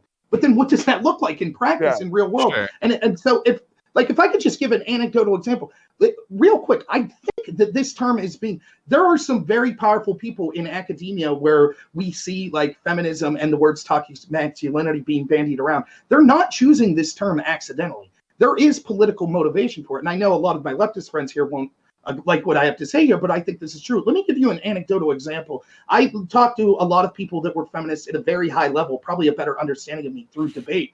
But when I went to my university undergrad, I took a feminism course. And the teacher, I don't think, was up on as much as the literature. She started to tell us how children that were raised in a feminine environment did so much better than a masculine environment.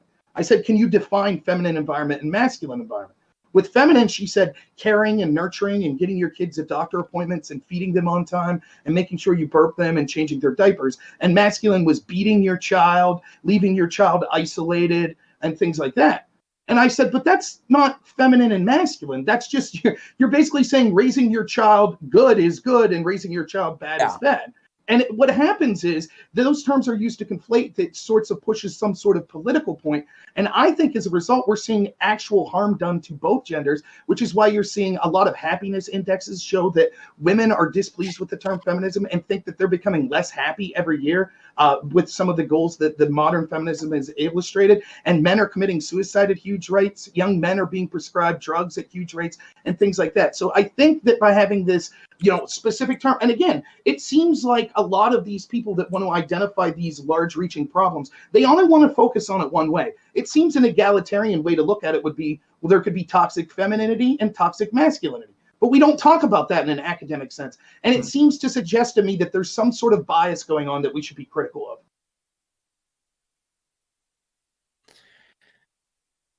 of.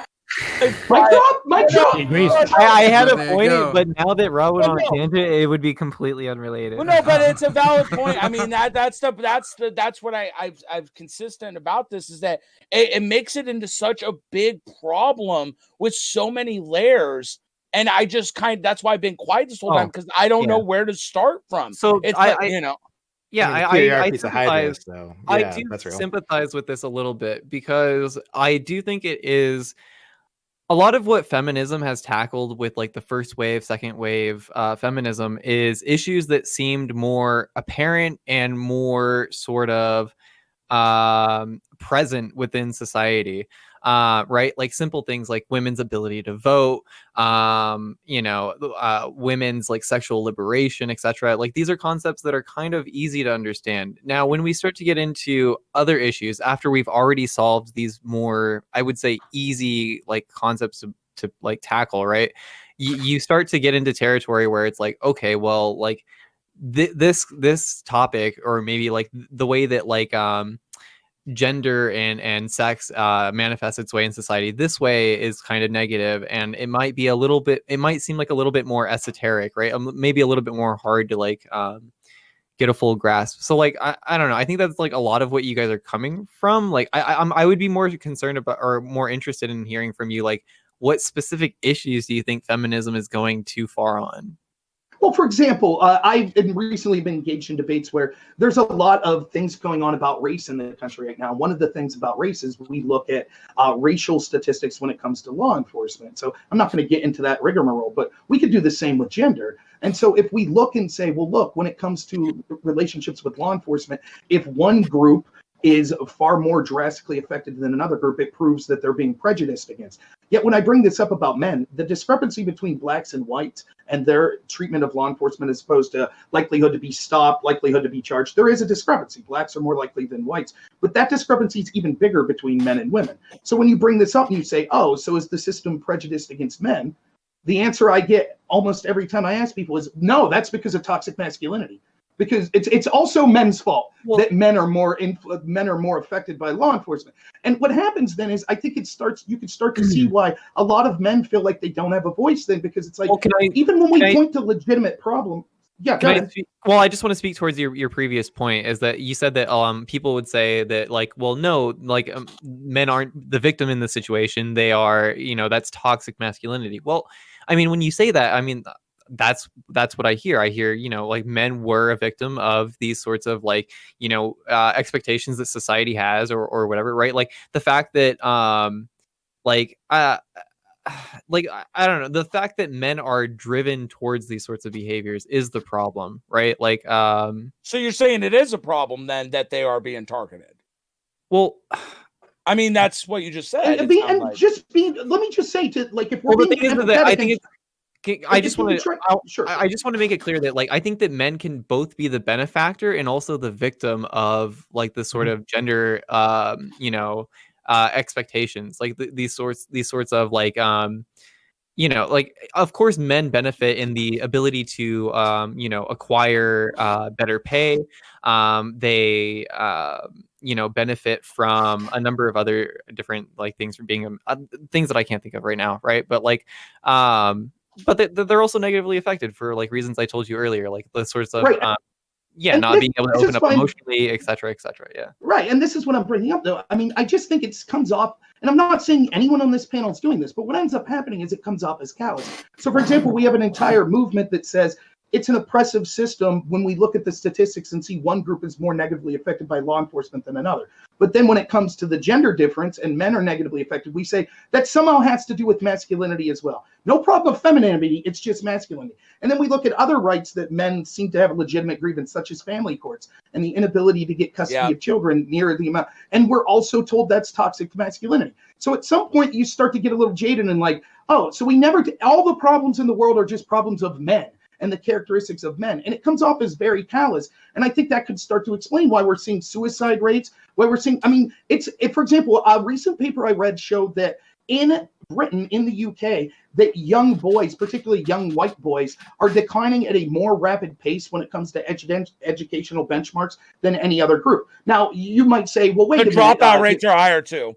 Right. So you might say, well, I'm not trying to make a race thing. What I'm saying though is people brought this up. A couple of PMs brought this up, and they were basically laughed out of the room. They said, "Well, men are privileged," and that's where this ideology goes, I'm afraid. That's why I think that the term is important, because oftentimes it allows us to say, well, if the problem is masculinity in the first place, then men aren't, they could be victims of their own masculinity, or of them collectively of the group as their masculinity. And I think it oftentimes seems callous. And not only can we not solve effective problems that affect women primarily because we just say, oh, it's all toxic masculinity and the patriarchy, so we don't get specific solutions. But then it ends up, I think, leaves a lot of men feel like, they're just searching for answers. Like, I don't even feel, ironically, what you're discussing, PrimeCayes, about toxic masculinity and about how men that are expected to be burly men and those that aren't feel crappy, that's exactly what's happening as a result of the use of phrases like toxic masculinity and feminism. A lot of men feel shame to actually talk about problems they see themselves being affected by, because they're afraid that they'll just be shamed as privileged and it's all toxic masculinity. I think a lot of the concern that you're talking about, though, is like this sort of, like people on both the left and the right have a lot of misconceptions about like toxic masculinity and exactly what it does mean, right? I think that like this sort of analysis is something that like even people on the left still struggle with. So like obviously you can find examples of people being cringe or maybe not really like understanding the underlying concepts and maybe getting the message out there in ways that aren't really accurate or whatever, what have you. But the thing is that like I think that you're kind of attacking a straw man instead of the actual concept of toxic masculinity, right?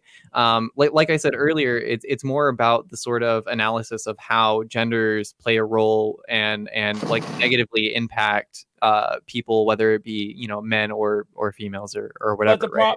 But the problem is, Rob, I want to. But the problem is, MindWaves, is the people that are shaping this discussion are not you. I wish you were at the helm. I really do, MindWaves. Like, as much as we disagree on stuff sometimes, I really do wish you were the guy. Because let me finish. Because I haven't lived that. No, but I don't see that. I know, but my point, it is, because look at the family courts. I mean, it's disproportionate, and it's happening. But that's look at academia. This is being shaped in academia, and those are the people that are using this term and weaponizing it. Again, in debate, I'm not joking. I could find video evidence of this. It was not uncommon. I would say 1 out of every 3 tournaments I was in to walk in a room and be told, I'm a man, I should kill myself. That men are toxic. That they've Right, but this was people in academia that went on to, positions of prominence. This wasn't like just 1 or 2 random YouTube people. These are things being taught at universities all across the country, and it matters the way academia is talking about these things. Yeah. That's where the term toxic masculinity is most being used and where it's being shaped. And it is being weaponized. It really is. And I totally agree. I don't think anyone's said anything on this panel that I'm like, oh my goodness, that seems outrageous. But we're not the ones shaping the discussion. Yeah, Logic's exactly right. And so that I think that oftentimes then, we allow these people in a bad way to shape this discussion. Again, I don't think would be bad to be egalitarian about this and just say, look, it's not toxic masculinity. The way MindWaves is talking about it is toxically not giving people equal opportunities by enforcing too rigid of expectations on them.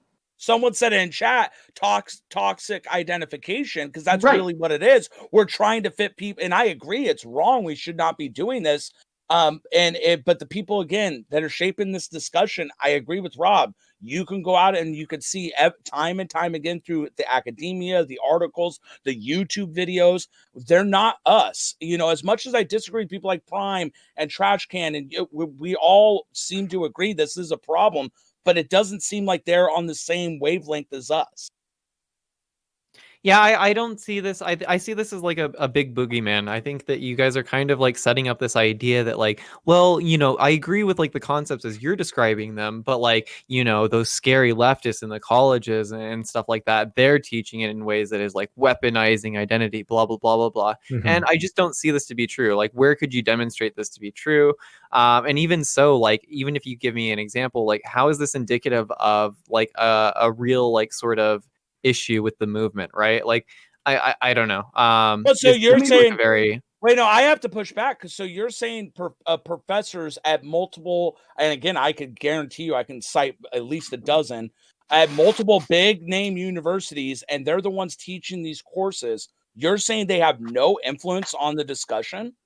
No, I'm not saying that at all. I'm just saying that I don't know it to be true that it's being taught in such problematic ways as you guys are characterizing it to be. Yeah, Okay, I let's say really this. need source on that one. Yeah. Sure. I mean, we could provide sources as far as like, but let me just say this because that's going to get. Then we're gonna Can then we're we gonna have all to wrap agree up. I gotta. Can put we it all out there. agree if that is happening, it's bad? So we're just questioning whether or not it's happening. But if it is happening, it's bad. Can we all agree on that? Well, the thing I is mean- that I would always agree that I don't want like these concepts to be taught in ways that aren't true to the to the like the theory, right? Like to the literature, to the I don't want these things being taught inaccurately or in ways that are harmful. Of course. Like I don't know what you're asking me. Yeah, Well, telling because people you're- KYS is bad, but I really fucking doubt that it's happening. Like it's beyond the pale. We gotta wrap it up. We are already 30 minutes over the usual deadline, but that also means that you were all pretty engaged in the topic, which I respect extremely. So we're gonna go around. Everybody's gonna get a finishing statement on this topic, and you also get an outro to shout your stuff out. You can also link your stuff in the chat. And we're going to wrap the show up. I really liked this show. It was really good. I really enjoyed it a lot. One of the better ones, Dylan. Yeah, most certainly. And I'll say that I would have all of you back on my show in a heartbeat. Except my Including me? Well, okay, well, okay, well, you know, maybe I spoke I too knew you soon. missed me. Yeah. Oof, my mind definitely experienced some waves of radiation. Let's start with Trash Can in the top left-hand corner.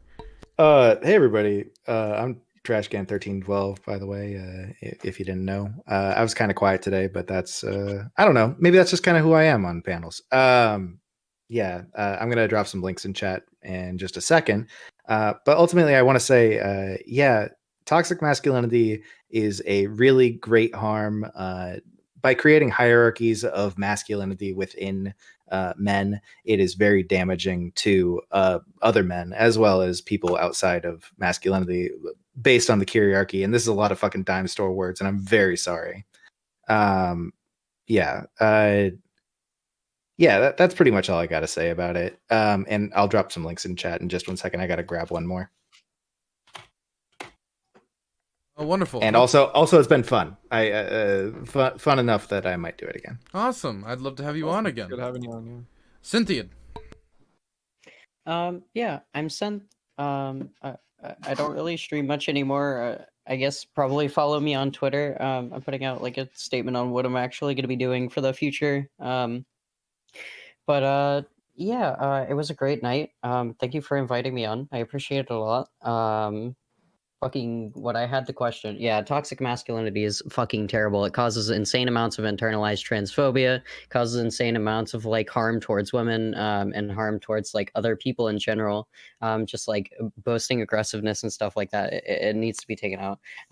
Given we do have hangups on where the term actually come from, what it applies to, and the semantics of it. I'm sure we can resolve these things and get to the better aspect of just trying to make people be better as people. Thank you for letting me on. And yeah, no problem. Next is going to be Rob. Thank you so much. I had a great time as always, Dylan. I'm continually impressed with your moderation skills with a bunch of rambunctious people. I think you do fantastic. So unfortunately, my work schedule means I'm not available most Fridays, but anytime I am, I'd be happy to do the show. Just real quick on toxic masculinity. Like, I think, first of all, Wake the Beast is the first time meeting you. Thank you to all of you. I think you're great.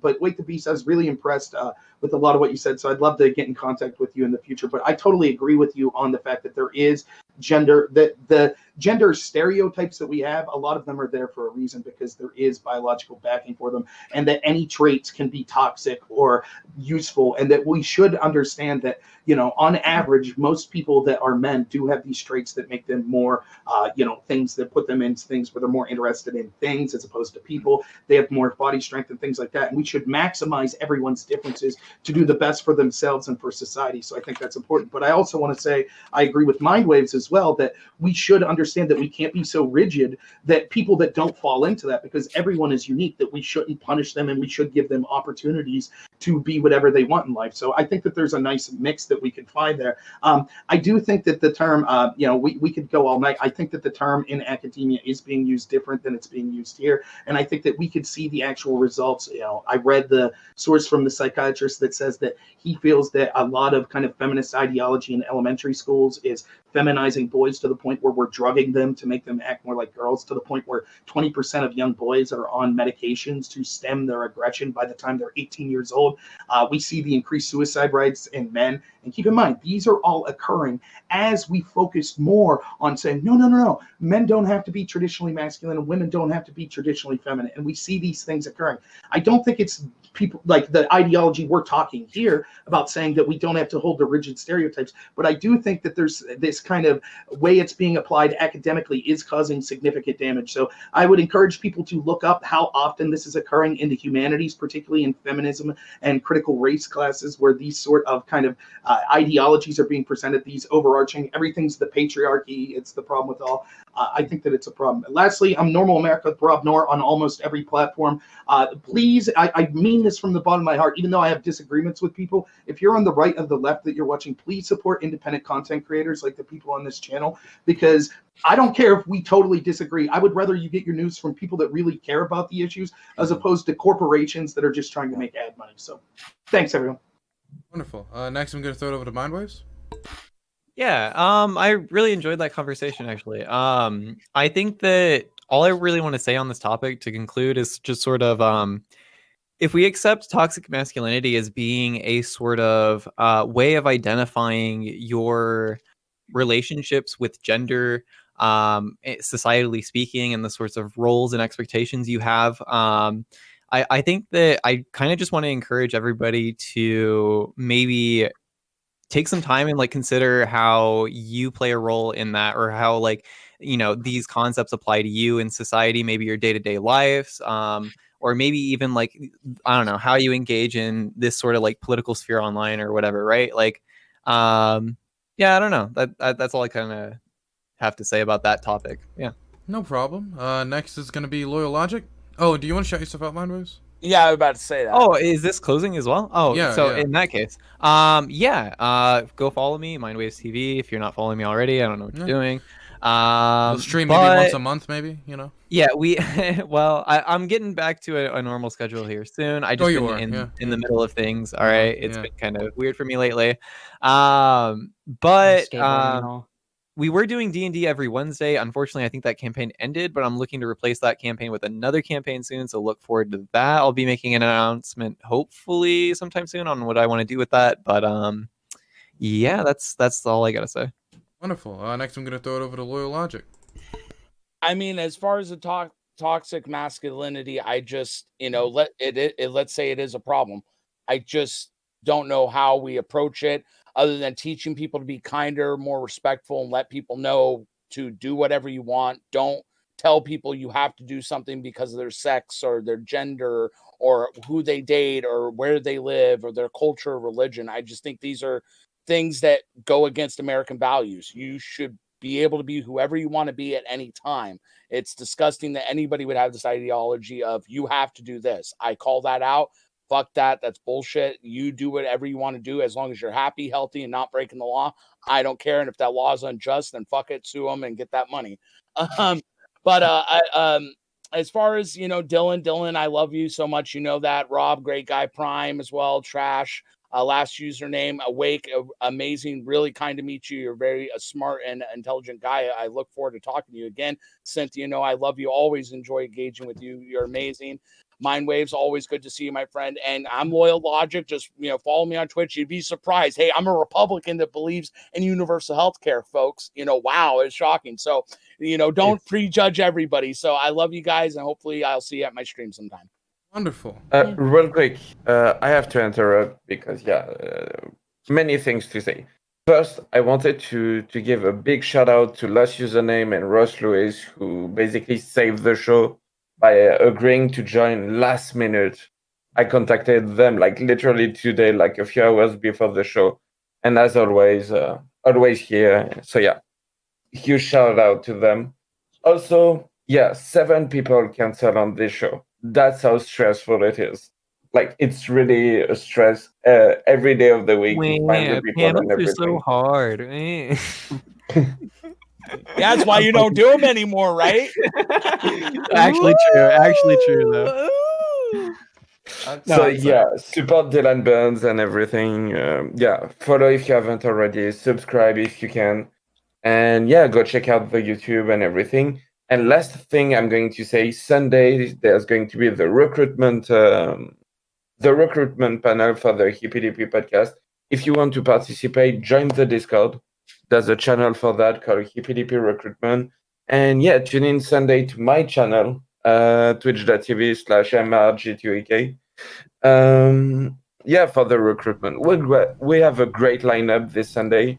Last username will be here.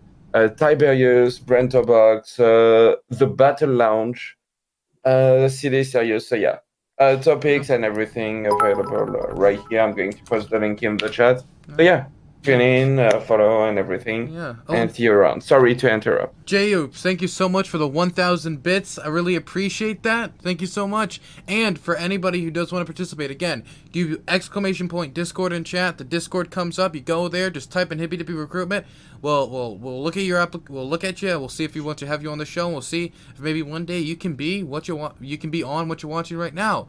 Next, we're going to go to PrimeCayes for his outro. Yeah. Toxic masculinity is a bad thing, so don't do it. I'm gonna second what Mr. Geek said. As a person who does a lot of goddamn panels, it's really freaking hard. It's really goddamn hard. Like what you're seeing on my invite-only panels, on Monday, Tuesday, and possibly Thursday, are like the 7th iteration of that panel, or because people keep canceling, or rescheduling, or whatever, right? So it's really hard. So yeah, I want to thank the homie Dylan Burns for allowing me to be on his show. As always, I appreciate him. I'm going to have my own stream right after this. So as soon as it's over, my stream will be starting. So you can come over there. I'll have a walk-on panel where, member of my audience, that could be you. You could walk on, and doesn't matter if you're from left or right. You can participate, and I'd love to have you. So thank you very much. PrimeCayes, PrimeCayes, as it's spelled on the screen. Thank you.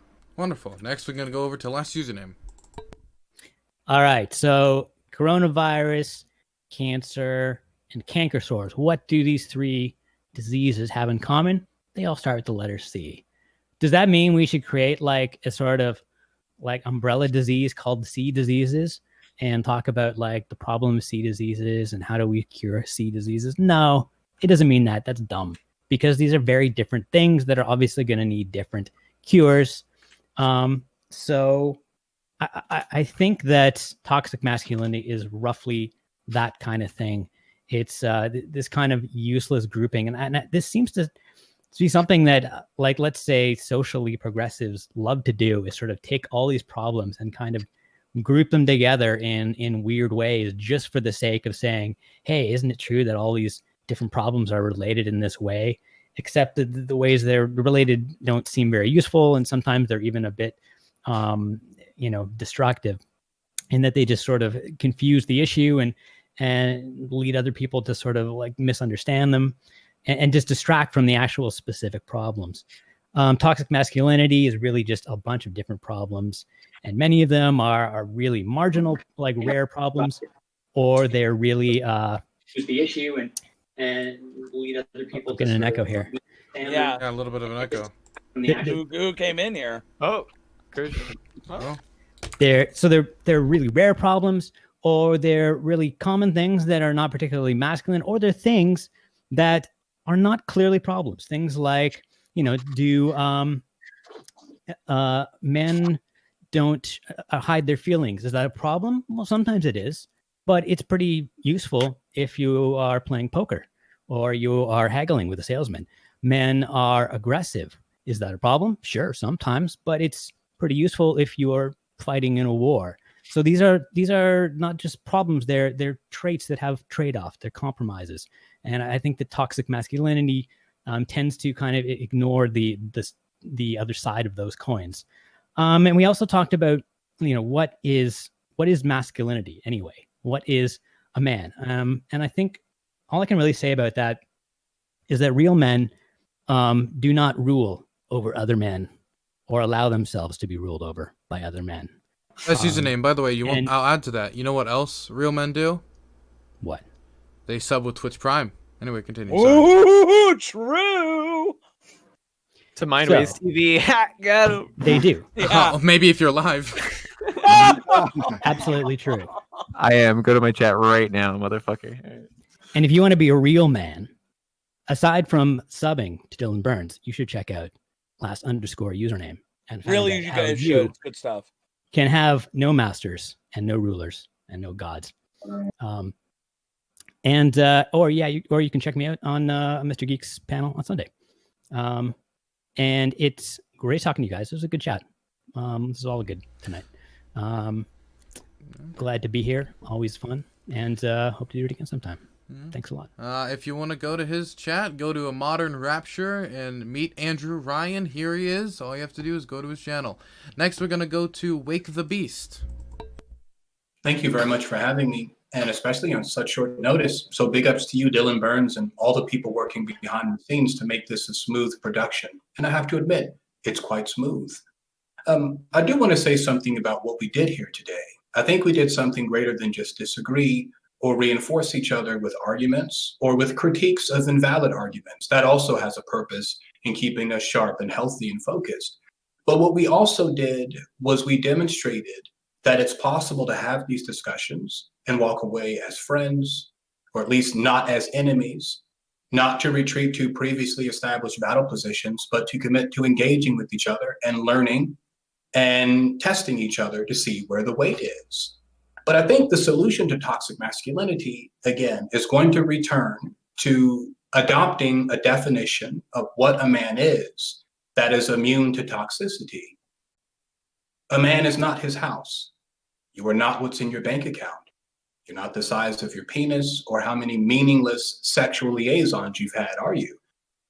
In reality, what makes you a man transcends gender expression and what you might be wearing or what your name is. Because what a man means is merely having the capacity in which your friends, your family, and your society can depend on you to hold in trust and defend the ideas that make this life even possible. Abstractions and ideas like justice. The universe is deaf to our pleas for justice. That concept is entirely human, and it will be ours for as long as we're willing to defend it and reach out to the raw circumstances and mold it. What about the institutions that we rely upon? Civilization, keeping us healthy, weathering the storm for us. So what can we do with this time we have together? We can spend our time sharpening each other. That way we can all be sharp, capable of cutting through deception, self-deception, the deception of other people, the deception of bad arguments and confirmation bias.